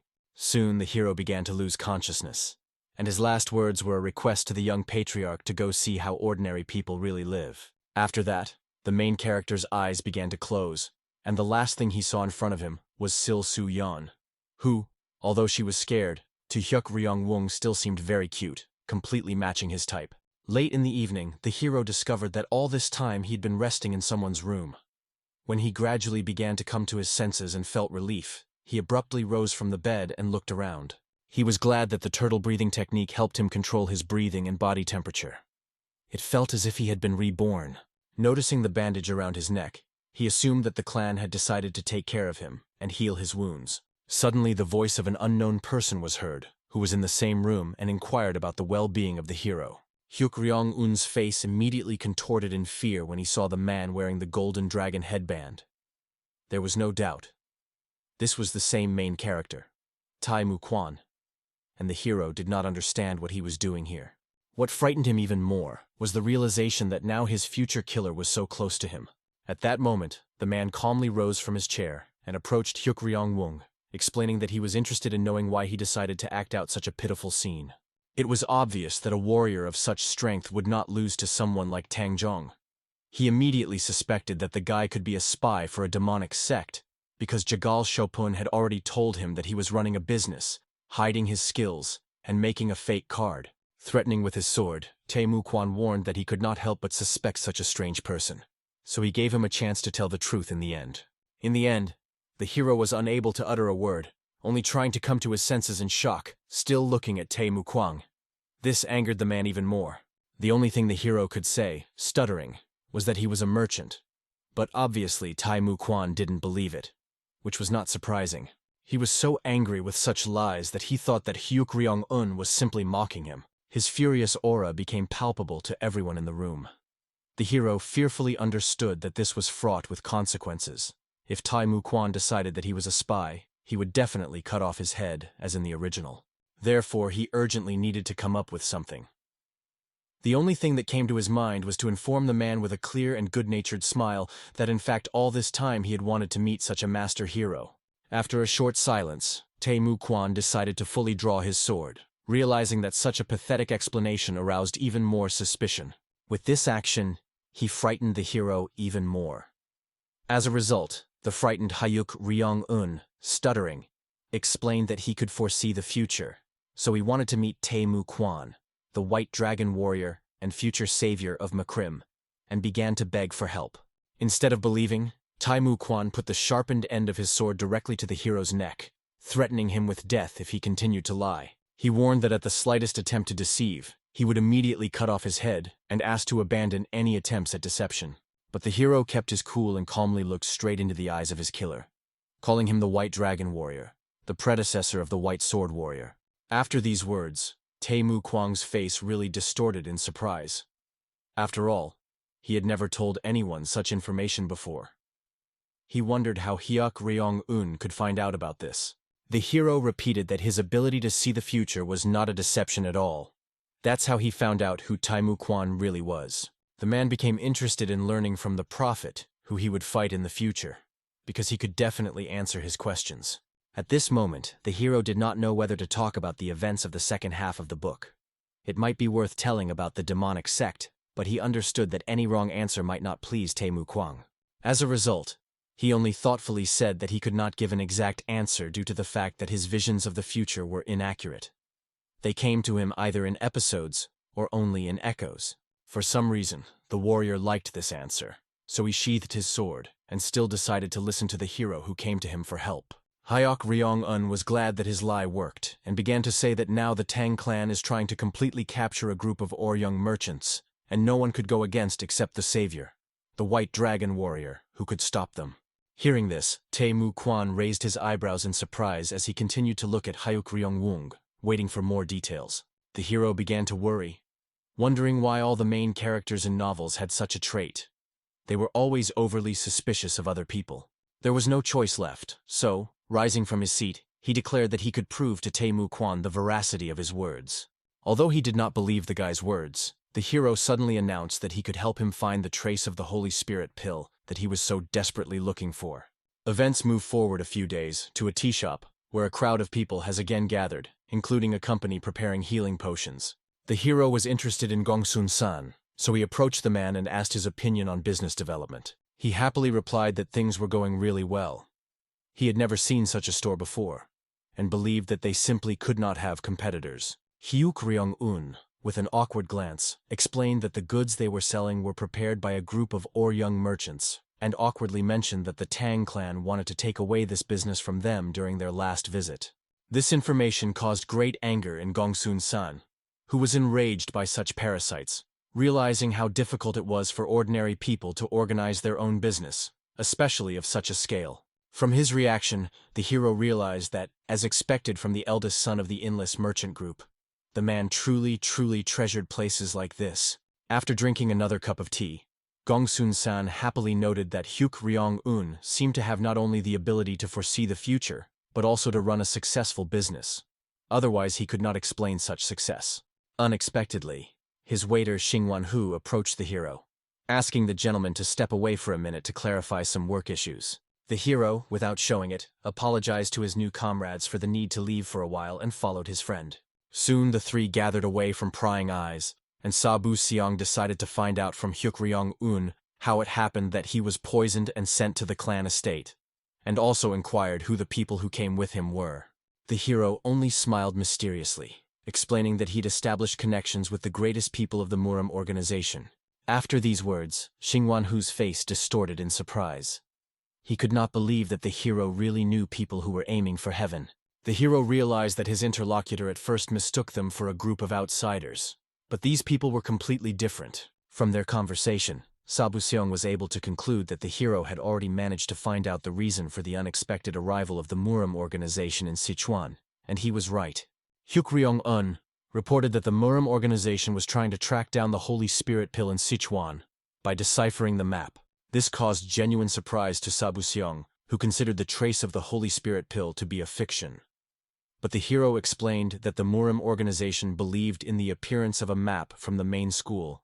After deciphering it, they tried to find the trace, sending the greatest young men on the search. However, the archer was convinced that the map could not have been written by the main school. The hero, switching the topic and calmly recalling the recent terrorist attack, explained that the spy who unexpectedly penetrated the Muram organization did not belong to their school at all. It became obvious to Sabu Seong that a third party was involved. He turned out to be right, so from that moment he decided to infiltrate their gang, which was in conflict with the sky-striving ones, in order to look for information. If they can get on the trail first, it could greatly help the main school. In the end, all three agreed that the hero's idea was indeed quite reliable, and promised to help him with everything necessary. At this moment, the secretary suddenly appeared and awkwardly called the gentleman, saying that for some reason people from the Tang clan had come to see him. This seriously angered both the leader and the rest of his comrades, suspecting that the short Tangjong had come to him again. But it never dawned on him that it was better not to come to him again.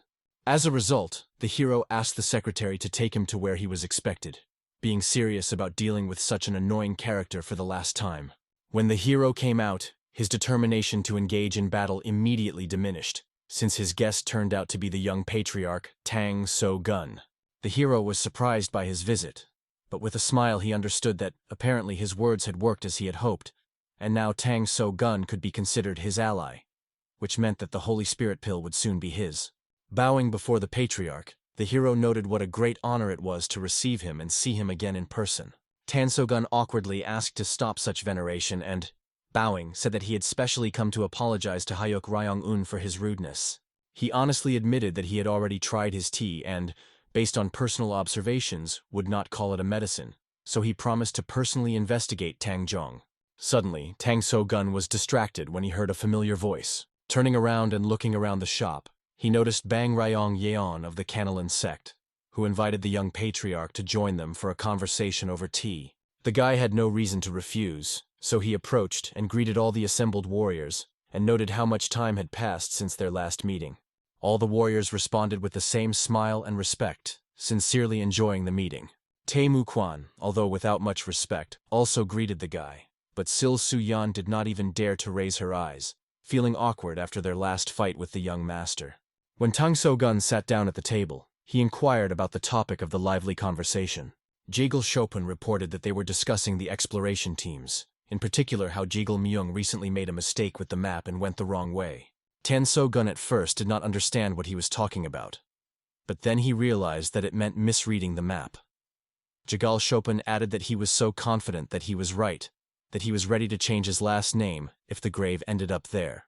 At that moment, Tae Mu Kwan noticed Hyuk Ryong-woon standing nearby and decided to find out the seller's opinion on this issue. He bowed and explained that he also agreed with the warrior Jigel Chopin, and considered the reading of the map to be incorrect. Then the warrior, looking thoughtfully at the guy, invited him to tell him where the grave was, since he could see the future. This proposal seriously angered Hyuk Ryong-un. He understood that if he knew the location of the grave, he would immediately go there. But in the end, he calmly explained that he did not know her location, but only saw how a group of heroes was looking for her.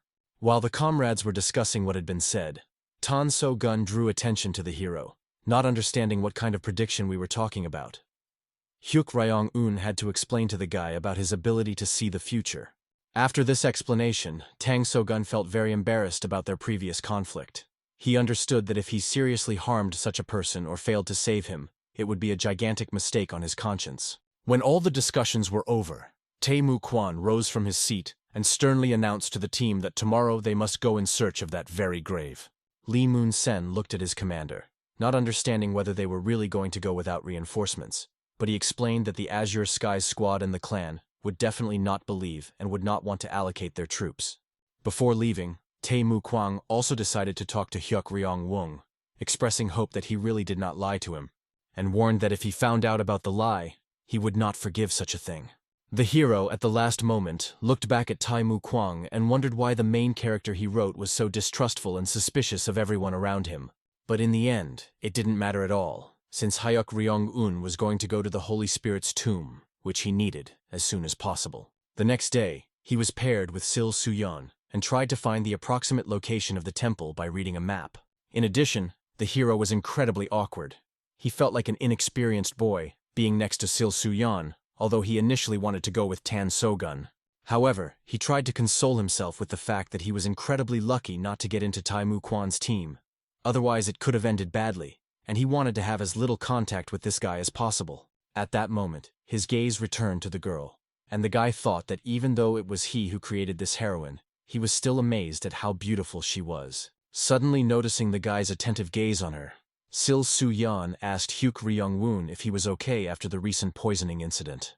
He awkwardly replied that he had already fully recovered and thanked her for her help, admitting that he did not even know how he could repay her for saving his life. She calmly remained silent and handed the hero a glass of tea. Hyuk Ryong-won was genuinely surprised that she actually bought his tea, and explained that she should have just approached him. He would have given her as much tea as she wanted. But the girl, ignoring his words, began to remember the deserted place where she lived, the constant lack of food, starving and sick children and adults. She honestly admitted that she'd been sick since childhood, and remembered how her father often looked for the herbs she needed by digging in the snow. Suddenly, the embarrassed hero realized that this was not just a story. In the book, Sil Su-yeon shared this only with Tae Mu Kwang, and he did not understand how he managed to switch places with him. The thoughtful girl, whose hair fluttered in the wind, admitted that she had thought for a long time about how the lives of children in her time would change if they had such tea, and was glad that today's children have this opportunity. The hero, delighted by her words, admitted that when opening his business, he was guided by similar thoughts. This surprised the girl, who considered him a simple merchant. He shared his desire for children to never go hungry and be healthy, and even plans to open a chain of stores throughout the Central Plains. Although this surprised the girl, she skeptically noted that his business could go bankrupt, and there was no need to rush. Everything needed to be carefully weighed. Hyuk-ryong-woong calmly replied that he had already thought about this issue, and was not worried because the children who were their customers now would become customers in the future. In addition, he was convinced that many incredible warriors would grow up among the children who ate their tea, and this prospect delighted him. The girl noted with a sincere smile that he was not at all like the other warriors she had met, which could be considered a compliment. Suddenly, both jumped away from each other, hearing a loud scream and seeing a flare in the sky. This meant that someone had found what they were looking for. When the whole team gathered near the place where the signal fire was launched, they found themselves at the entrance to a huge cave. The hero looked at it in amazement, leading to the tomb of the Holy Spirit, but did not dare to enter. Tae-mu Kwan lit a small lantern and suggested that we first examine the cave from the inside. He took Jagal Chopin as his assistant, asking him to go ahead while he covered, and he did not argue, since no one else knew as much about traps and tricks as he did. The others were told to wait outside while they explored the cave and found the right path. Soon after exploring the cave, the entire team returned to the city to meet with the others and report on their progress. Leading the group was Jagal Chopin, who, upon seeing Yang Huochong and Tang Zhong, loudly announced that their group was the first to track down the Holy Spirit pill. However, as they approached, they noticed the extremely dissatisfied faces of Tang Zhong and Yang Huochun. Jagal Chopin was the first to inquire about the reason for their discontent, and Yang Huochun lost his temper, resenting the familiarity of the address. The head stood up for his comrade, explaining to Yang Huochun that he was clearly going too far with insults and shouting, because the team returned with good news, and he was still talking about manners. After these words, Yang Huochong became even more angry, believing that such frivolous behavior put their entire organization at risk. Hyuk-ryong-un, having heard all these shouts and quarrels, only rolled his eyes to the sky with displeasure, sarcastically noting that ordinary envy was clearly visible in Yang Huochun, and nothing more. Hearing these words, the group members laughed. They also had similar thoughts, although they did not dare to voice them. Yang Huochun finally lost his temper and, looking at the bastard, reminded him that he had no right to interfere in their conversation.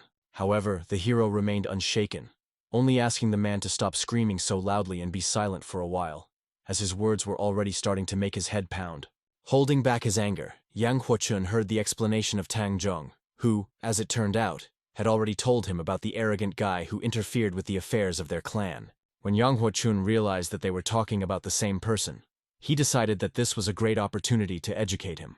Immediately, with his sword at the ready, he pounced on the hero, who managed to draw his sword in time and block the attack. Despite this, Yang Huochun believed that the guy was bluffing and could not be as strong as him.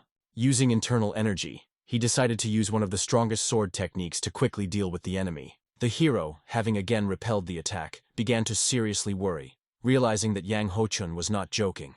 His strength was really great, and if his energy turned out to be powerful enough, Hyuk-ryong-un would not be saved. Still, he resolutely entered the battle, wanting to see the true strength of the enemy. But a sudden attack from an unknown sword forced both of them to stop. At the top of the building, they saw a man who calmly caught the sword that boomeranged back to him. The hero immediately recognized his savior, the elder Wu Wan-kyu, and with a slight smile thought that they definitely needed such a person to fulfill their plan. Yang Huochong, noticing the elder, immediately bowed down, introducing himself as a disciple of the Wudan sect. Wu Wan-kyu, the main mentor of the sect, quickly descended and inquired about what was happening. Yang Huochun awkwardly apologized for his misbehavior, but Wu Wan-kyu ignored his words and walked towards Hyuk-ryong-woon, suspecting that he was the same Tae-mu Kwan warrior that the leader had told him about. The hero calmly explained that the man had mixed up something, even lying that he had never met the person he was mistaken for. Wu Wan-kyu, after listening to the impudent words, decided to put the guy in his place. The hero exhaled in disappointment, wondering why in their sect it was customary to communicate with people like animals, because he heard nothing but name-calling. His comrades standing behind couldn't help but laugh inappropriately. The angry Wu Wan-kyu decided to punish the impudent guy and cut out his tongue for dirty speech, demanding to know the name of the teacher. At this point, Tang Zhong intervened, explaining that the guy was just the adoptee of a small upper-class trading group. This news shocked Wu Wan-kyu. It was hard to believe that the guy really didn't have a teacher, especially considering that he had recently fought on par with Yang Huochun. Even Yang Huochun's assistants began to whisper, not believing that some Hayuk Ryong-un from the Orion group without any clans could match the strength of the divine sword. The hero was only pleased with such conversations. He understood that this was good for him. Looking at the bored Tae-mu Kwan, he realized that in the original story he was supposed to fight Yang Ho-chun and gain recognition, but now the name of Hyuk Ryong-un will become known to everyone, which will be useful during his campaign. Woo Won-kyu, deciding not to have anything to do with this guy, instead turned all his anger on Yang Ho-chun, scolding him for getting into an argument with a man without a clan and tribe. He forbade Yang Ho-chun to appear until he obtained the Holy Spirit pill, and then left. While Yang Ho-chun was depressed due to the reprimand, Tang Zhong desperately tried to stop Woo Won-kyu and win him over to his side. As a result, the time came, and a huge company of warriors set out in search of that very pill, heading towards the recently found cave. Jagal Shopun was deeply hurt by the fact that they were at the very end of the flow of warriors, because it was their group that discovered this trail. Gongsun-san, smiling awkwardly, reminded him that there was no need to be so rude. Despite the discovery of the cave, they were unable to find anything significant inside. However, this did not reassure Jagal Shopun, who insisted that by risking their own lives and trampling the path in the cave, they had earned the right to lead the detachment. In the midst of a quarrel that broke out between them, Tae-mu Kwan suddenly felt something and began to look around warily, as if in search of an invisible threat. Hyuk Ryong-un, instantly noticing the change in the man's behavior, inquired about the reason for his concern. Tae-mu Kwan honestly admitted that he was afraid of a possible ambush. The hero understood that even the protagonist's intuition corresponded to the original narrative. Moreover, he clearly remembered that in the original story, somewhere in this place, after his attack, Hyuk Ryong-un tried to escape from the pursuit of Tae-mu Kwan. The hero experienced great anxiety, fearing that he could get into an unpleasant situation, and now a serious clash could occur between him and the main character. However, instead, suddenly a loud cry was heard from ahead, ordering all members of the group to prepare for defense. Someone clearly sensed the approach of an enemy attack. The next moment, everyone witnessed a terrifying sight. Huge boulders, lowered from the mountain, began to roll straight towards the warriors in front with such speed that they barely had time to dodge the deadly threat. Woo Won-kyu, who led his squad, immediately ordered everyone to prepare for defense, since it became obvious that they were not alone here. The gathered warriors began to look around in fear. Only Hyuk Ryong-un was perplexed about what kind of attack they could be talking about, because in the original version, it was he who initiated this attack. But now, nothing like that was planned. At this tense moment, their enemy finally appeared. Riding a huge black horse, he approached Tae-mu Kwan and his company. When the enemy was close enough, the hero froze in amazement, looking at the young man, whose appearance was frighteningly similar to his own. His fears were confirmed when the stranger, rearing his horse, introduced himself as the third young master of the demonic sect, announcing that he intended to sacrifice these people as his first victim. Immediately after these words, his warriors began to throw bottles of poison at the arrivals, trying to poison everyone present. When the poisonous fumes spread in the air, Woo Won-kyu, in a panic, ordered the soldiers to immediately crouch to the ground and close their airways to avoid poisoning. However, the hero, not paying attention to the order, continued to look at the enemy in front of him in a daze, his face reflecting only pure horror. All this time, their enemy laughed maliciously, ordering his subordinates to destroy everyone they met along the way, his face distorted by a mask of true madness. When the hero finally came to his senses and looked back at his companions, he was surprised to find that they were still alive and able to stand on their feet. From their reactions, he guessed that the poison used against them was just tear gas, which did not pose a threat to life and was used only for disorientation. At this time, the main character, for whom the presence of the gas seemed to make no difference, began to swing his sword, dispersing the poisonous fog to determine the location of his opponents. Without hesitating for a second, he resolutely rushed into battle, and Hyuk Ryong-un followed Tae-mu Kwan, eager to reveal the true nature of their mysterious opponent. As they approached, the hero realized his incredible luck. This stranger turned out to be an imposter. However, Tae-mu Kwan, who did not know the true appearance of the third master of the demonic sect, immediately entered the battle, intending to put an end to the enemies once and for all. One powerful attack was enough to defeat several attacking warriors. Hyuk Ryong-un covered Tae-mu Kwan's back, mercilessly dealing with opponents who dared to attack them and tarnish his good name. At a critical moment, the imposter, posing as Hyuk Ryong-un, grabbed a small whistle stick in a panic. After he gave the signal, several more warriors in dark armor, armed with impressive swords, appeared from the thickets. Tae-mu Kwan watched the approaching opponents with undisguised interest, while the real Hyuk Ryong-un was in complete bewilderment. He had never met warriors in such robes in his sect. The imposter loudly commanded his subordinates to attack and demonstrate to the enemies the true power of the iron battleships of their cult. Such a pompous name caused only a slight grin on the face of the protagonist. He found it funny to brag about clearly weak warriors. Hyuk Ryong-un had a completely different opinion on this statement, based on his rich experience. The outcome of the battle was a foregone conclusion. Tae-mu Kwan, rapidly attacking the enemies, pierced not only their shields, but also several layers of armor, piercing through the bodies of the opponents. As a result, only 2 warriors remained against him, who were too scared to dare to attack such a formidable enemy. Even looking at this battle, the hero realized that he had clearly underestimated Tae-mu Kwan all this time, and decided that he was no longer worth joking with this guy. He could not survive a battle with such a monster. However, the hero soon reproached himself for such thoughts, because even before this demonstration of strength, he perfectly understood that his chances of survival in a fight with such a monster were 0.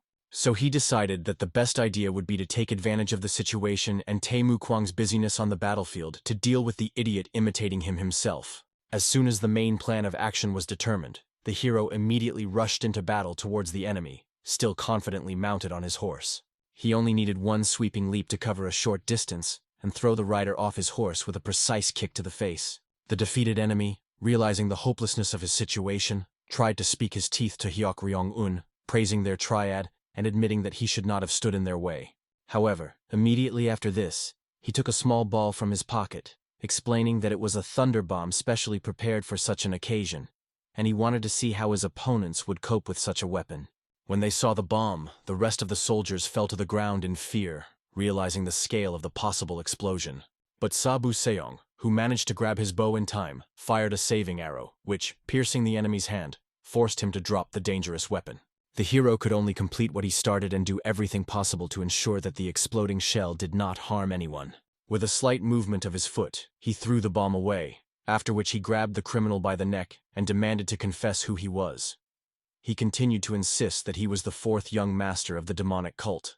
The hero, already quite angry, only tightened his grip on his neck and raised an eyebrow, noting that not a single member would call the Moon and Sun Divine Clan a demonic cult. Frightened by exposure, the man introduced himself by his full name, the 4th young master Hyuk Ryong-un, which completely infuriated the hero. Throwing a withering look at the enemy, expressing his readiness to kill, he demanded to confess how he knew his name.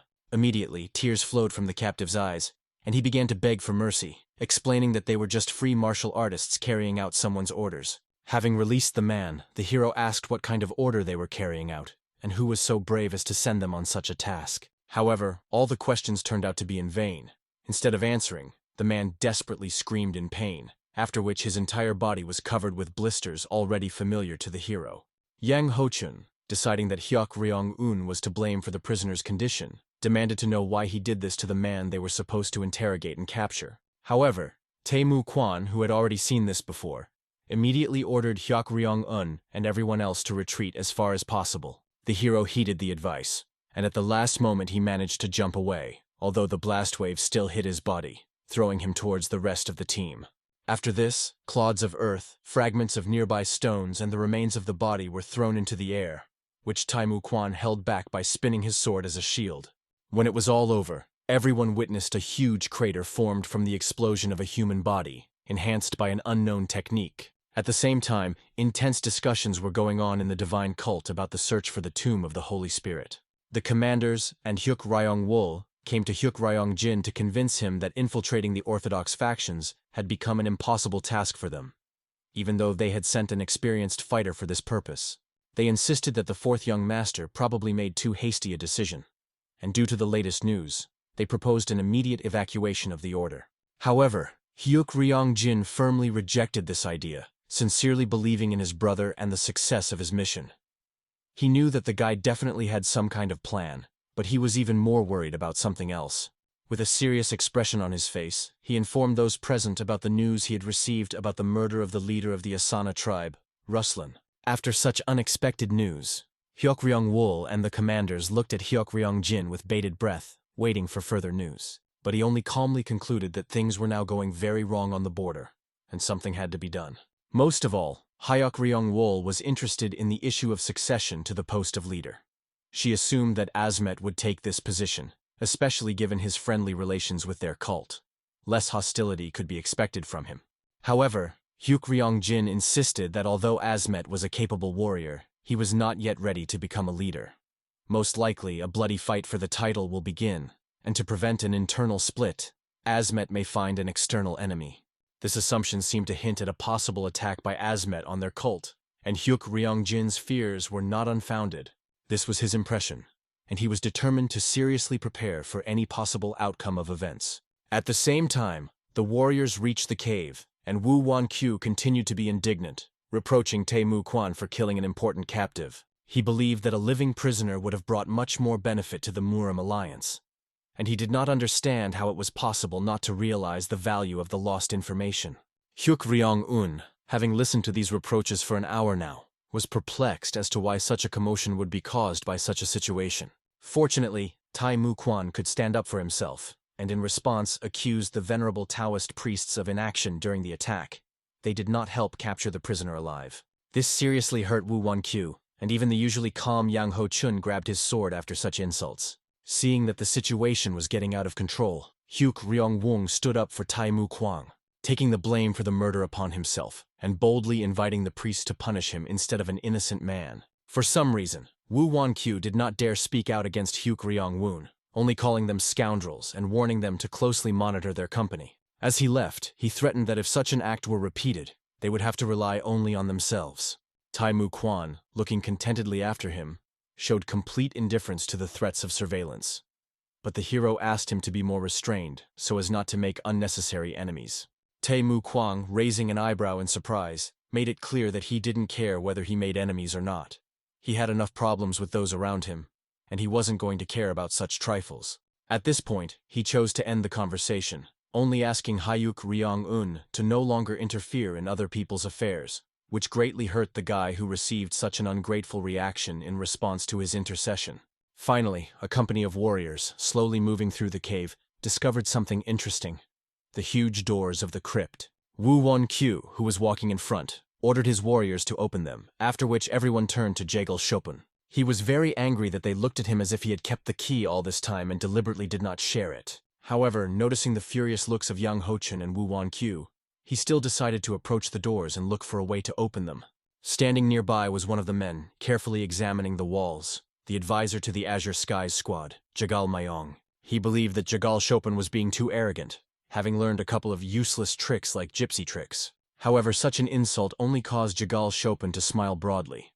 He believed that his position was still better than being a simple advisor to the detachment. The man was seriously angered by such disrespect, but Jagal Shopun indifferently walked past him to the wall to find the secret passage.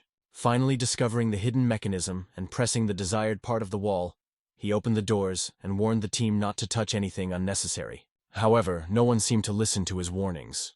Wu Wanqiu and the rest of the warriors were busy looking in admiration at the finally found grave of the Holy Spirit. Soon, Wu Wanqiu ordered the rest of the warriors to stop standing there and staring, and start moving equipment.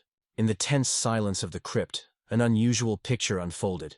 Warriors methodically dragged many bags with ropes inside, preparing for a large-scale seizure of the contents of the ancient vault. Jagal Shopun watched with a heavy heart. He admitted that he foresaw such a development of events, which is why he initially resisted cooperation with these people. Mu Quan, noticing his friend's torment, tried to console him with a philosophical observation. In life, you always have to sacrifice something. However, Jagal Shopun, casting an awkward glance at him, noted to himself that these words did not sound very convincing from the lips of Mu Quan himself. Suddenly, heartbreaking screams filled with pain and horror were heard from the entrance to the crypt. Everyone present instantly became alert, and the team members, without hesitating for a second, rushed to the rescue. Jagal Shopun, shaking his head in irritation, reminded everyone of his strict orders not to touch anything unless necessary. As it turned out, one of the warriors, moving through the crypt, did not notice the skillfully disguised trap. A dagger that jumped out of the floor cut his leg deeply. Yan Huochun, shocked by what happened, froze to the side. He could not understand what had happened, because the leader of the Azure Sky Squad assured them that there were no traps. However, he, awkwardly looking at the wounded man, clarified his previous words. He did not claim that there were no traps at all, but only spoke about their absence on the path along which he himself had passed. He could say nothing definite about the rest of the crypt. While the wounded warrior was hastily evacuated, the Sichuan clan elder became enraged. He accused the leader of the detachment of deliberately misleading them, because the soldiers went exactly where he indicated. In an attempt to defuse the tense situation, Wu Wanqiu intervened. He judiciously noted that now was not the time for empty disputes. They would not help heal the warrior's wounded leg. Addressing the advisor, he urgently asked to continue to exercise great caution and not expose people to unjustified risks, which could lead to serious consequences. The elder became even more furious that Wu Wanqiu dared to interfere in their conversation, as if possessing some kind of special power. After all, they were both elders and, therefore, were on the same hierarchical level. While the squad leader continued to examine the crypt for new traps, he was bombarded with questions about how to disarm them. He explained that the only way to get rid of all the traps was to destroy the mechanism that controlled them. Wasting no time, he called one of his men, a strong muscular man with an impressive sledgehammer. The leader of the detachment ordered him to smash the wall to the ground, not leaving even the smallest pebble. The man immediately began the task, raising the sledgehammer for a powerful blow. At that moment, Jagal Shalpan appeared, who desperately shouted, demanding to stop and not touch the wall. However, the massive sledgehammer was already in motion, and due to its significant weight, the man could not stop the swing he had begun. Jagal Shalpan, realizing the inevitability of a collision, prepared for the worst. Fortunately, Hyok Ryong-un showed a lightning-fast reaction. He threw a small stone with such force that it hit the sledgehammer and knocked it out of the worker's hands. As a result, the heavy instrument, instead of injuring Jagal Shalpan, fell to the floor with a roar. Hyok Ryong-un acted so decisively because he understood that without Jagal Shalpan they would not be able to get out of the crypt, and he believed that in this way he was fully repaying the help he had previously provided. Jagal Shalpan, without going into the motives of Hyuk Ryong-un's action, was sincerely grateful for the timely saving of his life. However, he was soon approached by an angry Yang Huochong, who accused him of deliberately sabotaging their mission. In response, Jagal Shalpan explained that his actions were dictated by concern for the safety of the entire complex. The destruction of the control mechanism could lead to the collapse of the entire surrounding space. The leader of the squad scornfully called Jagal Shalpan an incompetent fool, to which he retorted by pointing out his foresight. He brought people with special equipment with him instead of relying on the brute force of explosives. The dispute was resolved by the appearance of Tan So-gun, who supported the position of Jagal Shalpan. He reasoned that if their goal was simple destruction, they could simply blow up the place. But their first priority was to explore the crypt. Wu Wanqiu, realizing that they could not resist the young patriarch's decision, especially considering that all the resources and tools belonged to the Talent Clan, also sided with him. However, he considered it necessary to warn Jagal Shalpan that in case of failure, he would bear full responsibility for all the consequences. Soon after this, Jagal Shalpan began to supervise the work of the specialists he brought, giving clear instructions regarding the placement of support beams and the installation of special strengthening boards. Soon a new problem arose. To continue work, it was necessary to rise to a significant height, which seemed impossible under the current conditions. Hyuk Ryong-un, however, knew who could help. He turned to Sabu Seong, asking if he was up to the task. The archer, without hesitation, began to prepare an arrow with a rope attached. Jagal Shalpan indicated the target, to the right of the torch holder. Despite doubts about success, Sabu Seong took aim and released the arrow. The shot turned out to be flawless, exactly in the indicated place.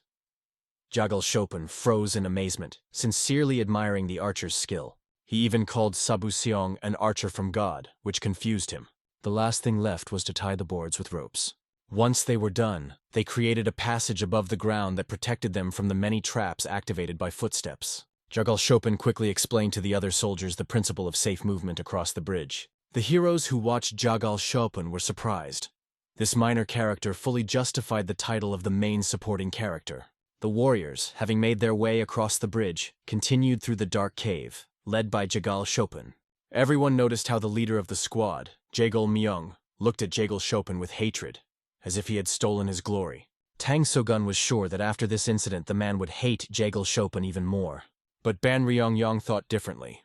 He believed that Jaegul Myung was simply jealous of his comrade's abilities. According to rumors, Myung once turned the entire family against Jaegul Chopin, forcing him to live away from his family, just because he was superior to him. But the elder Kwapung-gae, seeing the talent of Jaegul Chopin, took him as a student and taught him the technique of beating dogs with a staff and the way of peace. Hayuk Ryong-un pretended to be surprised by what he heard, although he clearly knew this story. It was part of his own. Tan So-gun, when he first heard this, became interested, because he knew about the connection between Kwapung-gae and the Gaiban sect. He suspected that this was why Jagal carried his dog-beating staff everywhere. Their conversation was interrupted by the sharp cry of Jagal Chopin, who ordered everyone to stop. Out of surprise, Wu Wan-kyu shuddered more than usual and asked displeasedly about the reason. Jagal Chopin calmly explained. The cave ahead turned into a tunnel. Wu Wan-kyu suggested the appearance of new traps, but Jagal Chopin warned of the worst. Illusions awaited them in the tunnel. Wu Wan-kyu, who seemed to be more afraid of illusions than traps, scolded the warrior for scaring everyone over such a small thing and ordered him to continue moving. This angered Jagal Chopin. He did not understand how one could take the danger in the tunnel so lightly, but Wu Wan-kyu only pushed him on the shoulder, ordering him not to interfere with his progress. For their trained minds, illusions did not pose a threat. The squad moved on, hastening to go deeper into the tunnel. One of the elders approached the young patriarch, warning, "If they fall behind, all the treasures will go to the Marim Alliance." But Tang So-gun was more concerned about the danger that Jagal Chopin spoke about. The elder tried to calm the patriarch, claiming that illusions were easy to overcome with proper concentration. Jagal Chopin understood that everything worked not so simply. Tae Mu Kwan finally decided to find out from his friend a way to get through this ominous tunnel and remain safe and sound. Jagal Chopin, after listening to the question, calmly explained that, unfortunately, there was no way to go through the tunnel from this side and get rid of illusions. This was the peculiarity of its design. They had no choice but to go inside and destroy the source of illusion at its very base. Tai Mu Kwan, realizing the hopelessness of the situation, realized that they would have to enter this tunnel in any case. When he stood up resolutely from his seat, it seemed to Gongsun San that Tai Mu Kwan intended to go on this dangerous journey alone. At this moment, Hyuk Ryong-un unexpectedly volunteered, realizing that although Tai Mu Kwan was strong enough, additional support would clearly not be superfluous in such a dangerous undertaking. From such an unexpected proposal, everyone except Tae Mu Kwan froze in amazement and began to ask the guy if he was really confident in his decision. But he calmly explained that he believed that together they had a much greater chance of success, so he saw no reason to worry. Finally, both men, in order to protect themselves, began to tie strong ropes around their waists so as not to get lost in the dark cave and not lose each other. One end of the rope was left with Jaegul Seopin, who explained that if Tae Mu Kwan or Hyuk Ryong-un had problems, they should pull the rope twice, and if successful, 3 times. Having agreed on the signals and rules, both men went into the depths of the cave, ready to face the most terrible illusions. The hero, unnoticed by everyone, grinned slyly, remembering that this tunnel was created in such a way as to disrupt the functioning of a person's senses, causing strong hallucinations that distort the mind. His sly smile betrayed the knowledge that this was almost the perfect moment to kill Tae Mu Kwan, freeing himself from the impending danger forever. But unexpectedly, when he took a few steps forward, the fog cleared, and he discovered that he was no longer in a dark cave, but on a sunny lawn, surrounded by trees, through the foliage of which bright sunlight broke through. He immediately looked at himself, and was surprised to find that the rope that was on him had disappeared somewhere. After this discovery, he decided to look around in search of a way out of this illusion. He was amazed at how realistic everything around him was. He had never seen anything so beautiful. It was even better than VR glasses from reality. Suddenly, while the hero was deep in thought, he heard a familiar voice calling him by name. The hero understood that he clearly shouldn't fall for such a naive trap, but he had no choice. So he went to the call. This voice belonged to a woman with bright red hair, who called her son to taste the treats prepared for him. The hero froze in amazement, not understanding what Rahu Yonggwa, the deceased mother of his character, was doing here. The hero carefully approached the woman, carefully peering into her face and features, as if trying to discern some kind of catch. From such a close look, the woman even doubted whether her face was dirty or whether she looked somehow strange. otherwise she did not understand such behavior of her son. He hastened to reassure her, explaining that there was nothing wrong with her face, but he himself could not understand how he could see this woman now, and decided that she was created from the memories of Hyuk Ryong-un. She, unaware of his thoughts, asked her son to sit down with her and taste the prepared food before it got cold. The hero looked at such appetizing food with pleasure, but doubted whether it was possible to eat anything found in this illusion. The mother looked at her son with concern, suspecting that something was hurting him since he was refusing his favorite food. Suddenly they both shuddered when they heard the eerie noise of cracking branches and heavy footsteps. Soon, knights in black armor appeared, confidently heading towards Hyuk Ryong-un and his mother. She immediately recognized these soldiers, and sensing the danger emanating from them, she grabbed her son by the hand to take him as far as possible to a safer place. They ran, but soon the woman was completely exhausted, which is why she sank to the ground to catch her breath. The persecution did not subside, so she fearfully asked Hyuk Ryong-un to run away as far as possible while their enemies were approaching, begging them not to linger and wait for her. Instead of obeying his mother, Hyuk Ryong-un firmly grabbed her by the shoulders, demanding to know who these people were. But she continued to insist that the boy just run and not interfere in anything. As a result, the hero got tired of the fact that some kind of trouble was constantly happening around him, so, turning around, he went straight to his opponents, ready to take the fight. He immediately took out both of his swords, summoned the demonic blade from the bracelet, and pointing it at his opponents, imperiously ordered them to introduce themselves and explain who they were.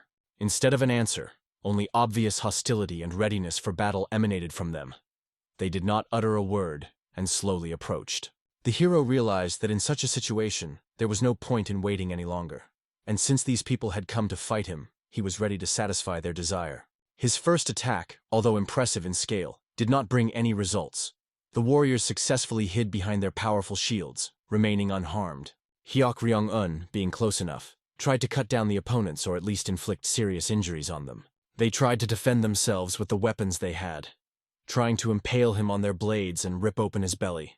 But a huge disappointment awaited them. In a split second, the man left the trajectory along which he had been moving all this time, after which he completely disappeared from their field of vision. The armored warriors looked around in confusion in search of the enemy, but he was already behind them with raised swords, ready to cut everything in his path. Despite their thick armor and strong shields, they were unable to react to such an unexpected attack.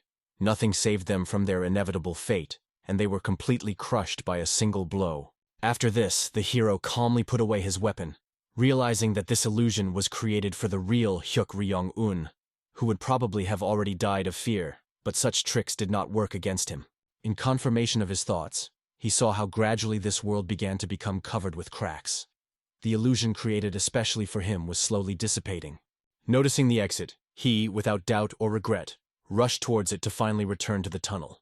However, having got out of one illusion, he immediately found himself in another, even more terrifying one. He found himself in a city that was completely disappearing in flames. Assuming that these could be some other memories of Hyuk Ryong-un, he suddenly noticed a small crying boy on the ground and immediately recognized him as young Taimu Kwan. From his appearance, it was clear that he was torn to pieces by local illusions. Now, he was just a weak and defenseless child. Hyuk Ryong-un even reached for his sword, wanting to take advantage of such a good chance to kill. But before he had time to do this, an unknown group suddenly approached him from behind, ruining such a good moment. Realizing that there was no choice left, he decided to quickly deal with the unknown, wielding two swords. A battle ensued. The opponents used shuriken discs, which they began to throw at Hyuk Ryong-un. Having waited for an opportune moment, he began to deftly repel attacks with his blades, and then with a sharp jerk, rushed towards the warriors. With one easy move, he became their demise. But to his surprise, after defeat, they didn't just disappear. As they died, they began to burn with a strange blue flame. A mysterious box fell out of the hands of one of them. The hero paid attention to her, although he was more interested in the unusual behavior of his defeated opponents. However, now it didn't matter. He wanted to finish what he started and finally deal with Taimu Kwan. However, approaching the tearful child, he only looked at the stranger in surprise, asking if he really drove away those evil children. Looking at the boy, the hero tried to remind himself that despite his defenseless appearance, this was still the same Taimu Kwan, who was supposed to kill him in the future, and pity was inappropriate here. Rising to his feet, the little boy bowed, calling the hero his big brother and thanking him for saving him. The hero calmly exhaled, realizing that he was locked in an illusion along with Taimu Quan, and without him there was no way out of here. He decided to save the boy, asking him to wipe his tears, and picked him up. As soon as the child felt safe, the illusion began to collapse. Sitting in the hero's arms, the boy looked back at the murdered family and the culprit of the incident, deciding to grow up and become stronger in order to take revenge. Finally, the same passage that Hyuk Ryong-un saw earlier opened up.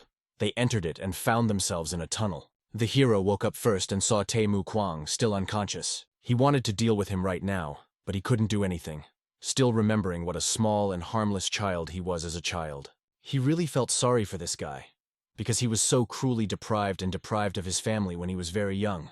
He did not at all expect such a turn of events in the book. It was written there that Tae-mu Kwan simply accidentally gained strength without getting into serious trouble. The hero could not understand why there were so many plot twists unknown to him in the novel. He tried his best to force himself to deal with the hero of the book, who was supposed to be the cause of his death, but did not have time to do anything. When Tae-mu Kwang woke up, the hero looked at him carefully and asked if he was okay. He continued to hold his sore head, trying to come to his senses. The hero offered to help him get up, and Tae-mu Kwan inquired about the reason for his poor health. Hyuk Ryong-woon had no choice but to assume that Tae-mu Kwan did not remember anything at all, which was even handy. If the guy remembered how he swung the heavenly demon sword, he would have been in trouble. When Tae-mu Kwan confirmed that he really didn't remember anything, the hero experienced incredible relief. Realizing that he was not in danger of being exposed, he invited the guy to continue moving, evasively explaining that he himself had somehow escaped the illusion. Moving along the tunnel, they soon discovered the same fighters who had gone forward, who all this time had been unsuccessfully trying to fight their illusions. Watching them rush around the ground screaming, Tae-mu Kwang felt embarrassed at the thought that he could behave the same way. The hero suggested not to be distracted, and to find the source of illusions that Jagal spoke about, which should have been nearby. They soon noticed a crystal ahead, surrounded by chains and glowing with a bright blue light. As they came closer, they saw that in addition to the chains, the crystal was secured with a large number of amulets. Tae-mu Kwan immediately decided to cut the crystal with his sword, but the hero asked him to wait so that they could understand the situation. Having carefully examined the crystal and the platform on which it was located, the hero tried to remember everything he had read in the sect's library.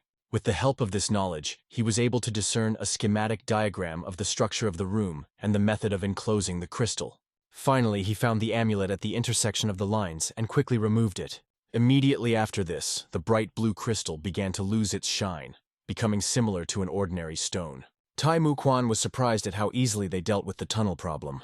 Turning around, they were convinced that the fog was indeed dissipating. Deciding to call the others, they pulled the rope and stopped near the crystal, waiting for their comrades. The hero was in serious thought when Tae-mu Kwang was the first to break the silence, admitting that although he did not remember exactly what happened in the illusions, but he was sure that it was Hyuk Ryong-un who saved him, and sincerely thanked him for his help. The hero was surprised by this reaction, not understanding why Tae-mu Kwang suddenly began to behave like a pleasant young man.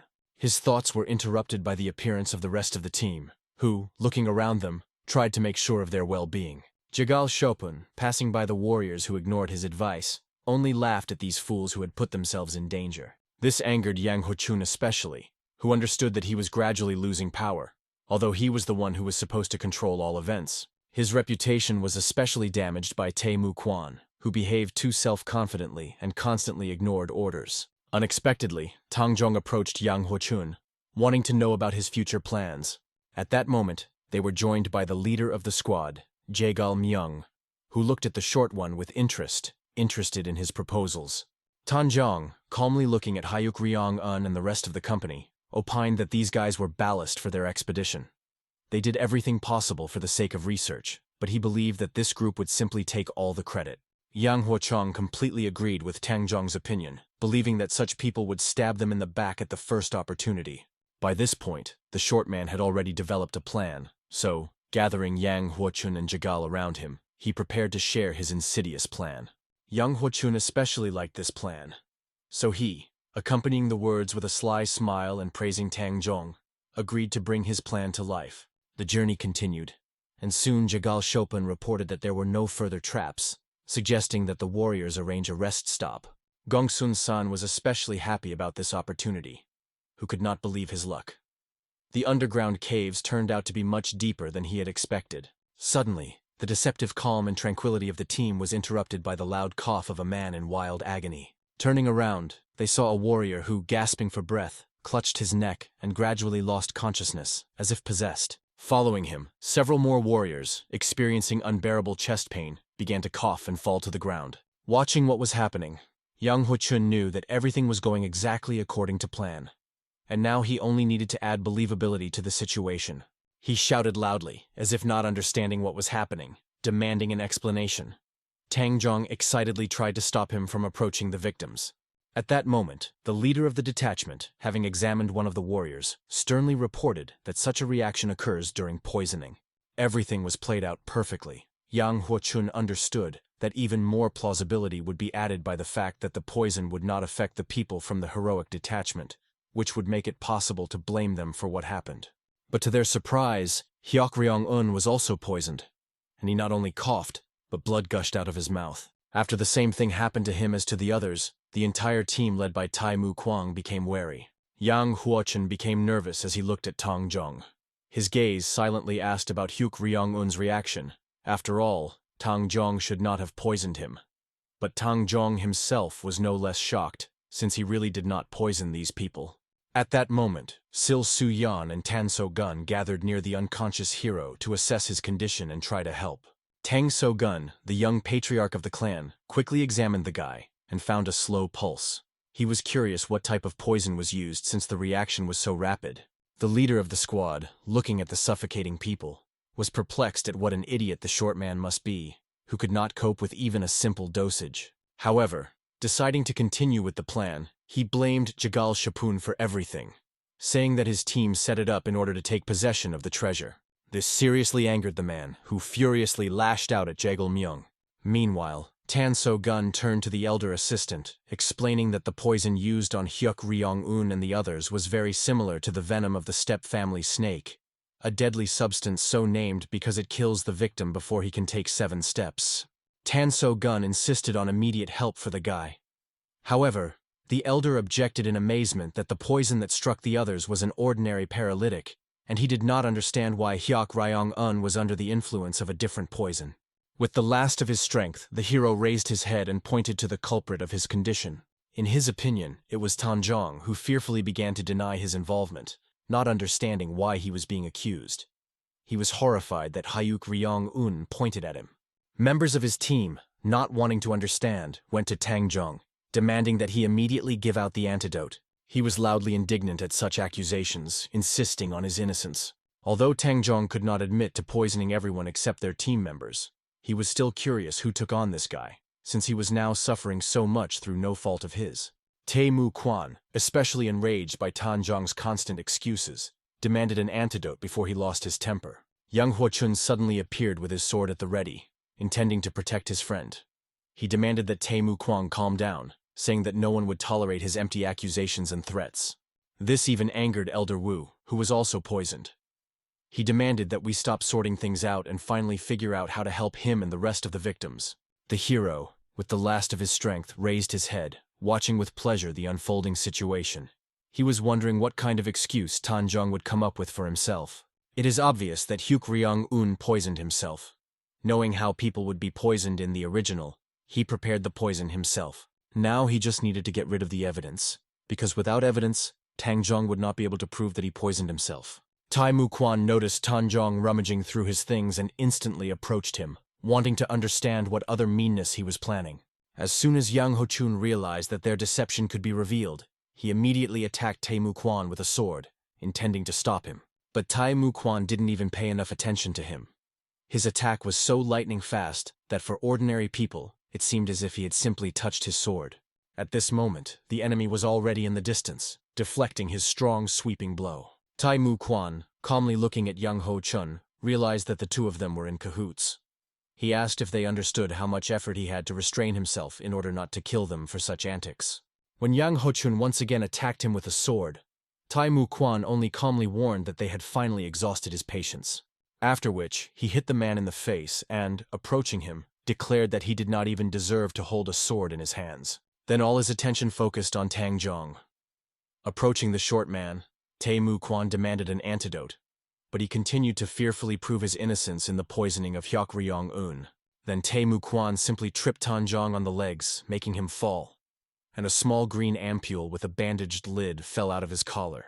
As soon as Tang Sogong saw and picked up the ampule, he immediately realized that it contained the venom of the steppe family snake. There was no doubt, Tanjong was the poisoner of Hyok Ryong-un. He only fearfully made excuses that although he carried such poison, he would not poison anyone with it. However, obviously no one believed him, and in order to avoid death at the hands of Tae-mu Kwan, the man had to give out an antidote to save the hero and the rest of the victims. After some time, the warriors, healed from the effects of the poison, rested, feeling much better. Yang Ho-chun, having come to his senses and looking at Tae-mu Kwan, tried to understand whether he could at least once defeat such an incredibly strong opponent if he decided to attack again. But as soon as Tae-mu Kwan noticed his searching gaze and looked back furiously, it became obvious that he could not cope with such a monster. At this time, another elder approached Yu Wan-kyu, who noticed that after what had happened, it was dangerous to continue the hike, and offered to return another day. But Wu Wan-kyu only responded indignantly that he must continue his journey for the sake of the Morium Alliance. The hero also rejoiced at the stubbornness of this arrogant man. Such a situation was to his advantage. He knew that there was a death trap ahead of them, where he would finally be able to kill Tae-mu Kwan by disguising his death as an accident. When the hero turned around, he noticed Tae-mu Kwan standing behind him and fearfully thought that he suspected something. But it turned out that Tae-mu Kwan just wanted to know how he was feeling after using the antidote and his readiness to continue on his way. Looking at him in surprise, Hyuk Ryong-won began to come to his senses, only thinking about how the unexpected appearance of Tae-mu Kwan could scare him to death again. The warriors continued on their way until the leader suddenly stopped, pointing ahead. He exclaimed joyfully when he saw the treasures of the tomb of the Holy Spirit. Everyone froze, looking at the spectacle that opened up, mountains of gold and chests, even falling out of them, a room literally covered with jewelry. And in the middle of all this stood a pedestal with a small, obviously valuable box. Jigal Chopin was proud of himself. He knew from the very beginning that they would find something in the cave, and shared his feelings with Gongsun-san, who also recognized the genius of the situation and rejoiced at their luck. However, Hyuk Ryong-un did not share everyone's enthusiasm. He was well aware of the many traps hidden here, and suspected that even the treasures themselves could turn out to be bait. Unaware of his thoughts, the young patriarch Tang only observed the warrior's composure, not understanding how he could remain so calm in the face of such wealth, although he knew about the exceptional nature of this warrior. At this moment, some warriors were already reaching for the treasures that beckoned them, but were stopped by the sharp command of Wu Wan-kyu. He ordered everyone to leave and warned that anyone who dared to touch the treasures would be severely punished. After that, Wu Wan-kyu walked past the treasures and headed straight to the box in the center of the room. Jigal Chopin tried to stop him, reminding the old man of the need to be careful. There could be another trap ahead. Although Wu Wan-kyu did not like the warning, he promised to be more careful and continued on his way. Having opened the chest, he froze in amazement.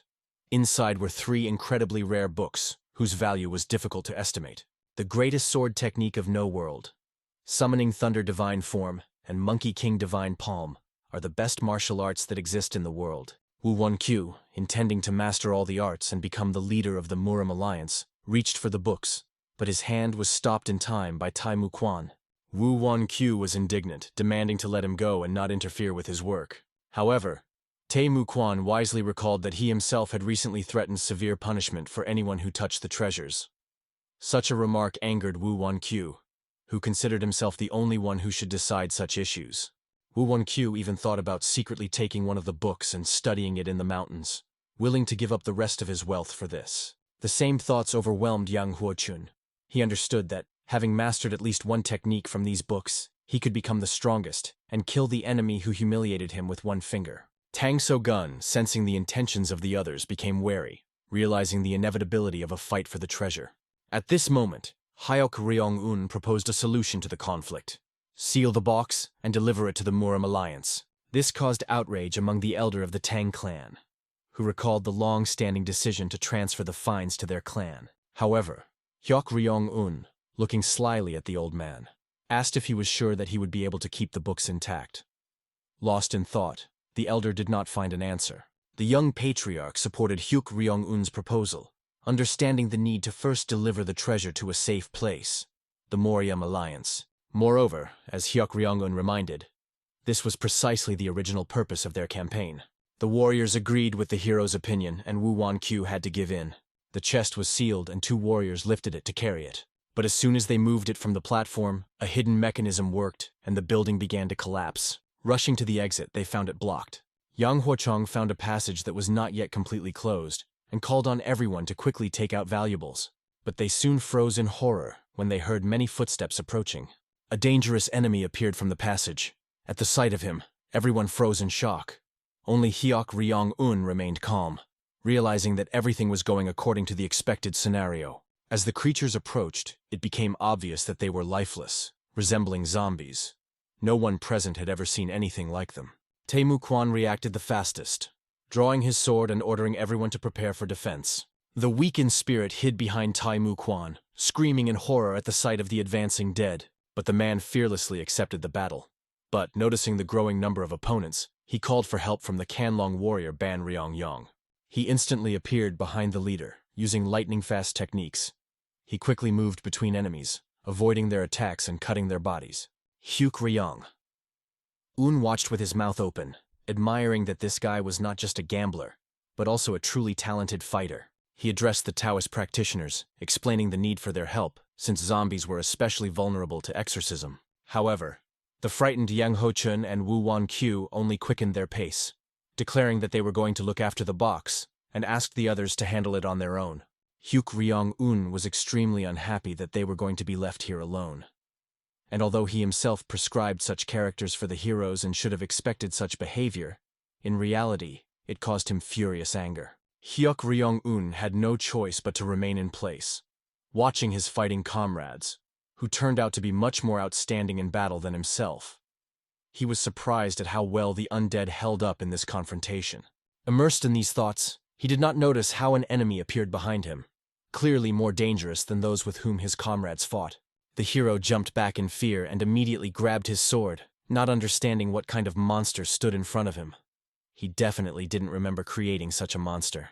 But he was lucky. The monster quickly lost interest in him, turning its attention to other warriors, including Yang Ho-chun and Woo Won-kyu. As it turned out, this monster sensed that they were trying to take the chest he was guarding out of the dungeon, and quickly went to punish the thieves. Yang Huochun and Tang Zhong, who were holding the chest, and therefore moving slower than the others, came under the monster's attack. They dropped the chest, the ropes became untied, and all 3 books fell out. Frightened, Yang Huochun rushed to collect secret techniques, but, having lost his vigilance, did not notice the monster's weapon raised above his head, ready to strike the final blow. Yang Ho-chun was saved only by the timely appearance of Hyuk Ryong-un, who quickly pulled the man aside. He continued, stuttering, to point to the scattered books with secret techniques. But Hyuk Ryong-un only irritably grabbed him by the collar, ordering him to calm down. If he continues to be so obsessed, they will all die here. At that moment, in the middle of a fierce battle, Tae-mu Kwan called him, asking him to take away all the warriors who were unable to resist the monsters. Hyuk Ryong-un immediately began to indicate the direction for retreat. Finally, looking back at Tae-mu Kwan, the hero hoped that the main character of the story would cope with so many monsters. But he was not allowed to leave. The same enemy who had previously frightened him appeared in front of him again. The hero had to take up his sword again to break through the enemy.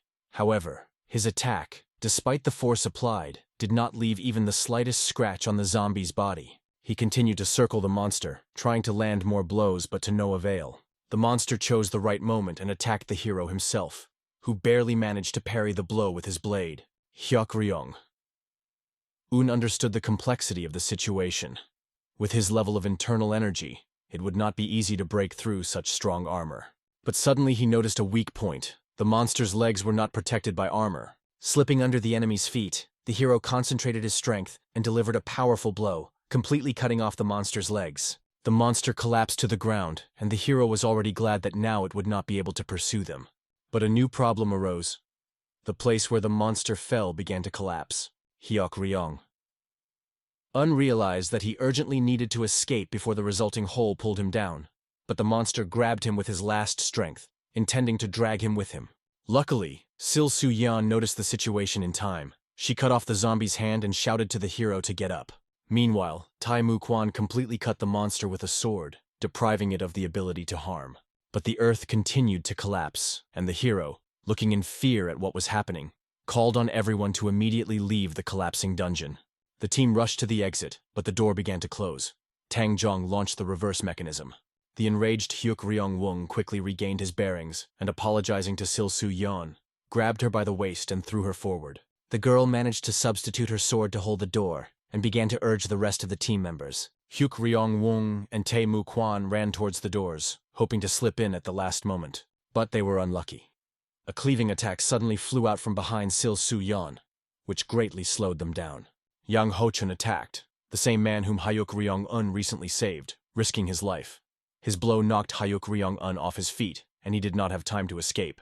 The hero slowly fell down. The old man who hit him only escaped his gaze. A friend shouted his name, shouting after Yan's walking. In the next moment, he waved his sword with all his power. The blow was so powerful that he cut everything in his way. In front of them, everything was delayed by a dazzling purple flash.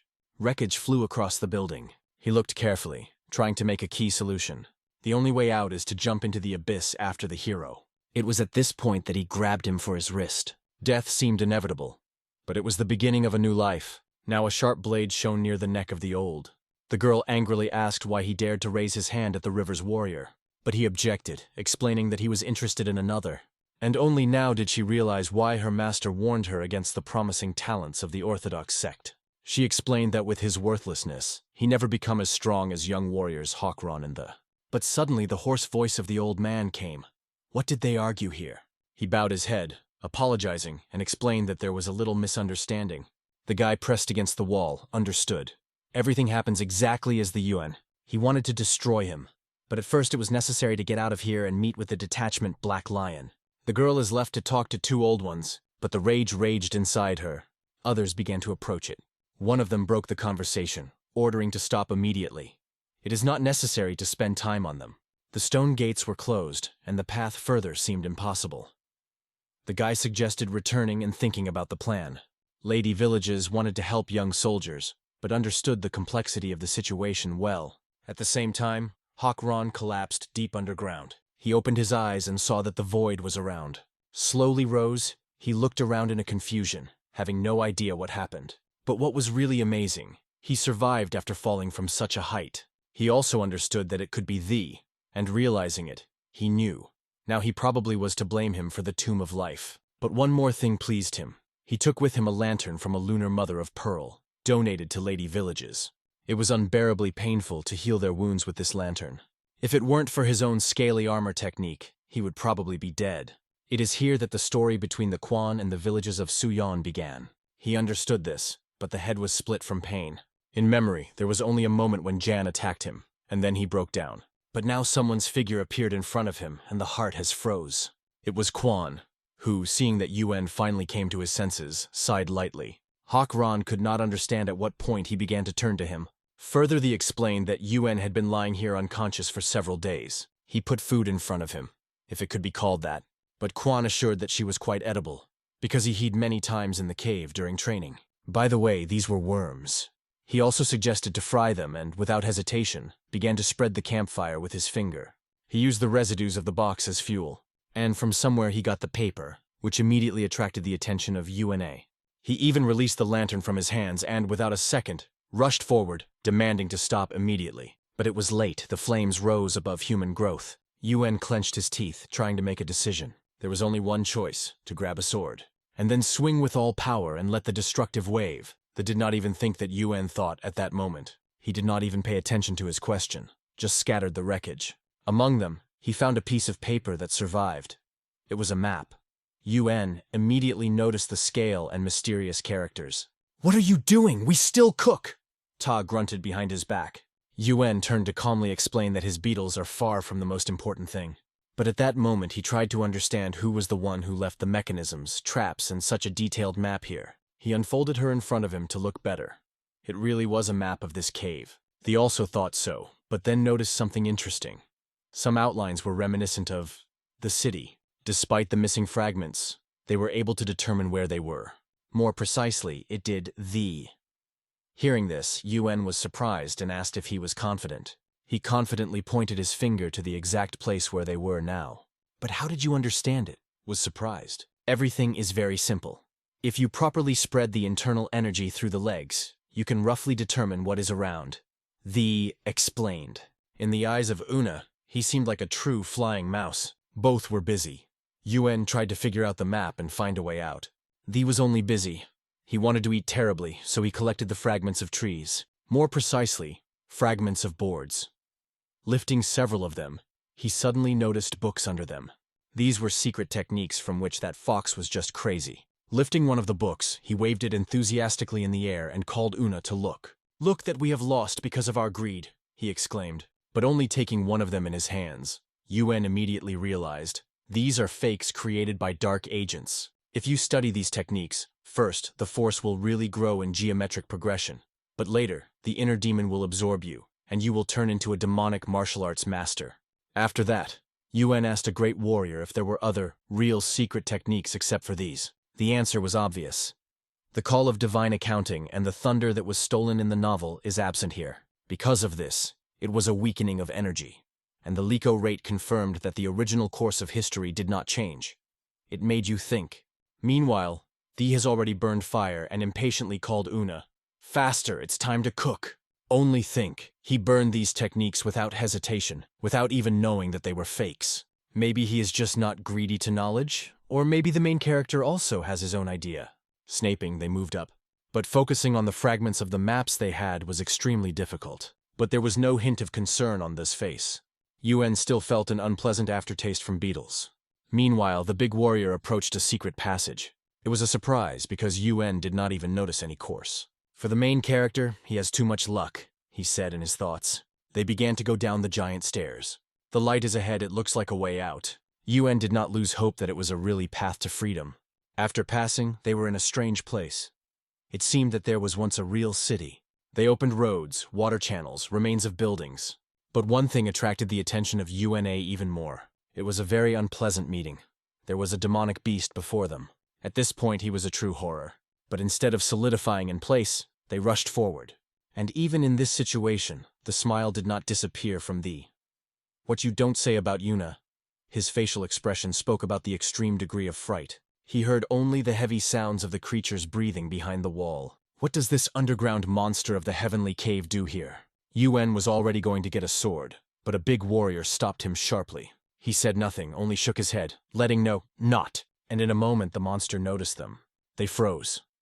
The creature moved slowly, sniffing, trying to find them.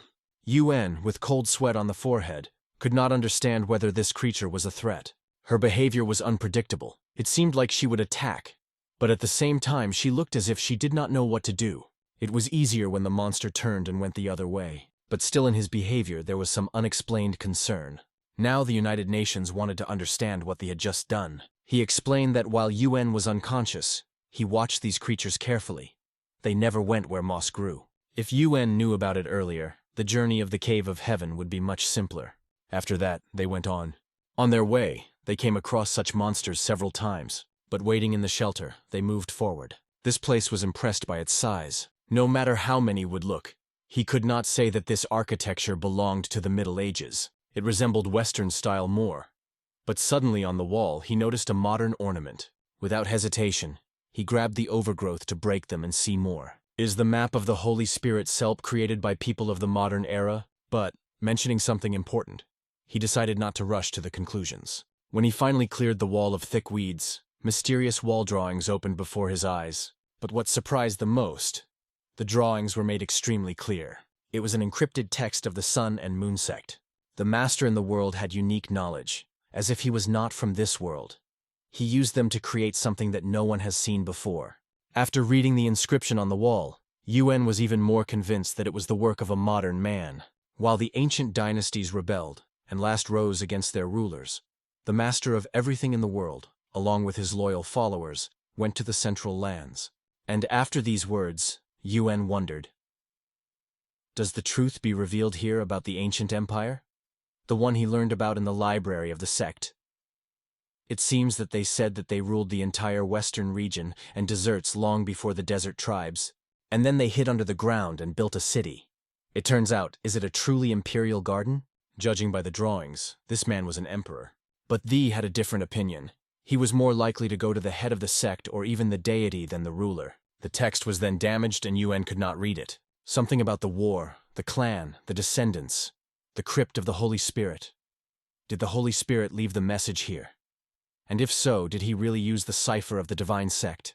It resembled the code, but it was so destroyed that it was extremely difficult to disassemble it. The, not too worried, suggested that he get out of here faster. And did Yuen go into thought? Was the Holy Spirit the last descendant of the ancient empire? The called him again, already turning around and ready to go. Yuen slowly turned away from the wall, still immersed in reflection. They soon approached the giant gate. Yuen immediately realized where they were. It was here that Mukwan gained power. That needed his hand ready to strike. But Yuen had an assumption. It could be a trap, or the walls will suddenly fall. In the novel, Mukwan did not use this passage. He simply walked through the back wall. It was wondering how long it would take to open these doors. To check, Yuen put a hand on them. And they dissolved surprisingly easily. They couldn't believe it.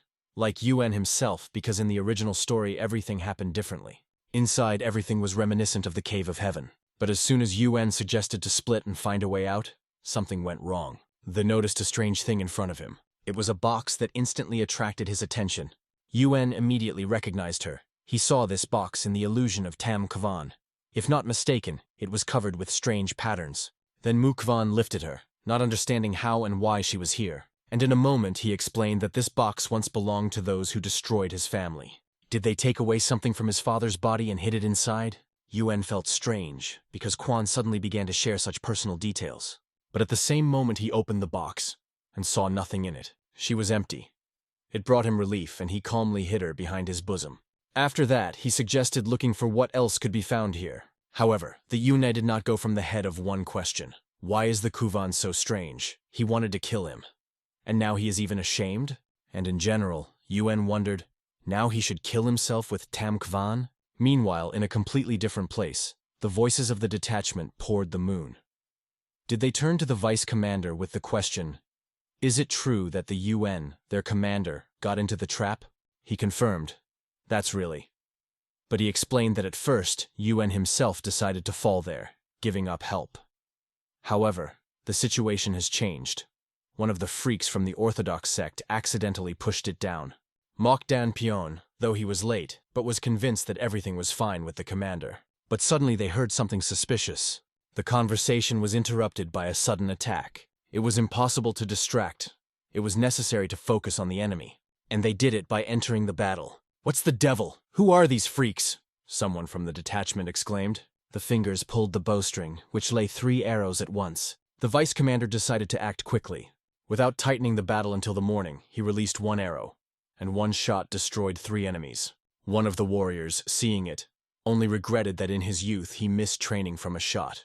But now it was more important to determine who these attackers were. Or maybe all this tomb is just a giant trap. And while they were thinking, the body of the killed enemy lying on the ground began to be covered with strange patterns. The vice commander strictly ordered the other not to approach. He realized that these perverted freaks were so sick that even their divine cult could not go so far. Now he doubted where these people came from their cult or from the Museum Alliance, because if they did not remove the masks now, they would not be tracked in the future.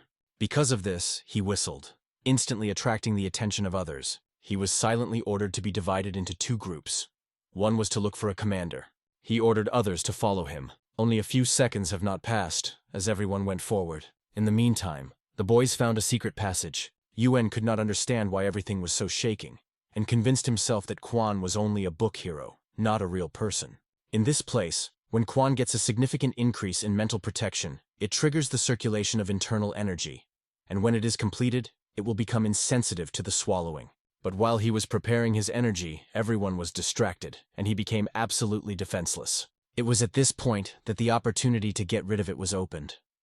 Yuen approached the lotus platform, pointing to it, and noted that it was here that powerful energy was accumulating. However, the attention of all was focused on another. All the energy of this cave was concentrated on the Lotov platform, an array that was used to strengthen, and no one understood why the Holy Spirit created it. At this point, the addressed the UNA. You already know that I am the advice of the military god of the White Sword, to which he replied that he saw it in the future. 200 years ago, the White Sword Army god was the most prominent martial arts master. And now the asked Yuna if he guessed what the last minutes of the life of this legendary warrior were.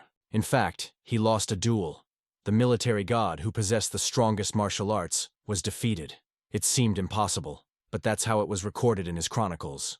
Moreover, his opponent was only 20 years old at the time. Hearing this story, Yuen immediately wanted to find out who was the young warrior. The records were silent, however. If they believe, this fighter was a native of another world. He said that he used the techniques and knowledge of such a level that even the military god had never seen. Yuen has frozen, loss of the gift of language, and then he sharply grabbed Aquana by his shoulders, began to shake him, pleading, asking if there were any other mention of this person. Quan, of course, did not deny, to tell him everything was easy. But suddenly the huge gates began to slowly open. These were the same gates that they had to pass. But they were clearly not. Having prepared hard, they saw Suriken flying in their direction. Quan easily repelled him. But there were already 5 people in the passage. They were all dressed in such outfits that their faces could not be seen. The swords glowed in everyone's hands. And then because of their backs he appeared. Old, low in height, in a mask. His voice was calm but full of threatening irony.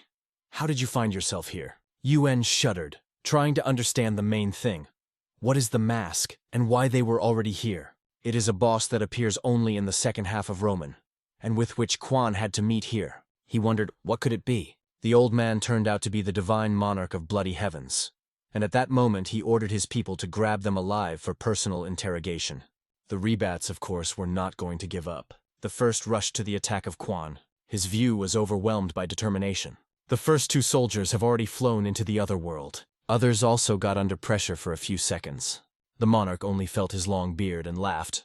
Quan asked him to ask a few questions, but he looked forward silently. He focused on the sharp blade which the Quan sent to his side and warned, "It is better not to joke with answers, otherwise, cut off his head." Suddenly he lifted a box in his hands, and he promised that he would not kill the one who would tell him about his origin. The monarch only apologized coldly, but explained that they could not reveal this secret, and at the same moment he rushed forward, preparing for the attack. Quan did not expect such a turn at all. His weapons were steel claws, attached to the gloves that covered his hands. Meanwhile, 2 warriors who seemed to have died began to rise. Right behind the back of Una, only 2 words whispered their mouths. Glory to the divine cult of the sun and the moon. What's the devil? What do they do? Flashed in his head. The Quanus edge of the eye noticed that something was strange behind, and realized that he should help immediately. But for the next moment, what he guessed, a loud explosion thickened. "An, are you okay?" he shouted loudly. Fortunately, everything was fine with Yuen. He survived. But now he realized another important thing. The blood of these people was poisoned. It was clear that there was no time for unnecessary reflections now.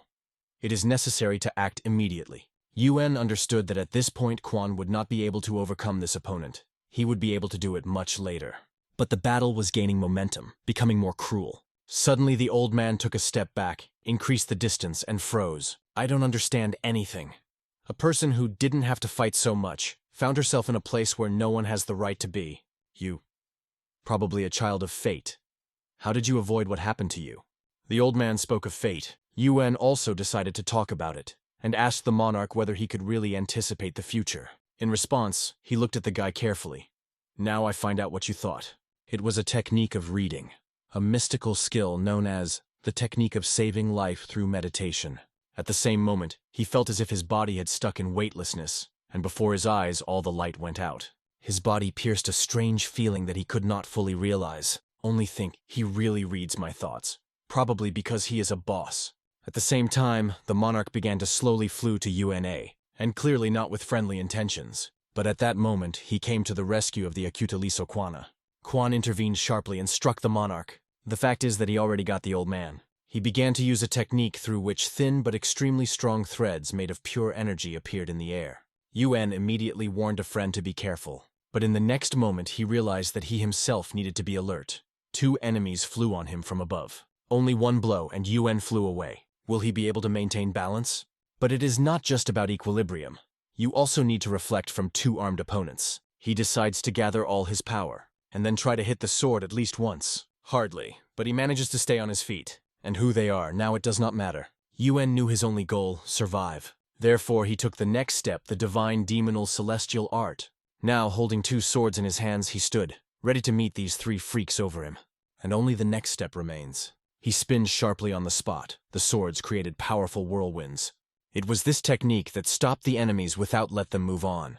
Yuan felt relieved, now the threat of death has decreased. But using this attack, he hoped that Quan had noticed anything. At the same moment, Quan reflected the old man. But he could not hold the position, he flew into the wall. At the same moment, the monarch rushed sharply to Yuna. I know this martial art. Are you not the same of Sanetsion? It turns out that you, the one who broke the prophecy and sowed chaos? Hearing these words, Yuan understood. The monarch was set to kill him. But why did it sound so sinister? His following words only confirmed the assumption. I will not allow you to stay alive. Yuan realized he can die right now. In the same second, he said 2 words. Great noise. It made the monarch froze. He narrowed his eyes and asked, Where do you know this name? Yuan just smiled and replied, Do you think? But it did not stop the monarch. He brought his attack to the end and his weapons broke through the belly of Yuna. Yuan fell to his knees, spitting blood. Tell me where you know it. I'll reward you with a quick death, the monarch said coldly. But in response, he heard only one thing, a request to go to a certain place. It angered the old man even stronger, and he aggravated his attack again. Meanwhile, the detachment was desperately looking for Yuna. At some point, the IOC heard the sounds coming from the cave. Forgetting everything in the world, he rushed there. From there was a sound that looks more like a moan. He lay with his eyes closed. His whole body permeated the pain, and consciousness was confused. He did not even understand who these people were in masks. Some others also began to rise, coming to their senses. The commander gave an immediate order to evacuate all the wounded. They tried to get to the exit as soon as possible. Meanwhile, the old man hid a book in the inner pocket that contained knowledge of the call of a divine region and thunder. He had no idea that he would be able to get it. Now, with this power, he was unconditionally to kill Tumkavan. At this point, the sword, breaking through the air, flew forward, but the monarch easily evaded him. He firmly stood on his feet, keeping her perfect balance. However, another sword was already racing directly to him. Having made an accurate backs, he avoided attacks. At the same time, Quan, using telekinesis, pulled the sword back into his hand. Despite the fact that he was littered, he found his strength to get out. The spectacle was exciting. It was simply intercepted by the spirit. Meanwhile, the mask on the old face began to crack. She could not stand and fell to the ground with a crash, flying into 2 parts. You have reached great heights for your age. But from a warrior who uses the skills of the military god of the white sword, the smaller one was not expected, the old man said.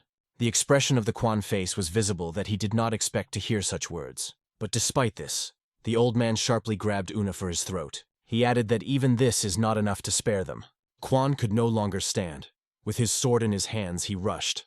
This made the old man squeeze his iron grip and release Una. Quan said coldly that he did not leave him the choice. He was forced to kill him.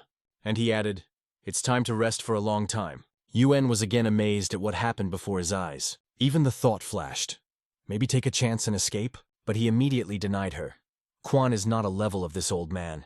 And even if he tries to escape, the old man will first deal with a quiver, and then get to himself. Therefore he made the decision to act. Help, Quan! He grabbed the sword and rushed into the center of the battle. At this point the old man struck.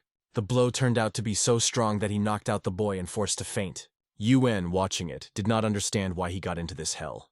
The bandage that was on the head of Quanah took off, and suddenly the old man noticed something painted on his forehead. And stopped. Yuan immediately realized that it was a seal from a box, like the follower of the military god of the white sword. The old man froze, as if something in the Quans had restrained him. Meanwhile, Yuan lifted a friend to his feet. They just had to get to the corridor ahead, and they would be able to get out. But the old man blocked the way again. He almost moved, but still struck. The explosion shook the entire cave. It was the only way out. And in the eyes of Yuna, he began to collapse. The stones were pouring on all sides. The monarch only said calmly, You have nowhere to run. Give me the body of the army god and dream in a good way. Yuan realized that it is necessary to decide immediately what to do next. And at the same moment, looking back, he came up with a plan.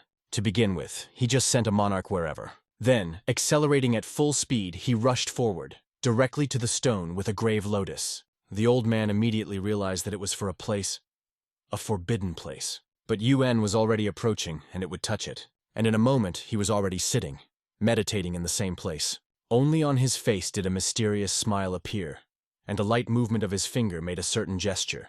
This gesture clearly testified that the monarch could do nothing more. Then Yuan slowly opened one eye.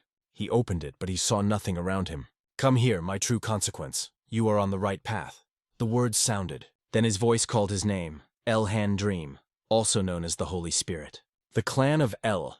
We have an ancient harassment that has been passed from generation to generation for 1,000 years.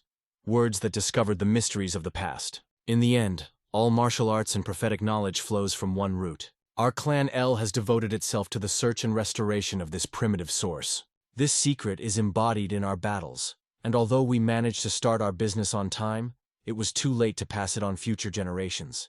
Therefore, they have to look for it in our footsteps. So from now on, I pass it on to you, ancient for our clan, and his name is unchanged. At the same moment, he opened his eyes and felt his body penetrated the discharges of electrical pain. He immediately noticed that the old man was just rushing to him. A deaf sound came, and the confidence in the eyes of the monarch swayed.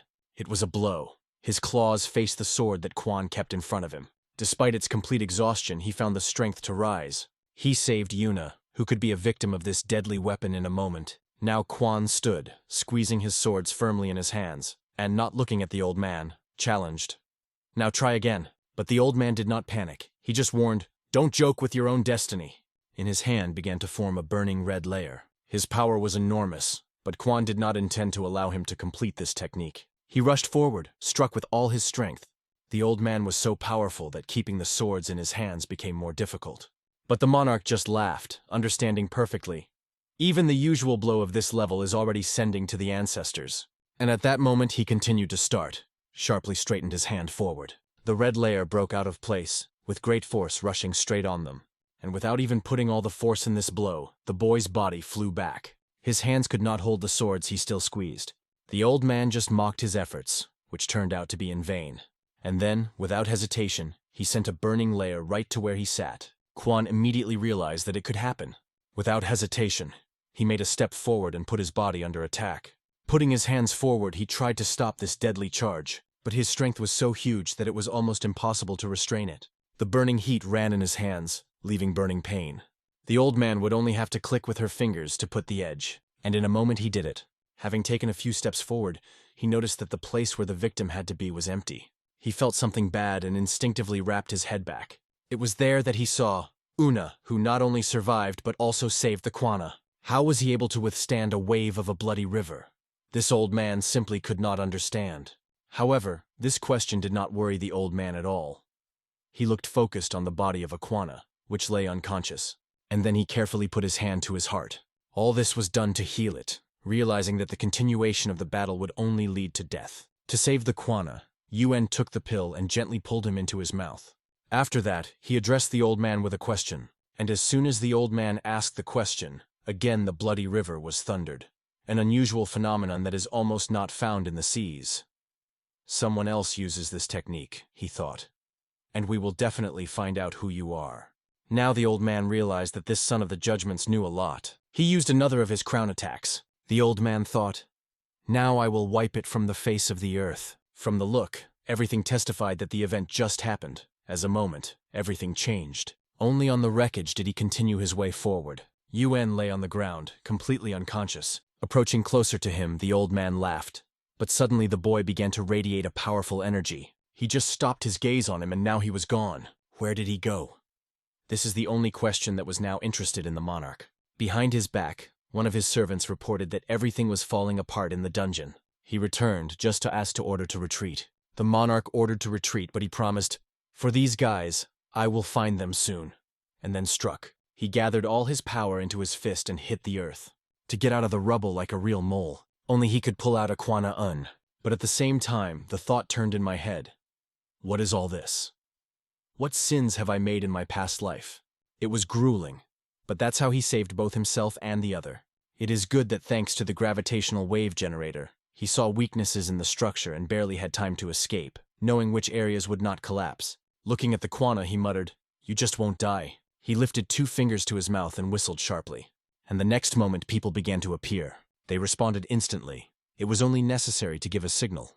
The whole detachment was glad to see his commander alive. Yuen himself almost died, or even tried to hide it. When he finally returned to the trading caravan, everyone met him with joy. He apologized for making them so much worry. But now it was more important, urgently needed a doctor. One of his people approached Quan and asked, "Is this a member of the Murin Alliance?" Yes, I'll explain everything later. Now the main thing is to call a doctor, Yuan answered firmly. The Oran group of traitors went to the building. There, they discussed the freaks who committed meaningless crimes in the name of their cult. One of the boys suddenly changed the topic and reported that they managed to find those people in the masks whom they mentioned. Unfortunately, dead. Yuan, like no other, understood that now the Murin Alliance would put all the responsibility for them. Undoubtedly, the investigative group has already gone to the Murin Alliance to report the situation. It was decided to send the second command to clarify the details.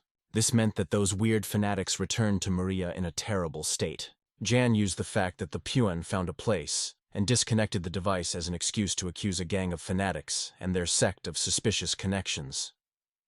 He is now detained by the Murin Alliance. Then Yuan mentioned the head school. It was from them that he just received a message. Ruslan was killed as expected. This was the case in the message. Through this news, he decided to postpone the expedition plan and priority to strengthen the positions of their divine cult in the dynasty.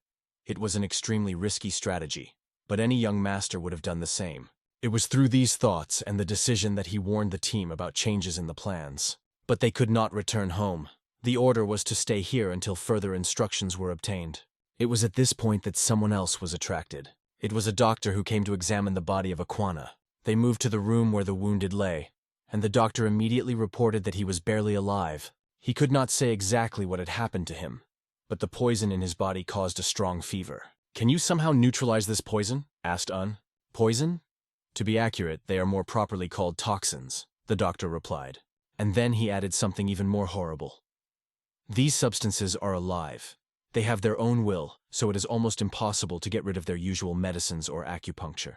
Ice stasis has its restrictions. Toxins from his body need to be removed immediately," he warned. The doctor suggested that the heavenly healers from the Mori clan could help, but unfortunately, he is powerless. It was necessary to make a decision. More recently, Yuan wanted to kill Aquana, and now he looked after him. Meanwhile, the monarch gathered his servants and asked them one only question. "How could you let them escape?" Everyone dropped on their knees, begging for a mercy. But in the eyes of the monarch, there was no drop of sympathy. Cold sweat flowed on the faces of his servants, and covered by fear, they listened to his order. To use all the resources to find out all this guy. As soon as some information appears, to report immediately to the Divine Master. Everyone was bent in front of him. He was an adamant, true only purpose, to fulfill the prophecy according to the laws of nature. And it will not allow any case to destroy everything. At the table, together with UNS, others were asked if he did not really need the company during a visit to the Murin Alliance. However, his main goal was only to find a holy healer and ask him to inspect the Quana. But after that he said another important thing. We cannot lose the opportunity to lure it to our direction. He understood this, because their cult now concentrated their troops in the rear, watching the situation in the dynasty region. And if the enemy at the same time arranges a sabotage and create problems, then the Musits will send troops to Xinjiang, and what happens next? This question made everyone froze and listen carefully. One of the attendees did not resist and asked, "Do you really want to prove the inaccuracy of our cult?" Yuan could not disagree. He confirmed this, fully understanding the whole risk. The strength of the large scheme was even more powerful than he expected, and it seems that it has even more members with abilities similar to that of that grandfather. History changed rapidly, and because of his own actions, he has too early revealed the power of a large scheme. He now named a few key arguments that were important right now. Sichuan clan of Tan. On this day, when the weather was wonderful, the very heart of the clan was not a joke. Young patriarch Tan Soshun hit his fist on the table with fury. He was angry that Yuan had not returned yet, but the senior explained that his experiences would not change the situation. He blamed himself for having lost consciousness at that moment. Then, he would have come to them. The master did not have another choice. How to remove them from research to protect against the suspicion of the Murin Alliance. The father explained that some of the demonic cult were even suspected of espionage. The younger immediately began to prove that the warriors were not spies. For his vowels, his father asked to be a little quieter. The same began to not understand why only the Murin Alliance has the right to exercise justice, and the Tang clan was forced to simply observe and endure. Then the senior decided to tell him something important. He proposed to learn new details that would open a new vision. The yard was already late night, the day of his limb, and the young patriarch went on.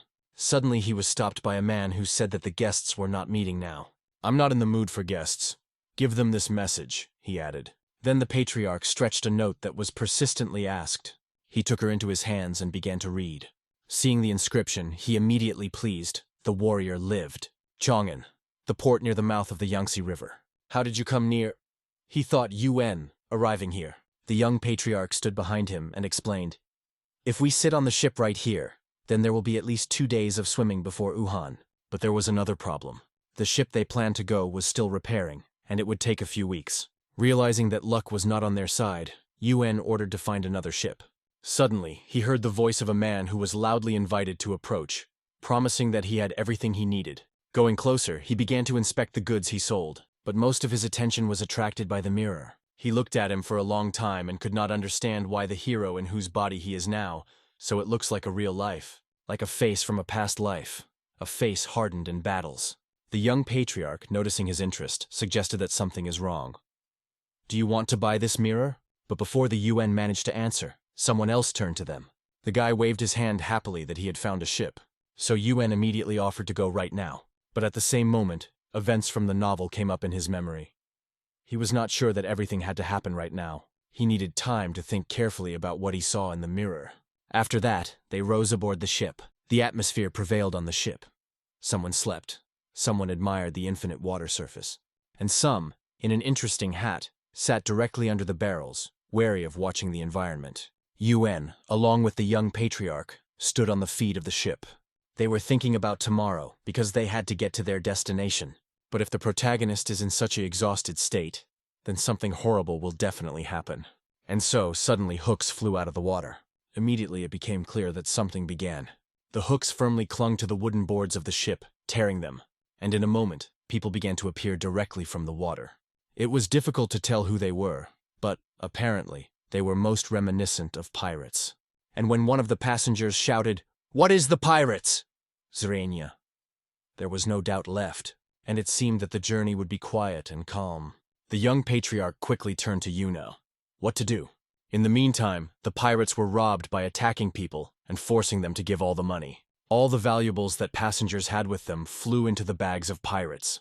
The young patriarch silently watched this mess, ready to intervene, but he was suddenly stopped by Una's hand that lay on his shoulder.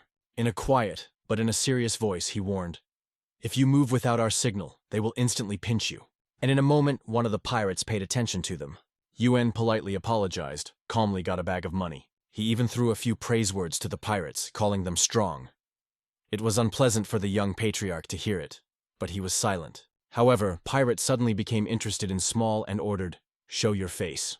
The young patriarch slowly raised his head. His features were extremely beautiful. At first, the pirate even thought that a girl was in front of him, and threw a joking compliment. They say, "You were very lucky." But then it turned out that the young patriarch was really a girl. UN only sighed heavily, realizing that these assholes themselves do not understand what they got involved. The pirates began to laugh at her, teasing and calling the girl. But then he, without hiding the annoyance, she firmly stated, "I am a guy." Both pirates froze, stunned by a surprise, and stopped sharply. The pause came, and then a loud laughter came. They did not believe his words, and one of the pirates even joked, "Well, at least for the beautiful face, the captain will reward us." At this point, the young patriarch could not stand, and suggested that they sit down, starting to release their power out. That's where they burst into their silence. At that moment, the blood of both freaks had to be shed. The young patriarch did not even have time to do anything. He only watched his heads away. The unexpected man appeared, became a real shock for everyone. Even UN had no idea who it was. The bird was flying high in the sky, and something was tied to her paw. It was a postcard that went to a man who stood in a beautiful, picturesque place. A large scheme. The killer of the spirits. Master of tunes, B. Ron. She was sitting nearby and playing a musical instrument, but both of them guessed that something serious happened if the golden flea falcon flew so far. A large scheme. Bishop of the Divine Army V.G. Chon. In the postcard, which he pulled out of the paw of the falcon, it was written, "The blast of the Yahello clan failed." The girl immediately stopped the game on the instrument, not understanding. What should it mean? He explained that this was an urgent message from the Divine Tiger. Recalling her about their plan, he noted that they were going to use the Tomb of the Holy Spirit to strike an Orthodox sect and to resolve the war in Chongmal. In addition, the manipulated secrets have already flew all over the Muram, but it remains a mystery to her. Are the plans made by the Lord so perfectly coincide with the prophecies? But he did not even fully understand the situation. He just lifted the postcard up and burned it, realizing that it seems that he would have to personally turn to the Divine Bloody Army. She was afraid to even imagine that he would leave the palace. And at the same moment when she said it, a strong wind spread. The falcon waved his wings and flew up. And in a second, a giant eagle landed. It was a sacrificial pungent to whom the bishop addressed. "The only creature that can stop me. Others will not even try," he said. After these words, his feet broke away from the ground. He jumped on the back of a giant eagle, sharply throwing only one word: "We fly!" And with every second he moved away and further. After a while, the eagle scattered the wings, flying between the majestic mountains. It was ridiculous to watch the pirates at that moment. At first they were lost, and then decided to fight. But now the most interesting thing. Will this man really allow them to take one against a whole pack of pirates? Although it is important to point out, is he really alone? After his back, another fighter appears, who is confidently going forward. The pirate's facial expression issued everything. He was scared to death when he saw this guy in front of him. It is not possible to speak about the power. To overcome this scoundrel, one hand has enough. He was a young master who knocked him down with one blow. And this is after recently they laughing at him, they say, like a girl. But now the pirates have finally realized they are faced with real masters of martial arts. However, they did not know what to do next. The Toothless still tried to punch the pirates to go to the attack. But it seems that their own life was more expensive for them. No one dared to move forward. The captain of the Sea Serpent, this name came loudly. As soon as the ship sailed closer, the pirates realized, now they all end. The captain arrived and they had to cook their skins. Hearing all this, Yuen remembered something. He remembered exactly what he wrote about him in the novel, who he really was. At this point, boards, thrown from a hostile vessel, lay on their ship. The 7 pirates barely held back impatience, waiting for him to finally step on board. And so, giant legs began to step forward. His appearance made it trembling with fear. A long black, like oil, beard, heavy belt on the body, and a giant sword he pulled. Although the hand could think that it was a sword, it was in fact a huge battle hat. "Who stood on the way of our alliance, 18 pirates?" the leader exclaimed loudly. "Sea Serpent, Limcan!" One of the abomination instantly pointed his finger on the perpetrators. The sea snake approached the young owner and noted which he had a beautiful face. But one of the pirates in a whisper noted that he was a guy, and that he would definitely like. Yuen tried to remember whether he was not confused. After all, in the novel the marine serpent was a true pervert, obsessed with drinking and killing beautiful people, regardless of their gender. In reality, he looked even more disgusting. And then a stranger came forward. A man with a scar on the whole face. He turned to the sea serpent, explaining that he wanted to simply sail in peace, but instead of quiet swimming he came across him. He listened to heaven, and they told him one thing: the sea snake should die, but the sea snake himself was certain. Everyone who stands before him should appear without a fight. Then the stranger finally named his name, Guni from the Tanchujin sect. At that moment, Yuen remembered him. He remembered how he was called. Hearing the name of the sect, the sea snake immediately realized why he was so fearless. In the meantime, Yuen tried to understand what was next. The NGO had to inform the Musith Alliance the prophecy of a grand plan, which was known only by 7 stars capable of reading divine signs. But he was ambushed, and was killed by a sea snake. Oh, this old man. If he had such an important message, why didn't he choose a less noticeable path, thought Un. He sighed and continued to watch the battle. He fought desperately, putting all his strength in a fight with the sea snake. At this point, Yuen realized his death became the beginning of the great orthodox and demonic war. And here came the crucial moment. The sea snake with the giant axe was strongly moving forward. He barely had time to put a sword when the blow was already approaching his head. But everything indicated that the sword was about to stand. Even the floor under their feet began to crack. Cracks quickly diverged throughout the ship. Panic engulfed people. They felt the deck falling down under them. "How did you get bored to me?" I thought, grabbing one of the pirates. He warned, if they want to fight, let them do it more care. He then addressed the young warrior Tan and asked to make sure that there were no victims among the people. In the novel, after the death of NGO, his killer becomes Mukvan. But now there was no other choice. We had to interfere with yourself. And at this point, the marine serpent heard behind himself a sharp movement.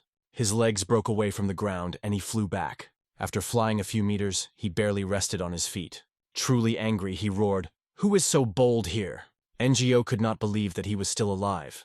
He already felt his death breathing in his back. The hook of the UN from the 5-meal tea store. "I am its owner," Yuen said, instructing a sword on him. Ngo, kneeling, realized that such a rival was clearly not on his teeth. But Yuen only cold replied that it was better to take care of his own life. At this point, the sea snake began to reveal all its power.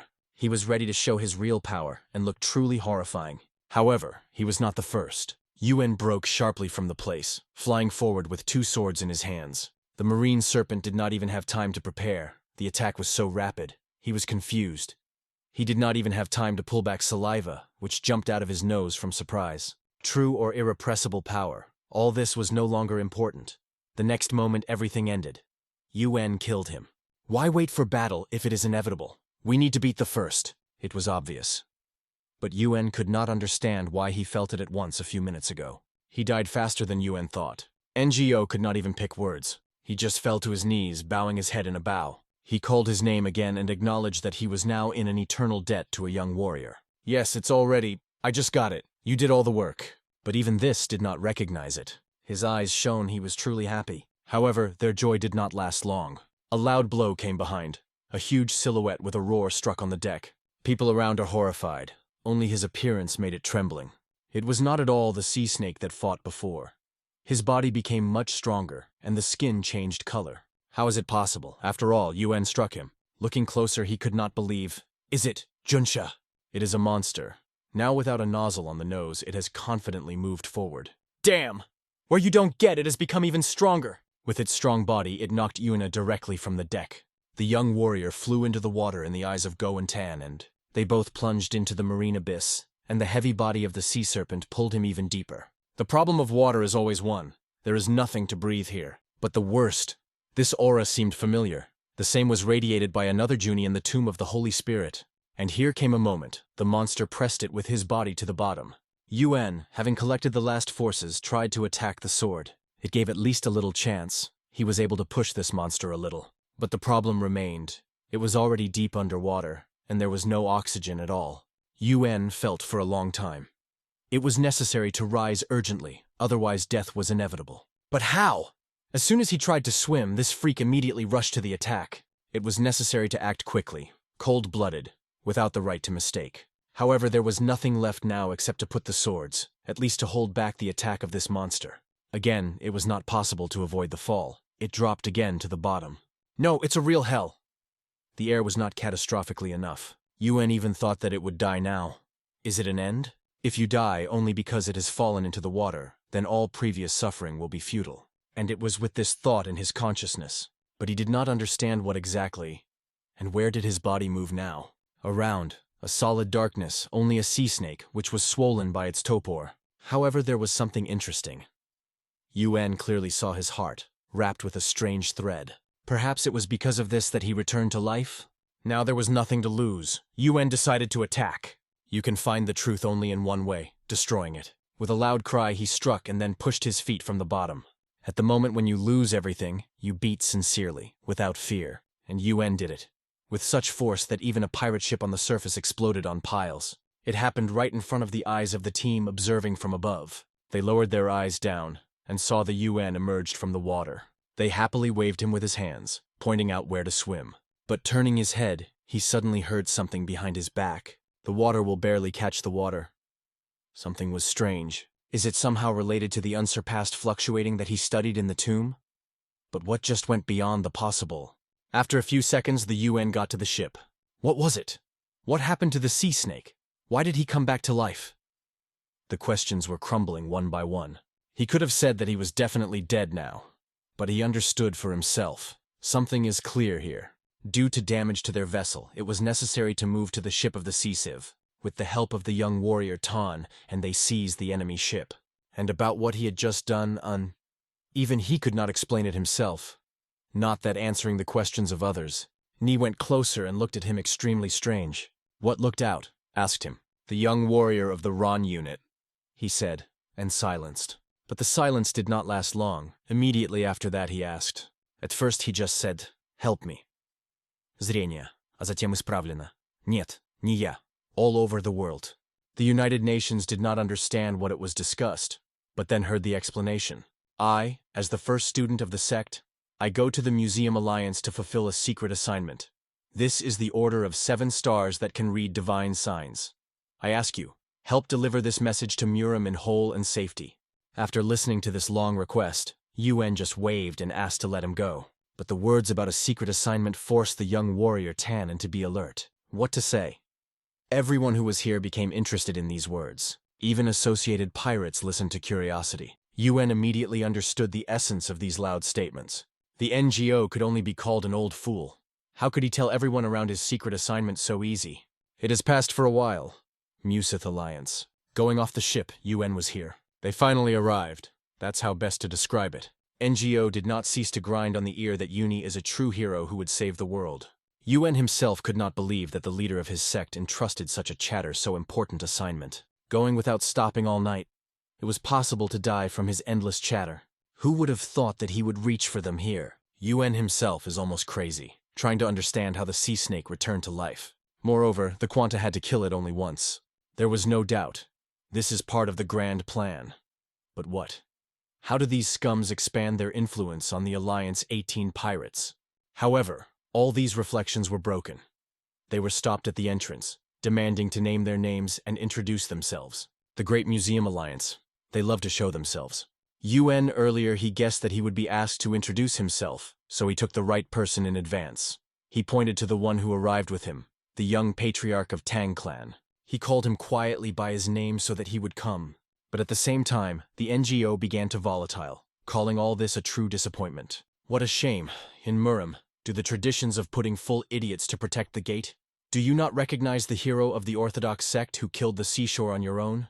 These chats have already got Yuna. He just covered his mouth with his hand. Maybe it was necessary to give him to die? Such an opinion was already beginning to turn into the head. The guards were asking whether he really killed the Alliance leader of 18 pirates. But it was not easy to believe in it. Hearing this issue, Yuen just smiled Krivo. But suddenly someone else appeared behind their backs. It was a great warrior of the azure heavens, who himself approached the gate. "Oh, what a pleasure. Stand here on guard is just a dream," he said sarcastically. "This post I got to me after an unsuccessful expedition. And what about the booth did you staged here?" Without waiting for the answer, he noticed new guests and suggested that the noise is because of them. Yuen did not say a word. The warrior, looking at him, could not believe. How did he survive at all? I immediately grabbed the sword and asked, "Why did you come here?" And then, without restraining, he called him a freak of a demonic cult. He threatened to kill him again, they say, for the death of comrades who died during the expedition. This language has long been bored of UNU. Last time he was silent, but this time he decided to act. Without any warning, he struck him directly into the jaw, knocking out several teeth. In his heart, a fire broke out with sparks of anger. But what to say here? In fact, he even rejoiced in this scum, who tried to kill him last time. That scum flew from the blow and remained lying on the ground. The leader of the Zarian heavens lost consciousness from one single blow. It was a real shock for all. Yuen did not even try to restrain himself. He decided to walk a little more, to slip on his not-too-sweet face. After all, he rescued his life before this, and he also dared to threaten. Therefore, Yuen decided to pay for it in his own way. However, the guards began to plead with him, not to achieve the one who had already lost consciousness. Then Yuen slowly turned their gaze. His face at that moment seemed to them the real face of the demon. "It's a demonic cult," they put, lifting panic. The whole Museth Alliance heard that they were attacked by a demonic cult. Yuen, et al., just wanted to go through peace, but even he could not contain his emotions when he saw this scum. And at that moment, under his clothes, he noticed something interesting. The book with the inscription, "Called a Divine Term and Thunder."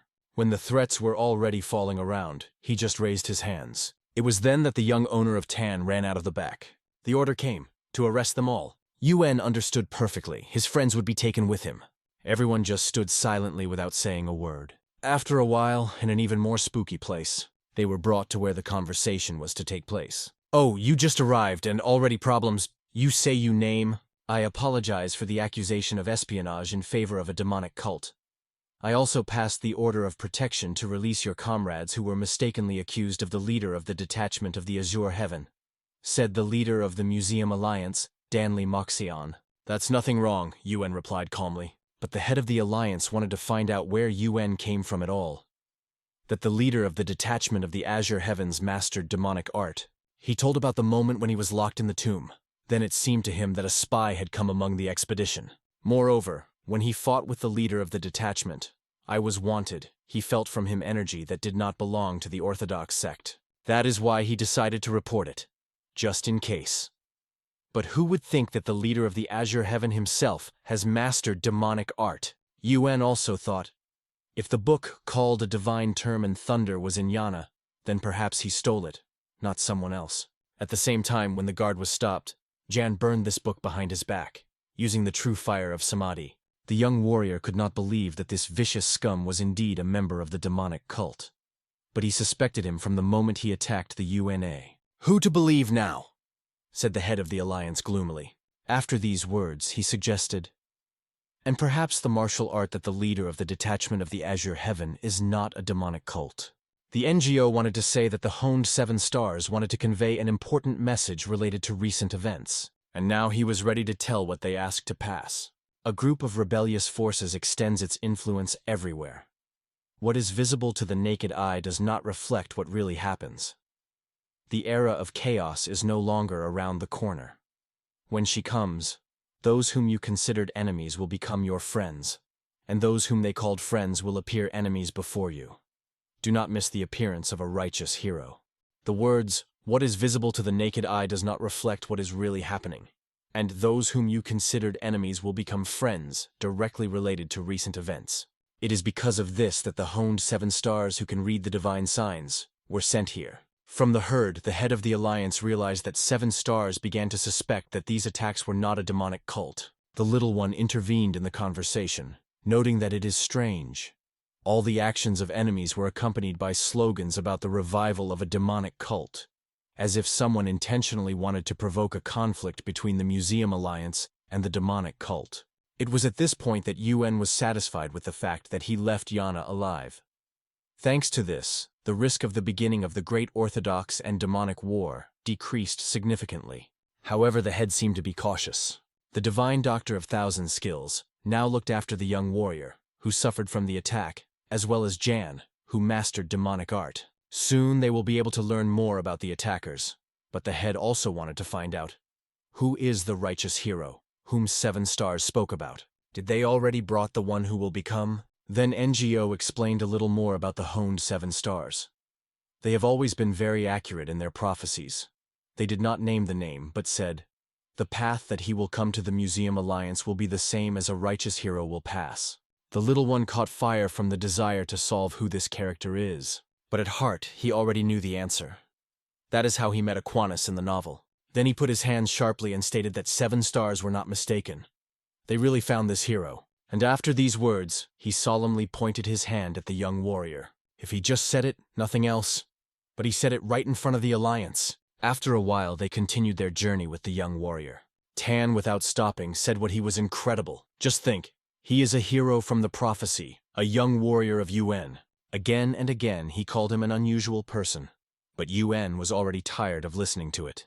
Why did I suddenly become a hero? And what is it at all, damn, means? Is it just a matter that Quan, and also cattle, lies unconscious? But he understood. If he became the hero of the Museum Alliance, then he will have to fight again with all these horrific gums. And he barely got out of the tomb. All he wanted now, just to return home. He grabbed his head, thinking about it. And that's when someone turned to him. These were familiar faces, people who went to meet him. They were genuinely rejoiced in seeing him alive, and even thanked. But suddenly their faces changed. They looked even more surprised, and in the next moment the girl suddenly rushed to him in arms, blossoming into them. That's the devil. It seems that it will have to stay here a little. The UNA head. Thank God you are alive, a young warrior, she said, barely holding back tears. If only he knew how much she worked when she saw how he was falling. Everyone immediately became clear why her cheeks blushed her cheeks. And it seems like a UNA too. The UNU itself was a little strange that she was so worried about him. Not for Muquan. Even the fists were brief, adding, it was then necessary to quiet John I want. Meanwhile, others, having heard the story of this battle, wanted to find out more details. What really happened there? But UN mentioned the words of the head. If people find out that the leader of the Dronzer heavens has mastered demonic art, the whole Musith alliance will be turned upside down. Therefore, it is worthwhile to leave it between us. He thought for a moment, not knowing what to say. In the end, he simply said that he heard. He is now being treated with a divine doctor 1,000 skills. So he needs, one of the soldiers exclaimed. But he could not believe that UN could withstand him. At this point, someone leaned closer and whispered quietly in his ear. And you don't want to tell what you had in the tomb there? UN was alert. What? But he just laughed, slammed him on his back and said that he was joking. Relax, don't worry. But UN has already had time to plan if he knows something more than needed. What about Aquana? Someone else asked. Everyone was interested, but Mu Quan himself did not tell anything because he was under quarantine. Listening to all this, UN thought, perhaps the Jigal knows something about the ancient empire and clan of El? So he immediately asked, do you know something about the empire on the border? The Jigal tilted his head, thought for a moment and replied, I don't understand what you are about. The clan of El, who once ruled the ancient empire on the border, thought about heard words. He then remembered that he read about the country very similar to this description, though he doubted whether it really existed. UN shared the same thoughts as Jigal. He heard a story that thousands of years ago there was a state of Didzian, where several great feudal lords were elected among people with mysterious abilities of a single emperor, and only 2 clans, El and Yuchi, served him. Clan Alu was responsible for education and magic, and the Yichi clan, whose members had extraordinary combat skills, managed military affairs. Together they were hidden in the tomb of the Holy Spirit. There they inevitably found the inheritance of Clan El, ancient lotus, a symbol of their power. It was this lotus who was a real legacy, and understood But Jigal was suddenly interested. Why does UN ask the ancient empire unexpectedly? I just like this story incredibly, he added. Then he wanted to dig deeper. Does anyone know something else about their emperor? And he himself has a great desire to solve this mystery. Finally, he said that from the very beginning of the country, only one emperor was led to its fall. It seemed to be an exaggeration of its importance for future generations. He even recalled his name, Divine Ruler. It was this name that struck Yune. He heard what he did not expect. It can be said that he may have hoped, but did not want to hear it. After all participants of the grand plan called their leader a divine ruler. There was a wonderful weather on the street, especially in the port of Wuhan. Just think. A large scheme has a connection with the ancient empire. Are they really trying to revive it? However, UN could not oppose anything yet. After his last meeting, he concluded for himself. He will be incredibly lucky if he remains alive after the next meeting. His reflections were interrupted by others. They came up to find out, is it true that he killed a seashore? It's incredible. But being incredibly modest, UN just shrugged and replied, I even expected him more, but he turned out to be too weak. Well, he does not borrow modesty. And they wanted to find out if he was going to open a branch of his tea store in Wuhan. Of course, all the information about the Central Plains is collected here. If we want to complete our plan, we need to create a base here. But one of them noted that it is too close to the Museum Alliance. They may not like it. UN tried to cheer him up, recalled how perfectly he manifested himself in Sichuan, and assured that he was quite under the strength to him. Hearing a few pleasant words to your address, he immediately had a desire to try. After that, UN suggested that you stay on this, and then asked, do you remember what I asked you? A little time has passed, and in this incredibly picturesque place where the mountain river flowed down the slope, the body of the sea snake was nailed to the shore.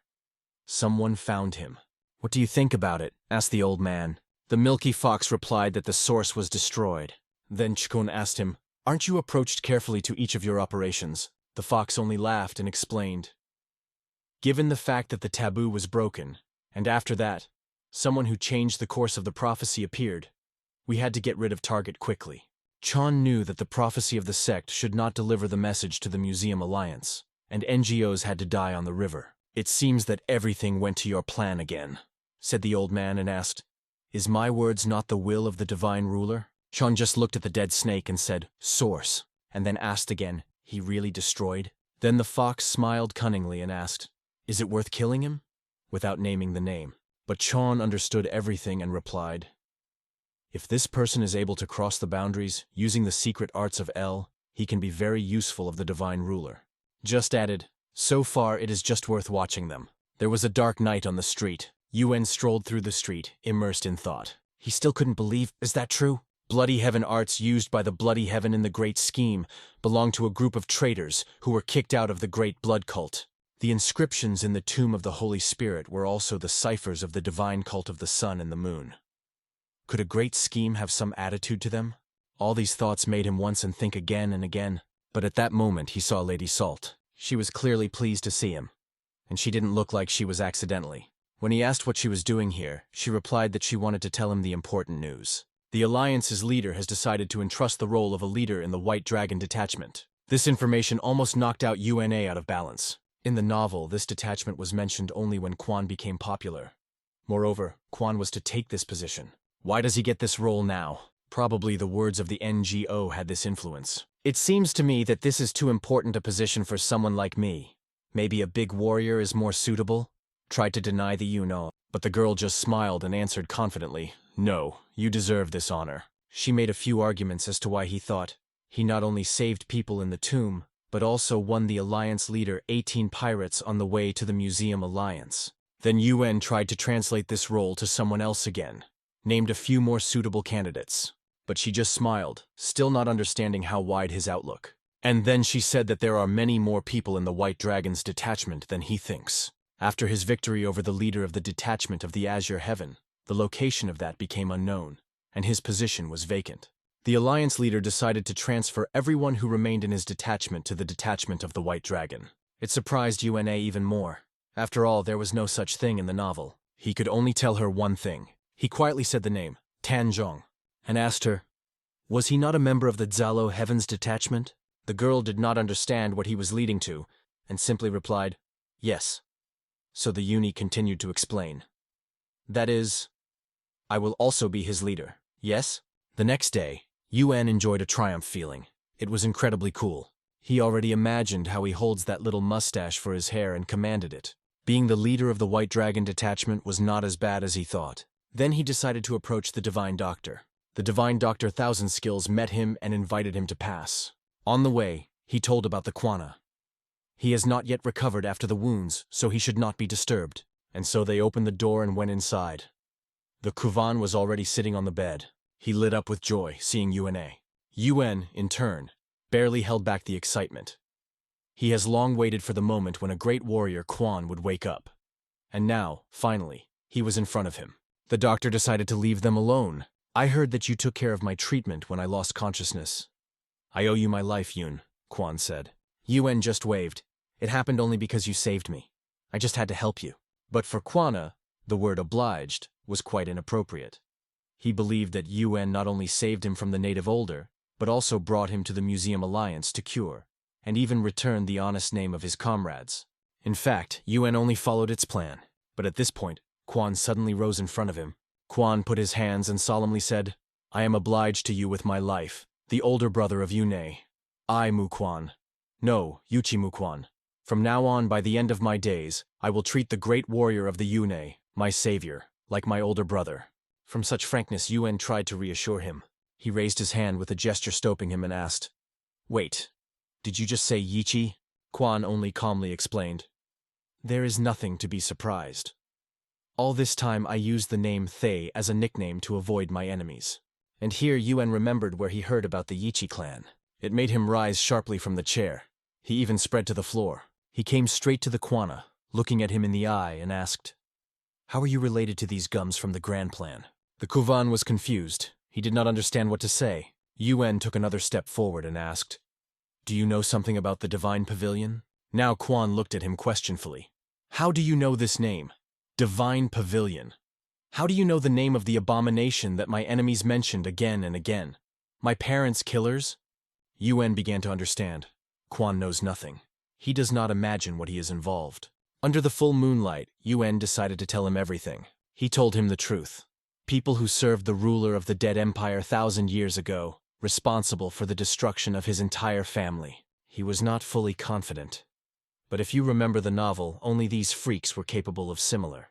According to the inscriptions on the walls in the tomb, the empire fell through the uprising. UN even suggested that one of his defenders was the ancestors of Quan. He asked him to think, Didn't you say that they took something from your father? The inheritance of the White Sword was stored in your family. But these scums were selected. Even as the author of the whole world, UN had no idea that everything could be that way. If this is true, Quan did not accidentally come across a mysterious cave. He consciously went to look for a way to study the martial arts of his ancestors, isn't he? What exactly did the grand plan take from Yuchi's clan? It was one of the main questions that was now worried about UNA. Suddenly, a knock was hit in the room. It was Andy that went to visit him. He apologized for a late visit, although UN had no idea that he could want him so late at night. But after his words, it became clear. He came because he considered it necessary to say goodbye. Due to the fact that now the Museum Alliance has a righteous hero, my heart is calm, said NGO. UN himself was well aware that he was not the hero at all whom everyone was talking about, but still thanked for the warm words. But it was not all that NGO wanted to say. He added that the Alliance's leader asked to convey to him an important message. The NI leaned closer and whispered these words right in the ear. And again, another shock on the face of UNA. The fact that he just heard was just madness. The Alliance leader wants UN to become their representative at the Orthodox Demonic Conference. Today, this place was a 50% discount on everything. Others were surprised that UN was invited to the Orthodox Demonic Conference, and even in the role of a representative of the Museum Alliance. Of all the people, they chose it. Did he become so popular? In addition, everyone was interested to find out what plan he has now. And the plan was simple, to make sure that the conference would be without problems. No matter how cool, this conference will be the last that those abominations who gave themselves for their cult members want. Everyone listened carefully to his explanations and understood the essence of his plan. Divine Demonian Node. Atmosphere here was incredibly majestic. The leader of the divine cult, MUN, asked the opinion of the audience. The young warrior Vol believed that once the problem at the border was solved, it was time to start the capture of the Central Plains. But then the head asked Gin's opinion. Gin believed that they needed to concentrate more on the information they gave them. Based on this information, there is someone who tries to undermine relationships between our divine cult and the Museum Alliance. These scums are clearly achieving something. As for the attack, they are most likely to either make us lose some of their strength or have other plans. Moreover, they could be among the enemies themselves, seeking themselves as representatives. In general, Jin believed that it was not necessary to rush with the war now. The head listened carefully to him. Then he noted that the Jin thinks very similar to UNA. He still held a letter that recently received from the UNA himself. He asked to accept the Alliance's proposal for the conference. Moreover, the Musith Alliance wants their representative this time to become It surprised Gina. Although, rather, it just became a surprise for him. His father added something more. After their merger with the new Queen border, Jean coped with a crisis in the region. That is why he was entrusted with this conference. He ordered to gather his group immediately and go to the conference. It was a great opportunity for Gina to show herself as a young leader. Jin bowed low before my lord, ready to execute any order. But in his thoughts, he did not leave one thought. So it turns out that UN will represent the Museum Alliance. He also mentioned the words of the Queen of the Border. Without the information that the fourth young master provided me, I would never have to reach my post. The more Jin learned about Yune, the more he seemed to him a completely different person. It was late and it was time to go. The boys had some doubts about leaving the Kwana, but they calculated quickly with everything, and then everything would be fine. UN agreed with the words of the young warrior Ban. The sooner they will understand it, the sooner they will return. And here the first blows of the hooves came. Others followed him. UN was jumping ahead. They were met by the guard, which was already trying to see them. Once they approached, the guards immediately asked, "Why did you come back?" "I just mentioned that I forgot to report the Alliance leader somewhat," said UN calmly. And about his companions, he explained that he had left them, because they have an important task. Therefore, only he and a young warrior, Lee, returned. This is an important thing, he added, not giving unnecessary explanations. In this case, only one thing could say, go. But under these masks were not those for whom they gave themselves. They came in pretending to be other people. What will happen in this yard now? They entered the hall where the head of the Alliance was. A young university warrior stood in front of him. The head did not understand why he returned, instead of going to Tiche. But suddenly another stranger took off his hood. The head asked, "Who are you?" The stranger just smiled and replied, "It doesn't matter." Then he calmly but firmly said, "Why do you organize an Orthodox demonic conference?" The head of the Alliance had no idea what he was talking about. Hearing this, the false UN just smiled and asked to repeat. Then, without delay, he reached for his weapon, the head. At that moment, the head realized that he was not at all those for whom they pretend to be. Yuna's body suddenly changed. Now, an old mustachioed grandfather was standing in front of him, who had stated coldly that he had installed the barrier at the time when he entered the room. Now no one will hear anything from the outside. The head of the Alliance did not restrain. He immediately rushed to the attack, but he was stopped instantly. The long-haired guy intervened, putting his weapon. It looked bold, too self-confident on his part. The head of the Alliance could not even imagine that experts of this level were faced with him. Only in a moment did he already kneel, spitting blood. The sword hangs right above his head. The next step was obvious, and it was he who made him. The sword was rapidly going down. Suddenly, strange music was involved throughout the district. It was she who made the Quana sharply open her eyes. The tune was so strange that he even got up from bed. She was bizarre, and suddenly acute pain penetrated his chest. The divine Dr. Thousandskills also suffered from this sound. Going into the room to the Quana, he fell to the ground. Damn it! Quan squeezed his weapon in his hands. Holding it firmly, he ran forward. Running outside, he saw a terrible picture. And this horrible picture was the same old man. The one who was in the tomb. The old scum stood, glancing from the bottom up. Low height made itself known. Quan was no longer restrained. He boils anger. Calculating the old scoundrel, he rapidly rushed. But he, having the power that went beyond the possible, used it again. By causing energy streams, he created long, sharp needles and ruthlessly pushed the body of the Quanus. He fell to the ground, and the old man shouted with a smile, "Last time I regret you, but now I will take care of your wonderful body well." At that moment, she appeared from the horn and asked if he managed to catch the owner of the label. "Of course," the old man replied. "It is only necessary to wait when the Millennial Fox and the Divine Bishop will finish their part." But suddenly he was alerted by the words, "We are attacked!" She was convinced that the Divine Bishop would not let them down. The exclamations were heard. The leader of the White Dragon detachment, UN, attacked the head of the Alliance. Meanwhile, UN himself was near a huge rock. They sat in the cave, warming up by the fire. But suddenly a strange cold appeared in the air. He was engulfed by alarming anticipation. The head of the Alliance was approached, but it was obviously not him. From his mouth now accusations against Una. He ordered all members of the Alliance to grasp it immediately. He explained that he personally placed a secret detachment ready to act. But why no one notices? The look is not the one who was in the real head of the Alliance. Surprisingly, it is. Unfortunately. Meanwhile, UN, along with others, moved quickly. But they were racing a whole horde of riders. Ahead of them were accompanied by the same scum. Dark night, Caraburn. The morning has come, and the sun was slowly looking from the mountains. The boys were tired and suggested that you have a break. He heard them and agreed to the proposal. But turning his head away, he saw something unexpected. A stranger. A dark knight he had never seen before. However, UN immediately realized that this knight was exactly involved in a grand plan. The Dark Knight set his hand, ordering his people to stop.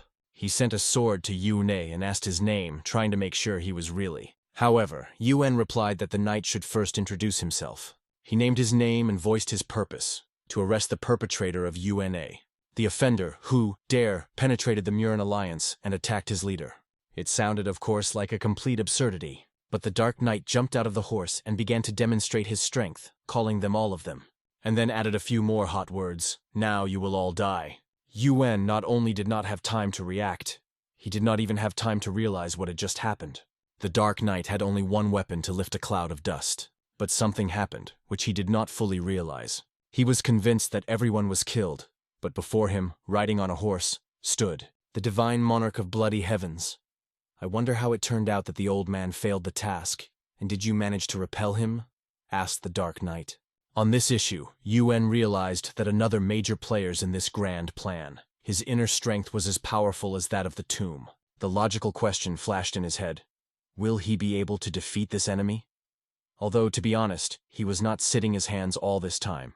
And unlike the previous time, he now believed that he could withstand a Dark Knight. He understood that it was necessary to take advantage of the moment while the enemies were distracted. He hit his heels on the sides of the horse, forcing him to rush forward. All other knights immediately put their shields, preparing for the attack. The Dark Knight just smiled smugly, considering it a great opportunity, and waited for the UN to approach. But he did not expect that UN would strike a sword before he would come. From this blow the earth shuddered, and UN himself raced forward. The Dark Knight saw with horror how a deep abyss was formed from this attack near him. But UN did not rush at him, but only shouted loudly to his comrades, "It's time to retreat!" They rushed to flee. On the move, everyone tried to understand who it was, and they fell asleep with questions. They discussed among themselves that it was probably the worst of the grand plan. That themselves, which was mentioned by Yuna brother. Those who try to ignite the war with Murim. But the knights came to them for 5, screaming loudly to stop. But Yuen just asked sarcastically, "Would you stop in my place?" Then Lady Villages alarmed him. "Be careful! Look forward!" She was right. They were waiting for them a river. Didn't this scum intentionally driven them? You need to urgently decide what to do next. Risk and break through these bastards. But looking forward, Yuen saw something that made him exhale with relief. There was a boat on the river, and there were several people who called him loudly. "Here! We're here!" Among them was the IOC, which was in the hands of the Arrow, ready for battle. The heart of Una was filled with joy. The burial was quite close. But for the rest of his comrades, these people remained strangers. They only suggested that they were the UNA Brothers guards, and a waiter from the 5 Dignity tea store. In the meantime, the knights were almost catching up with them. The IOC has already aimed at holding 5 arrows at once. In an instant, the bowstring flew, and the arrows flew forward.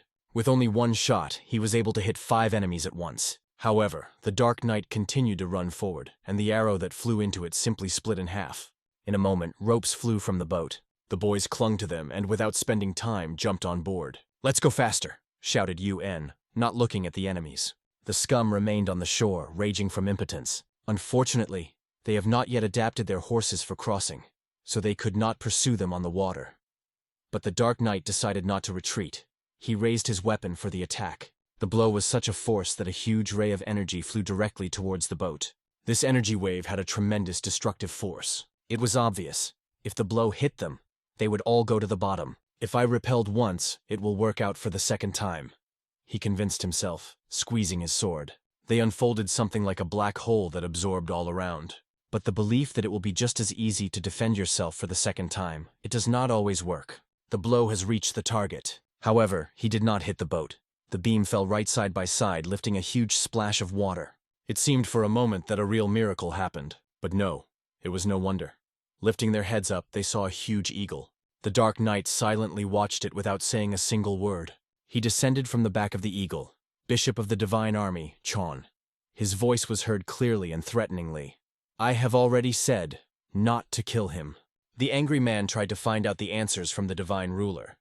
What does it all mean? Their manager has already entrusted him with predictions. Therefore, the man decided that the person needed alive. Men just watched him silently, not understanding what a freak was.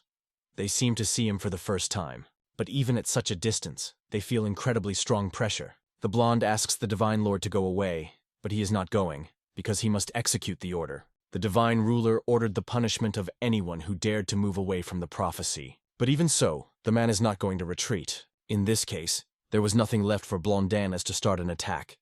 This man was a traitor for him, but the guy was not afraid of him at all. He is not the way the last feudal lord of the Yichi clan was. A second after the battle, a strong explosion occurred. It seemed as if he would break everything in his way. People on the ship had to return it urgently so that it would not turn over. Meanwhile, the battle of these 2 men was just gaining speed. The red man thought that they probably had any contradictions. Others tried to find out from the Yuan brother who these 2 were. Suddenly, the man directs the sword directly towards Blondin. The guy is personally going to attach all their supervisor. Suddenly, the sky begins to tighten with very black clouds and a strong wind rises. Everything around becomes very creepy and evil. The atmosphere presses on the present. A second, a chunky man appears in front of them, saying that the beginning of the Orthodox demonic war has already been laid. The attendees seem that they are not a person, but a dead man or a zombie. The red is tensed because he feels that this energy is not at this world. This guy is the head of the grand plan. The man began to ache. It seemed as if it would explode now. Everyone who was on the ship is grabbing their heads and trying to quench this pain, but of course they do not work. Someone cannot even stay on their feet from such pain and they just fall on the floor. Red, meanwhile, tries to understand what is the point in all. It becomes clear that this freak is a real monster. Meanwhile, the man kneels before him and asks that he has brought him here. The monster is glad that you do not have to worry now because it will soon have a new body. He asks why the guy did not give a Dark Knight to execute the order. There is no doubt that it is connected with the beginning of the war and, if everything is ready, there should be no problems. In addition, if they dispose of the power of the clan, Yali, they will succeed, having suffered very small losses. But the monster does not understand why it is necessary if the sinks also the heirs of the traitors. When they finish their plan, they will all be under their feet in a monster. The guy reminds you that Milord gave him a chance. So why he doesn't want to give a chance in those people? But, in a second, the monster's hand is drunk in the chest of an unhappy man who didn't expect it. It turns out that the monster was deceiving the guy all this time. This young man is also an inherited traitor. In fact, the monster only used this naive boover and only regretted it for the sake of the stock.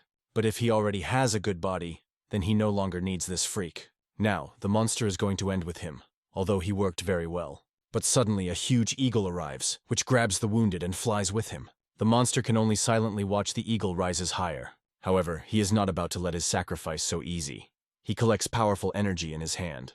But suddenly Milord feels unbearable body pain and begins to cough with blood. The subordinate runs to him and asks what has happened. Milord says they have to go back, although Blondin does not want to allow the divine bishop to go so easy. Milord assures that it is not important because when the day comes, they will still die. And now everything goes according to their plan. Everything will be done according to the prophecy. It's been a while. Finally, everything became calm. But the guy still couldn't understand what the detachment leader thinks. Did it mean that the UN brother was a really member of a demonic cult? And now, because of this, they are considered traitors to the Museum Alliance. Did the people who pursued them really were from the Alliance? But the other guy does not think they would use the name of the Alliance without much reason. The girl suggests not to rush and just entrust the young warrior of the Rhone. But even if they trust him, how do you explain that the guy released this monster on the ship? Meanwhile, the red man asks the barely alive guy what he has goals. But now it is only interested in this thing that treats his chest. It is very similar to the ice crystal. The young man never expected that Ron's hook would save him. Our hero did this only because the only way to get information about a grand plan is this unhappy. Red is not sure, but he just wants to prevent war and avoid vain deaths. Ron's hook is not at all like whom he was told. He heard stories that the guy is a real abomination. Berth did not respond to it, although he was a little unpleasant. Although our hero gave an unhappy ice crystal to stop the bleeding, but without an ambulance he will simply die. And if the guy tells them all the information they need, the row of rod will make so that the wounded helps in the Tang clan. The young man begins to doubt and thinks that he takes too much. He may need to return to the demonic cult and find out about the situation. Suddenly, the wounded says that the Alliance leader is dead, and soon he will declare war before all Orthodox sects. Hearing this, our hero really shocked. The Alliance leader was definitely dead because this young man killed him with his own hands. The one who stands in front of the members of the Orthodox sects with his face is the genius of the art of transformation by the name of a Millennium Fox. The protagonist does not understand how this could happen. Could this freak still kill someone? He tells that the Smoky was elected by the divine ruler as a new body and is now being prepared. His body may have already been called the divine ruler. It was really terrible and sounded as if it were not true. Finally, Yuen's brother went to his comrades who expected explanations from him. There were a lot of questions, but our hero asked a little time, and then he would answer everything. Then, the comrades immediately fell silent and joined their friend. Then, the young man begins his story and says he is really a member of the demonic cult. Hearing about it, they called on the spot because they didn't expect to hear it. He tells him that he is the fourth young master of the divine cult of the sun and the moon, the Hook of the Ron. The girl recalls that they have heard this name during the attack on the path to the tomb. It seems that someone gave out a grand plan information about his hike in the Central Plains. But the young man did not think that they could find out his location. And from that day he explored the group and issued himself for their divine cult. The name of a war organization is a grand plan they have already heard of. This wounded person is their leader, the blood relative of the young warrior. Red, I remember how I once asked the guy about the state of Ditchen. They said that he had only one ruler, from its very end, and it was really true. Everyone thought it was a myth, but no. The emperor lives eternal life, receives human sacrifice from the families of the feudal lords and parasites in their bodies. It is very difficult to believe. The girl is wondering, then why the ruler of the grand plan looked so scattered when they saw him last time. This is because he cannot just take and move himself to another body. You need to find the appropriate candidate and then cut a mark on his forehead. It was about the same scar on the forehead that had a young warrior. Meanwhile, they have already gathered in a dark cave, which almost did not get a sunlight. Milos ordered him to bring him what he needed. On the floor lay the same body that the man wanted to take possession. Very soon the old man brought some small chest. After the loss of the essence of his soul in the battle with the god of the white sword, he had no choice except to stay in this dying body. After the murder of Yuchi's clan 20 years ago, he finally returned the inheritance that it left his family. But because the millennial fox missed the boy, he could not find the right body to keep his strength. But no matter how much he taught the boy in the martial arts, and no matter how much he would try to change his body using technique, he could not become a strong vestment for his strength. But finally the body's appointed body returned to him. From this, the monster overwhelmed a sense of pleasure, and laughter escaped from his chest. It was already night. The warrior said goodbye to the young warrior with a river and wanted him good luck. Our hero said goodbye to the young warrior Tan and said he was careful on the way. He also asked not to forget about his request. And no one could think that he would go into a demonic cult. But when the guy said it, he felt a lot of strange looks. Therefore he immediately changed the wording and said that he went to the divine cult of the sun and the moon. But the guy liked it because they go to save the world. Is the brother Ban Beliers believe? Does he believe in crossing the borders of the forces of different worlds?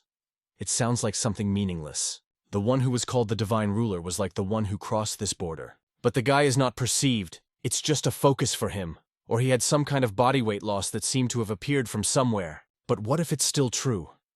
If the alliance leader died and all Muram got into the hands of a grand plan, then they will be killed immediately. Due to the fact that they, together with the brother of the Yunyu, their fate has already been resolved. But when a young warrior Ron gave him a chance to return to the alliance himself, the man is justified by the fact that he simply did not like the hypocrisy of the alliance. Moreover, our hero saved them in the tomb, so it makes him their savior. That is why the guy wants to believe him again. Finally, the morning comes. They meet on a huge pure field.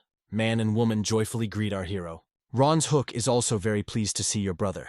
They have not been seen for a very long time, so they immediately come to each other. They have not seen themselves for a long time. And during this time, our hero has time to make new friends. The main character has a lot of everything he wants to tell his brother and sister.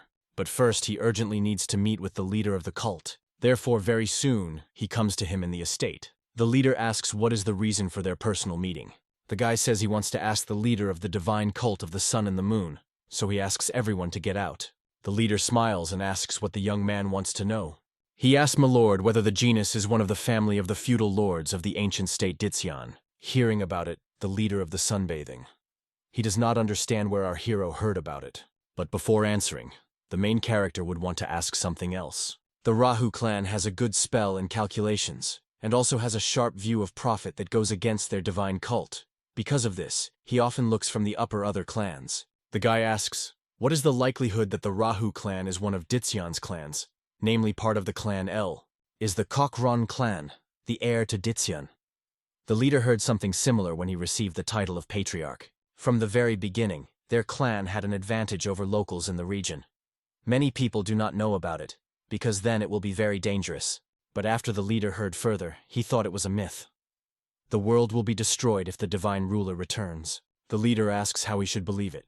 In addition, have they killed Yonsta? Our hero also remembers that they wanted to find the heir.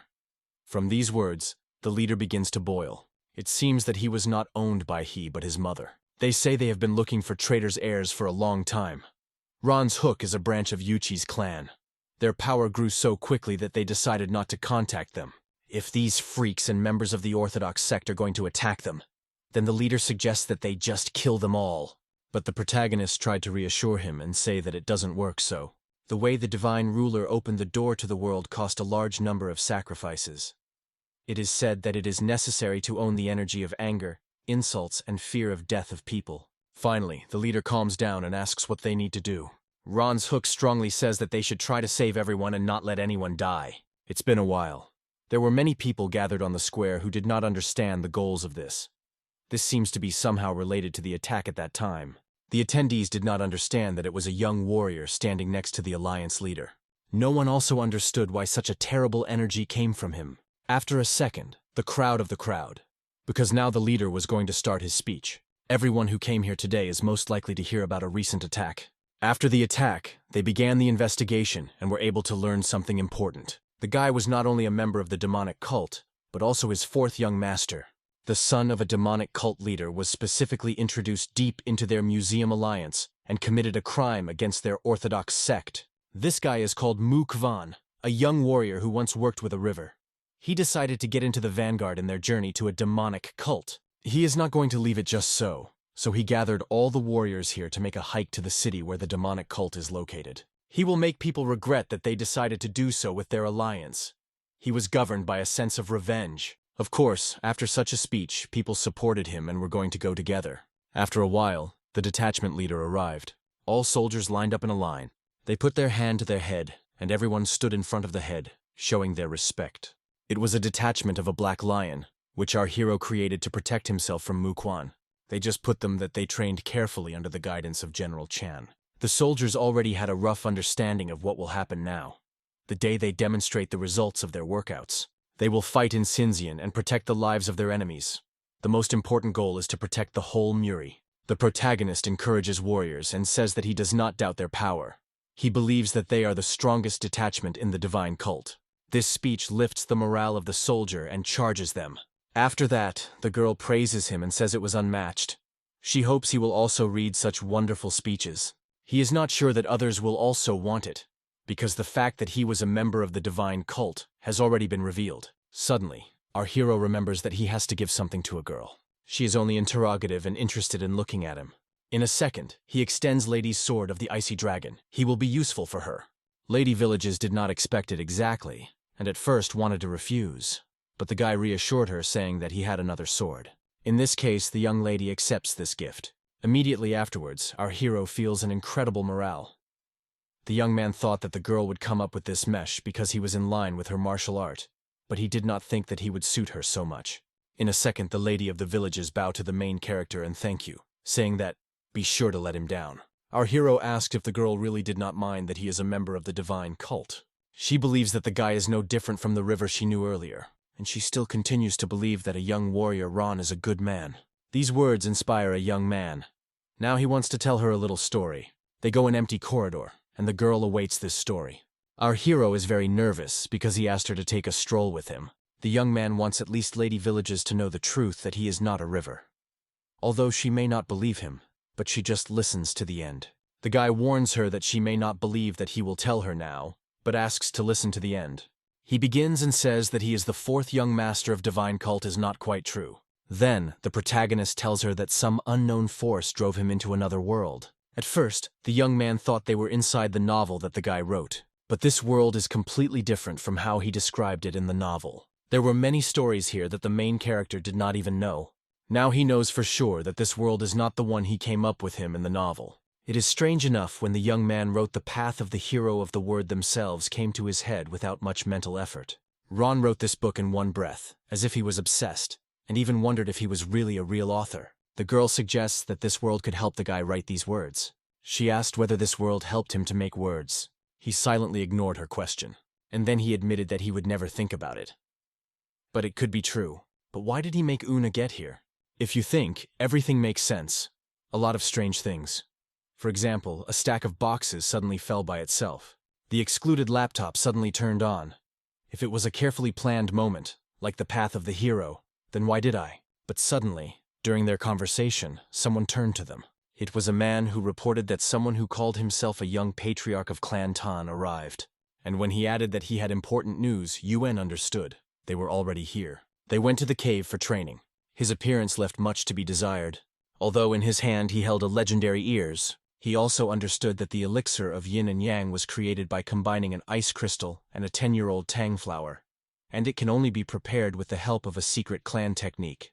But why did he appear at the moment when the main character was about to confess to Lady of Power? Blue-haired already asked, he will accept her or not? He smiled and said calmly that he was taking, and throwing his head back he threw his pill into his mouth. The divine ruler seems to be eager to destroy the whole. UN hoped that after the restoration of forces, the divine ruler would revive the state and return peace to Muse. But in the end, he was a murderer, blinded by a thirst for revenge. The soul of the divine ruler is immortal. To destroy the source of his strength, a secret textbook of the Eloi clan is required for the intersection of the boundaries of force, and only one person knows how to do it. However, with his current power, he is not even a rival the strongest, not to mention the divine ruler. It was incredible. Tan watched everything carefully, and the blue-haired, putting his hands on his back and holding the ritual, asked the fourth to use his forces according to the scheme of the divine ruler. The whole army was lined up with a flat layout. They came on fanatics from the Orthodox sect, who were in a senseless prophecy. But these warriors were not sure whether they could complete the task without killing enemies. At least until UN returned from the cave. The head commanded that until their attacks are a deadly threat, they can do with the enemy everything they want. The army lit up a combat spirit and moved forward. The enemy also started the offensive. This is a battle that goes down in history. and the man wanted to become her winner, those who will capture the demonic cult. That is why he went to battle first. His sword is cutting the air, causing the first blow. It was a bright sight compared with the purest shade of red. His energy raged, and others fought with the same enthusiasm. Calling himself the leader of the Great Murin Alliance, who he was in fact, Duan Li Moxon walked forward. He didn't see the road back. Meanwhile, his son faced an old acquaintance. "Are you the terrible grandfather we met in the tomb?" asked the guy. Therefore, he did not like the appeal, and he advised the young man to follow his tongue. And then he suggested checking whether he was beating as well as he talks. The girl was skillfully reflected by the sword of kunai flying in her direction. But in her way there was another interesting rival. She brought the quote straight to the battlefield. "Is it going to sing?" She did not hide it. That's right. The killer of the spirits had this instrument and with his help taken the lives of many. The battle was only gaining momentum. The metal bell was heard. One of the commanders released arrows, as always, several at a time. And these weapons are already familiar. It was held by a dark knight. Who would have thought they would meet in such an environment? Lady forces were looking forward to how much more this bold smile would last on his face. He just used his weapons, thin energy threads that had already taken many lives. The jigs immediately cut them. This old bastard was not even worried that his attacks could be affected by allies. If it continues, it will die under pressure of numerical advantage. But he kills blindly. Maybe it's good. Meanwhile, Mon fought as a real leader. His power argued that he was worthy of his place. Only deep wounds remained on his enemy's face. All together, they turned their heads, looking at the alliance leader. They couldn't believe, that's really he? How did he want to introduce themselves to them as the leader of the Murin Alliance? Mon leaned over him, repeated the question once again, and ordered to speak if his life was expensive. "You are quite strong for the one who sat on the throne only because of the case." "But I did my business," he said. Mon didn't even know what he was talking about. What about the deed did he do?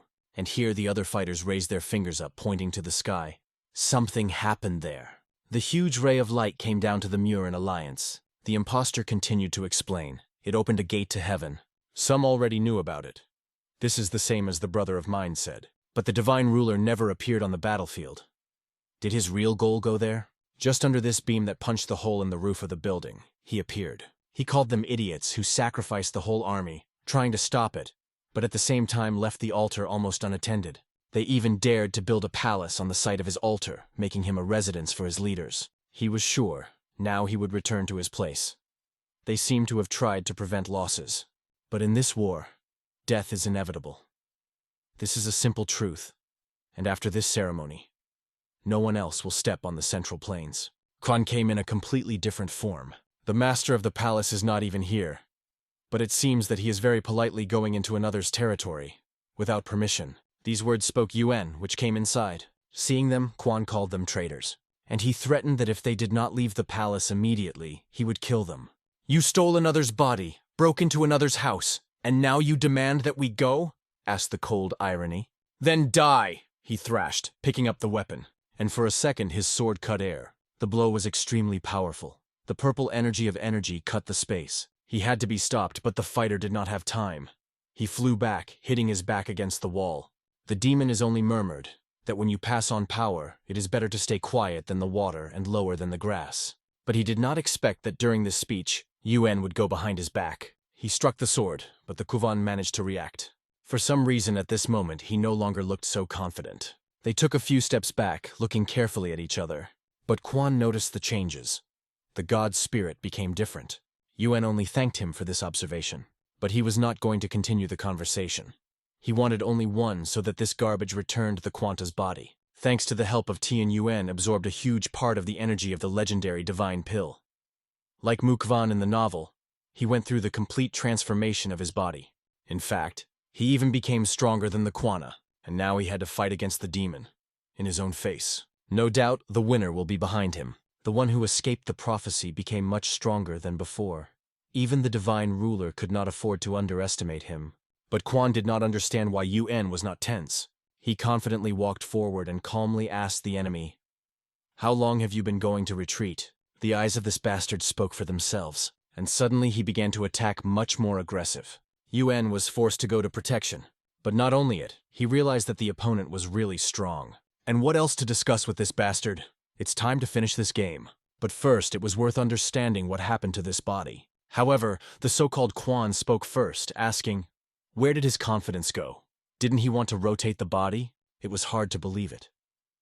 He always believed that a soul without a body could not exist. But what if his own body remained traces of the soul of Quan? And then he asked, are you ready to take the risk for the sake of this ghostly hope?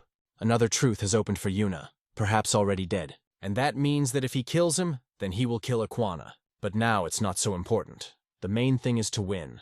And after that, he will decide what to do with a quiver. What is really important? It does not know the weaknesses of the enemy. But one thing was obvious.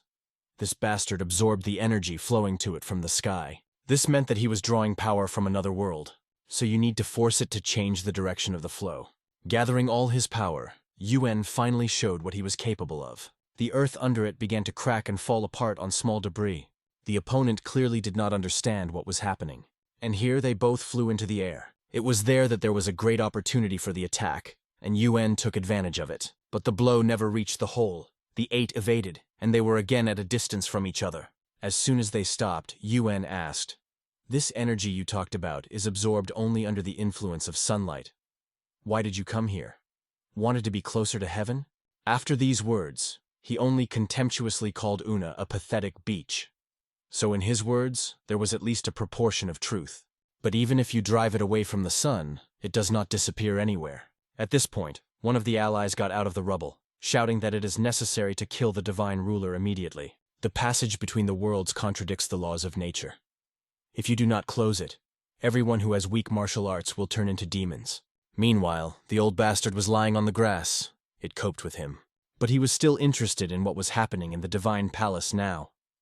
Is that Ayun? He decided to go there immediately. But suddenly he was stopped by a strange sound. The bodies of the dead began to move. They were reincarnated. Accumulating energy, they rushed to the attack. He barely had time to put a sword. One of them was already going to strike. They did not even use weapons, only with their own hands. The sky above them was slowly prolonged with a sinister, terrible tinge. Yuen heard a few more explanations. This is only a side effect. A miserable ruler absorbs force. If you do not close the passage, no one will remain here. But then the bastard spoke. He is not going to close the passage until his influence flood the central plains. Is he ready to kill even his subjects? But he did not consider them subjects. For him, they were all nothing, worthless creatures that would betray him sooner or later. But if you turn all people into demons, it will become the only ruler of this world.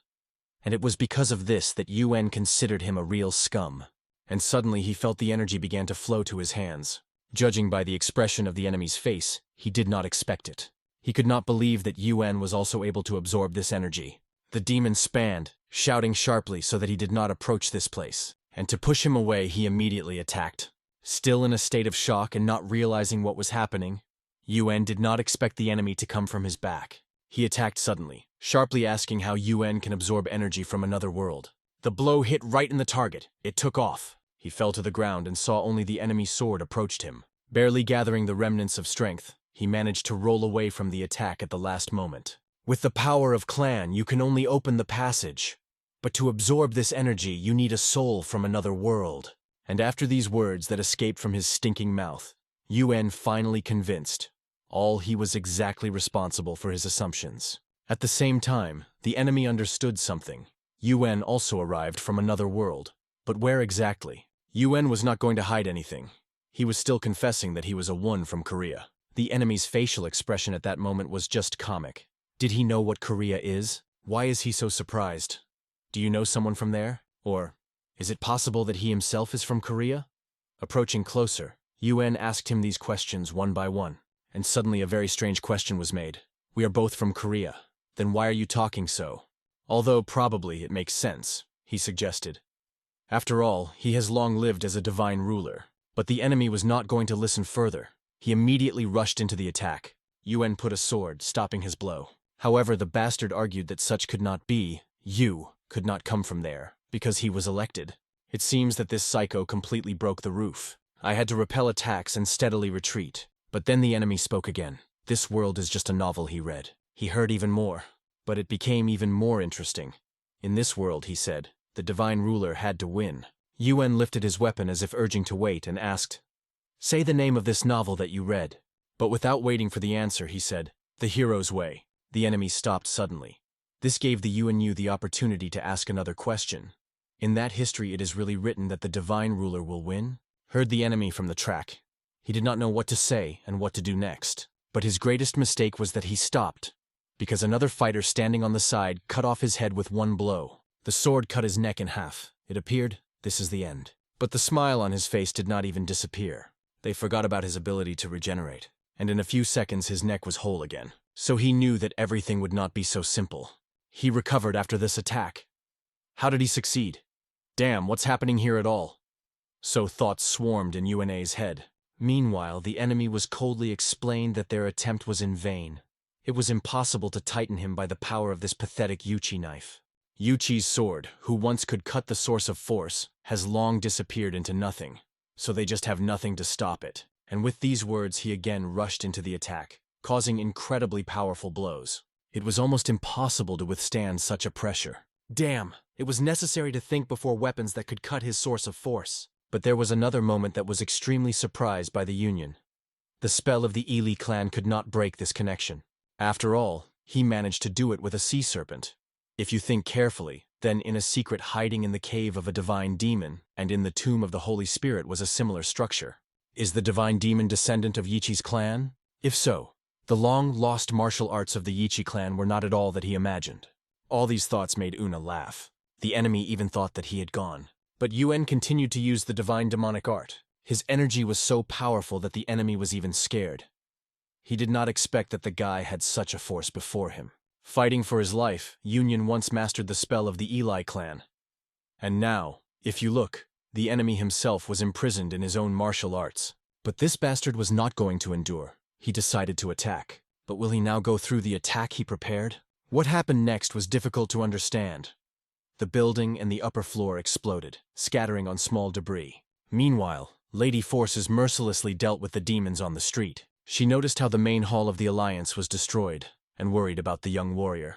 The bastard, while sending the sword to Yune, said coldly, "Don't try to change the finale I created. Just accept your fate." But Yuen calmly repeated, "I didn't write the finale." Following his own plan, he rushed again. Energy raged with such force that it had to be closed. They again and again pushed their weapons, competing in the power of blows.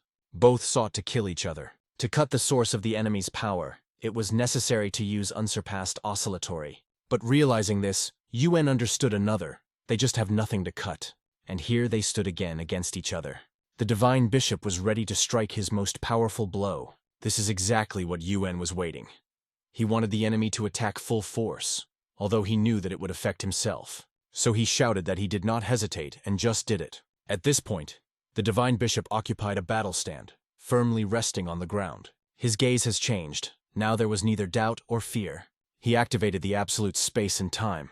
The uniform art of the sword. The blow was so powerful that even unbarefoot on his feet, and the enemy turned his head sharply. But that bastard refused to believe that he could be stopped, in his opinion, a pathetic attack. But Yuen just smiled. This is more than enough. Because he continued to act without fluctuating. Using his oscillatory, he lifted the sword high up. And it seems that it worked. The Yuen focusedly watched. He saw how a strange color began to appear on the enemy's chest. A deep, pulsating purple. His source of strength, his heart, turned out to be completely bound. It should have been the source of Mu Quan. And this nasty thing that shrouded it is the darling of the divine ruler. Everything could end with one blow. But Yuen could not damage the source of the Mu. He needed to find a way to save him. It was known that the soul of the divine ruler came from another world. But then how can his soul and source of Mu Kivan exist in one space? It was necessary to act quickly. And here Yuen suggested that if the soul of the divine ruler is not from this world, then during the crossing of the boundaries, he may have seen the very essence of life. There should be a deeper measurement in order to fully reveal the potential of the oscillatory. It was worth trying at least. And that's what he decided to do. He activated the unsurpassed oscillating of these, the art of 9 divine months, and at the same moment he rushed forward. A moment, and he was already in another dimension. The divine ruler could not believe it, but directly in front of him saw the soul of this abomination. There was only one to make a decisive blow, and he did it. Just a second. The bastard fell on his knees, choking his own blood. Damn it, why has he not left the body of Mu Quan yet? But he raised his hand suddenly as if asking to wait, and asked, Don't you want to go home? This is another world. If you go through the hole, you will turn back. In Korea. He began to press on UNA, reminding that he remembered his home. After all, it is not his native world. He was sure UN wanted to return. And if you kill me now, then the way back will be blocked. He pleaded, just give this body, and everything will return to your places. You will forget everything that happened here. You just leave here. And what will the world be destroyed? What will it be meaningful? But UN was not the fool that would believe the words of this garden. To think that he will make him change his mind after such words is a mistake. At the same moment, UN no longer held back himself. Actually, he was not going to do it. He just attacked. The room shone on the bright blue light, and in the next second, the eyes of this body changed. It was definitely a Quan. His body weakened, he fainted and fell to the side. The sky was gradually clarified, and the sun began to break through the clouds. His rays were struck directly into the hole in the roof, pouring all the bright light. Finally, it is over. UN planted a Quana on his back and came out, but there they were already waiting. His friends stood in front of him, smiling, living, joyful. Seeing them, he even released the body of a Quana from his hands. And especially, he saw Lady of Power. Without holding back the feelings, she rushed into his arms. How could he leave her in this world and return to Korea? When she saw a gap in the sky, she thought that the young warrior, that Yuena was gone. But in response, he only pressed her to him and whispered, "Where could I disappear? The one who was to die is the mate. The one whose melody had to silence, Zamofkla. The dark night disappeared in the dark, and the one who had to kneel now stands on them. It is time to pay for stupidity. For the blind, not for the person. The Great Orthodox Demonic War. 7 years later. On this day, the weather on the street was surprisingly pleasant. Sichuan branch of the Five Dignities tea store. Visitors who came here were ordered a nutritious tea one by one. And he, spreading the tea to the guests, was genuinely glad to treat them with this drink. However, there were rumors among visitors. People said that the owner of this establishment was a youngest brother of a demonic cult leader. But someone just waved it. "Oh, old. Do you really think that a member of a demonic cult would open a business on the Tan clan?" Did he do so? After these words he thought, and realized that it was probably only gossip. It was also known that the owner of this institution once was guilty of something. But the alliance leader, the military god of the White Dragon, the great warrior Quan, seemed to prove his innocence. In the end, rumors are rumors, and they do not go from. Due to the fact that during the Battle of University he fought with the divine ruler within the divine palace, the Muraments still do not know what happened then. And since none of the Orthodox sect saw him next to the members of the demonic cult, he continued to do his business calmly, as if there was nothing. Although the rumors that the union of the demonic cult has not completely disappeared, things went up. People have ordered continuously more. 2 nutritious teas here. UN nodded with a smile and fulfilled the order. The visitors sincerely thanked him, and he, surprisingly polite, escorted them to the exit. It was because of this courtesy that many changed their opinion. They were convinced that all these rumors were only fictional. After all, he is not at all like a member of a demonic cult. It's even funny. Members of a demonic cult can do without money. If things go in further, he will effortlessly get to the Central Plains. Suddenly the children ran up to him and asked if it was true that they were being eaten for free. He smiled, nodded, and invited them inside. There he shouted loudly to bring 2 nutritious teas. He gladly responded. He quickly turned and rushed for tea. The kids had fun inside, smiling and rejoicing. Among them was another boy with red hair, very similar to Una's hair. Seeing Uncle Quan, the little one was sincerely happy. The boy was called Hey. He immediately ran to his mother and exclaimed, "Mom, Uncle Quan came!" His mother, as it is easy to guess, was a lady of strength. The same moment was approached by the boy's father, a nun. He suggested that Quana had many things once he came here, and asked what had happened. Quan just sighed and confessed, he just escaped from work. It has become too much. Someone may not like it, but Quan believed that the advisor Gzegel should handle everything. They looked at the table, tasting this surprisingly delicious tea. Small asked with interest, "Uncle, what do you like, Music Alliance or the Divine Cult of the Sun and the Moon?" Quan, winning him, smiled. Of course, the Divine Alliance. But suddenly something unexpected happened. It began to get a strange, ominous shade. UN, looking up, immediately understood everything. Small, frightened, could not understand what was happening. But UN seemed to know the answer. "What's the devil? It all starts again." But this time the Quan is here, and no one else manages his body. Damn, it is a stupid damn place. Have we not finished this case 7 years ago?